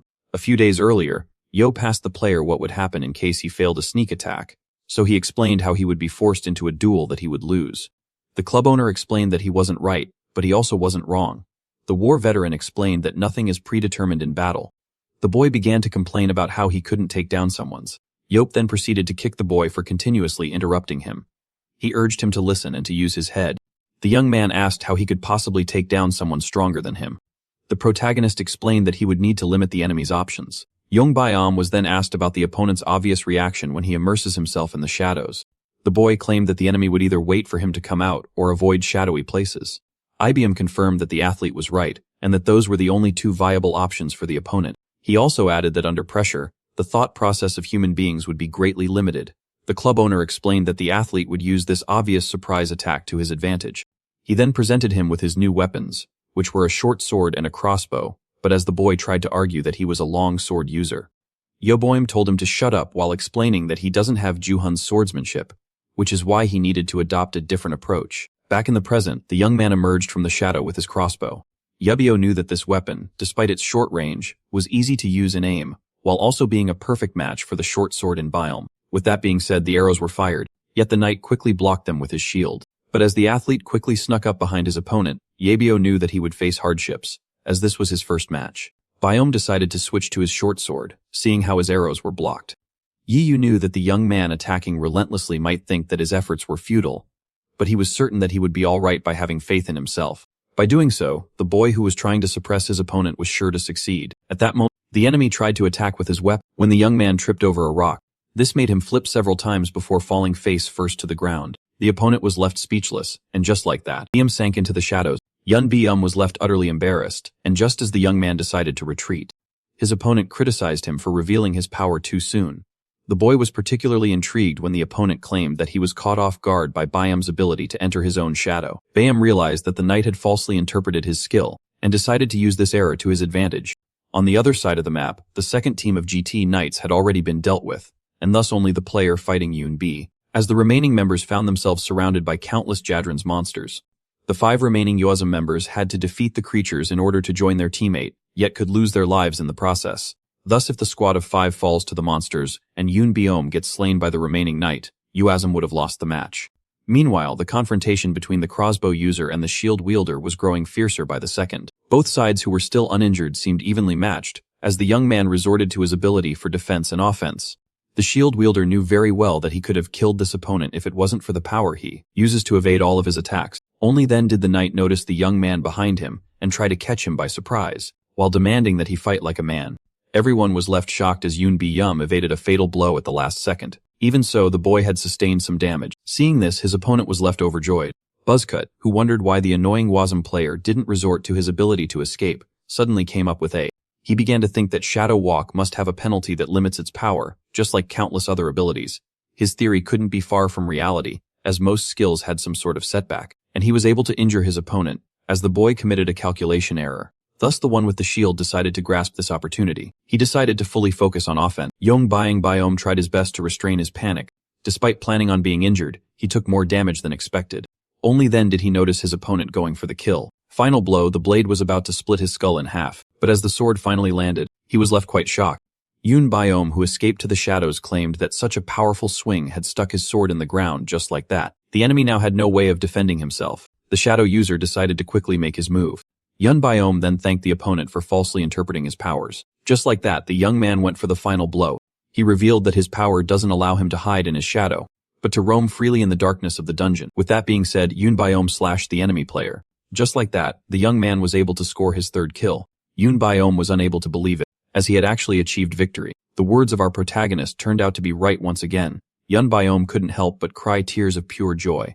The victory of USM marked the end of the second division's first game. Its MVP was the Shadow Wilden, and the comments all began to praise the performance of the new rising star, as well as the man that scouted him. After seeing this match, the club owner came to a realization. By including the Shadow Wilder as a damage dealer and Jasu Hongo as a secondary leader, Team USM would easily enter the first division. Our hero realized that the task of making his team the #1 nationally was surprisingly too easy. Thus he began to wonder if he could expand his dream to a global scale. In order to make the challenge more thrilling, a few days later, at the Bach residence, the three leaders found themselves worried, seeing how Gabriel was doing too good of a job to bother him.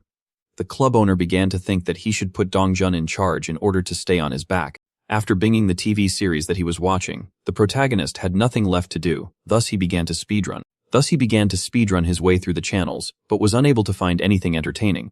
With that being said, he finally turned off the TV, and just like that, the hero was overwhelmed with boredom. Y'all may begin to wonder if there was anything entertaining to do, yet little did he know. Something unexpected was waiting for him at the door. Shortly after, someone rang the doorbell. Yalbei rushed to check who was at the door, and was shocked to see the leader of the Axe, Eric Thyrum, who was one of the 7 heroes in front of him. Eric asked his friend why he was introducing him like that. The legendary hero claimed that he was simply going with the flow. When asked for the reason behind his presence in Korea, the leader of the Axe claimed that he was offended that the protagonist didn't visit him while in France. So the war wielder recalled how he had promised on the news to meet with his friend if he met him in Paris. So Eric claimed that he had watched the broadcast. The man explained that at that time he was on a fishing trip on the Atlantic, so he tried to swim his way back to France, only to get lost on the way.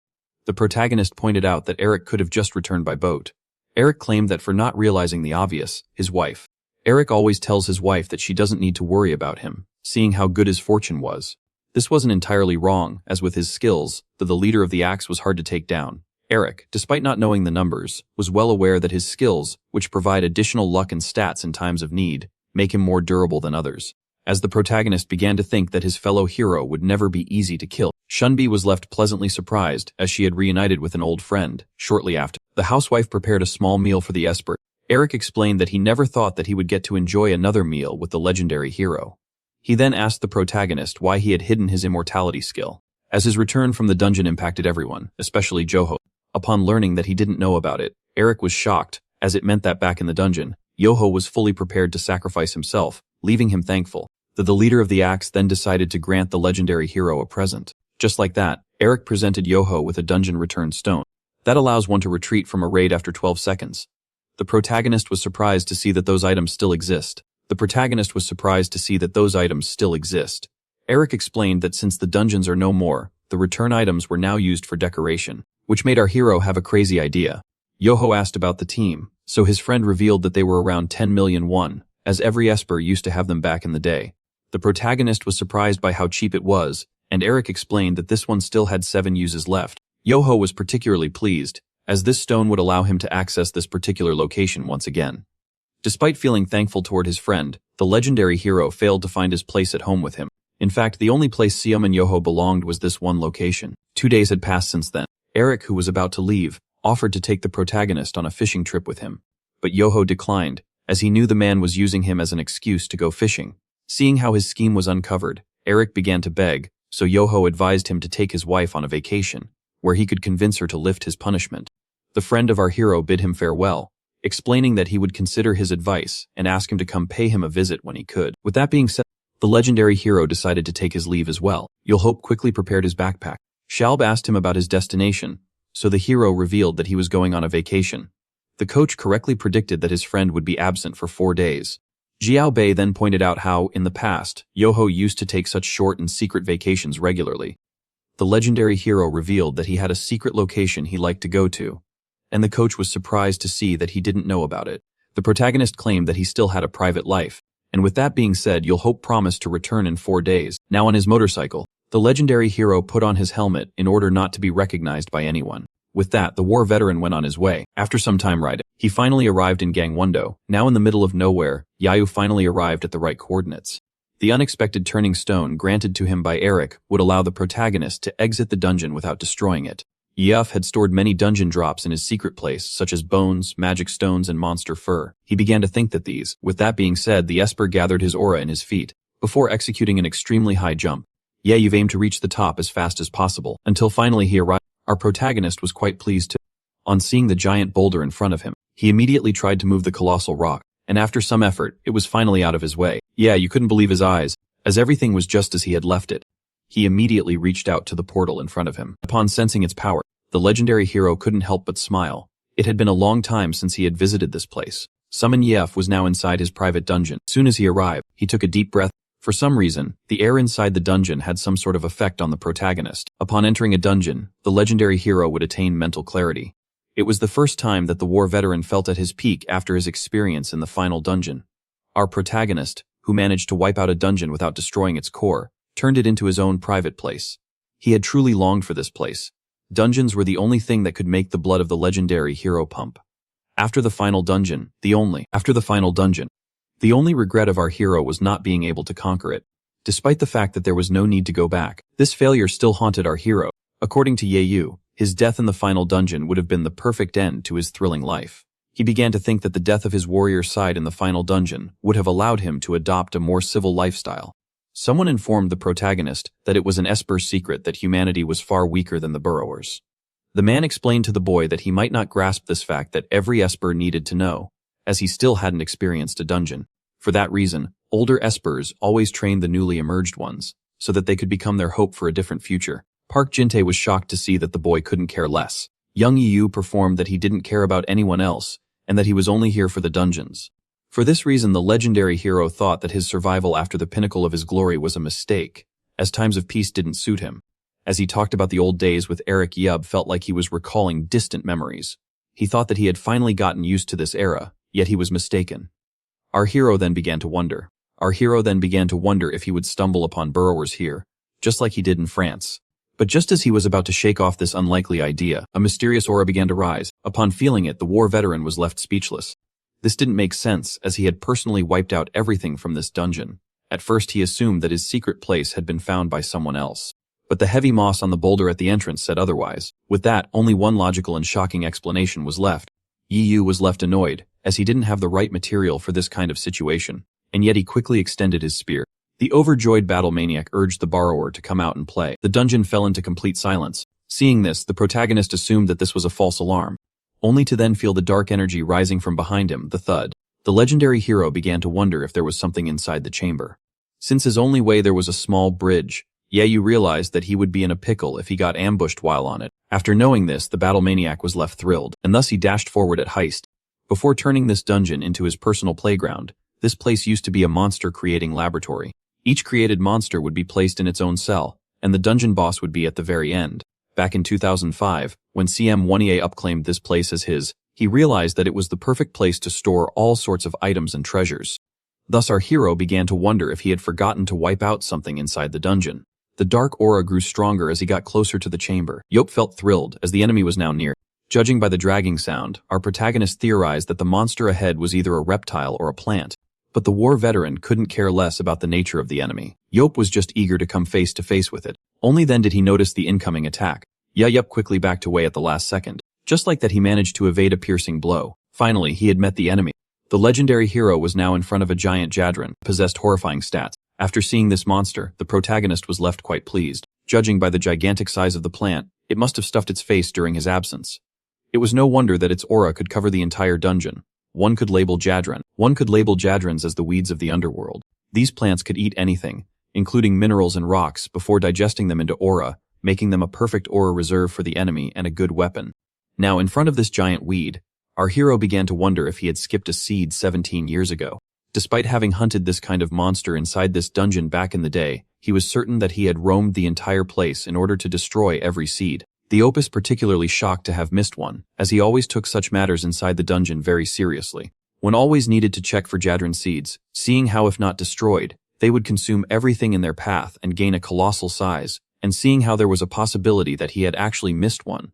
Yop's mood was ruined, and so he decided to use his amplified throw skill, which allows him to retrieve the weapon and alter its speed and trajectory. With that being said, the monster charged at the warrior.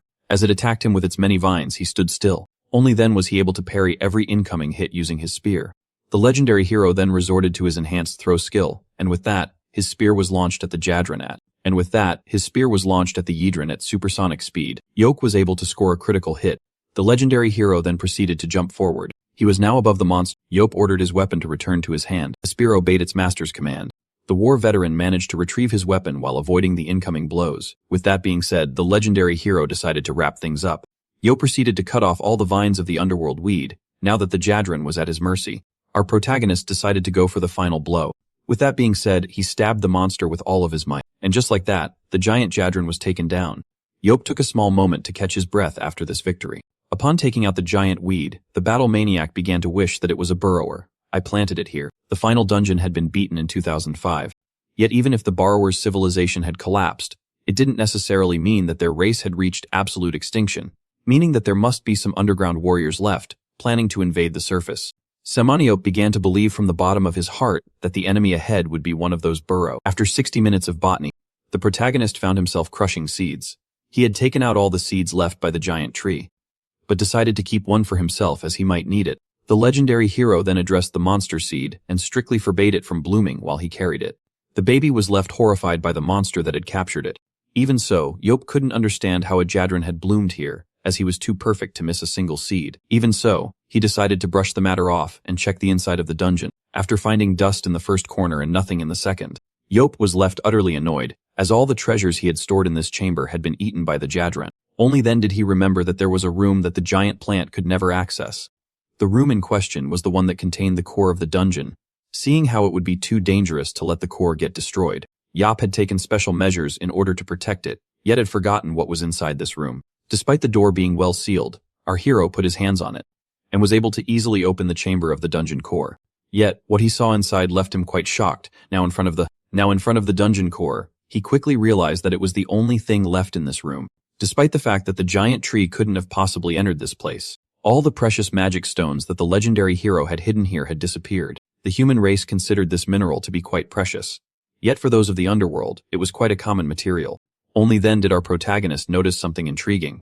For some reason, he had found one of his spears inside his dungeon room. This simply didn't make sense to Yabe, as he had acquired this weapon not long ago.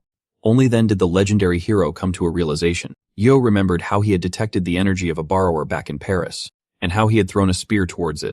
Understanding that this was the spear from back then, left the protagonist overjoyed, as it meant that he had located this borrower. Semaniop was now certain that the enemy was using this place to harvest Jadran plants. It was the underworld who must have altered the security measures in order to keep the plants from destroying the core. Suddenly, Yap felt an ominous aura approaching. He could recognize this dark energy anywhere. In fact, our hero couldn't mistake it. The dark aura was getting. The legendary hero was left amazed as he couldn't believe his eyes. This time the two of them were now face to face, seeing how the burrs weren't fully extinct. The legendary hero was reunited with his reason to live once again. Our video ends here. If you liked it, leave your like. See you next time.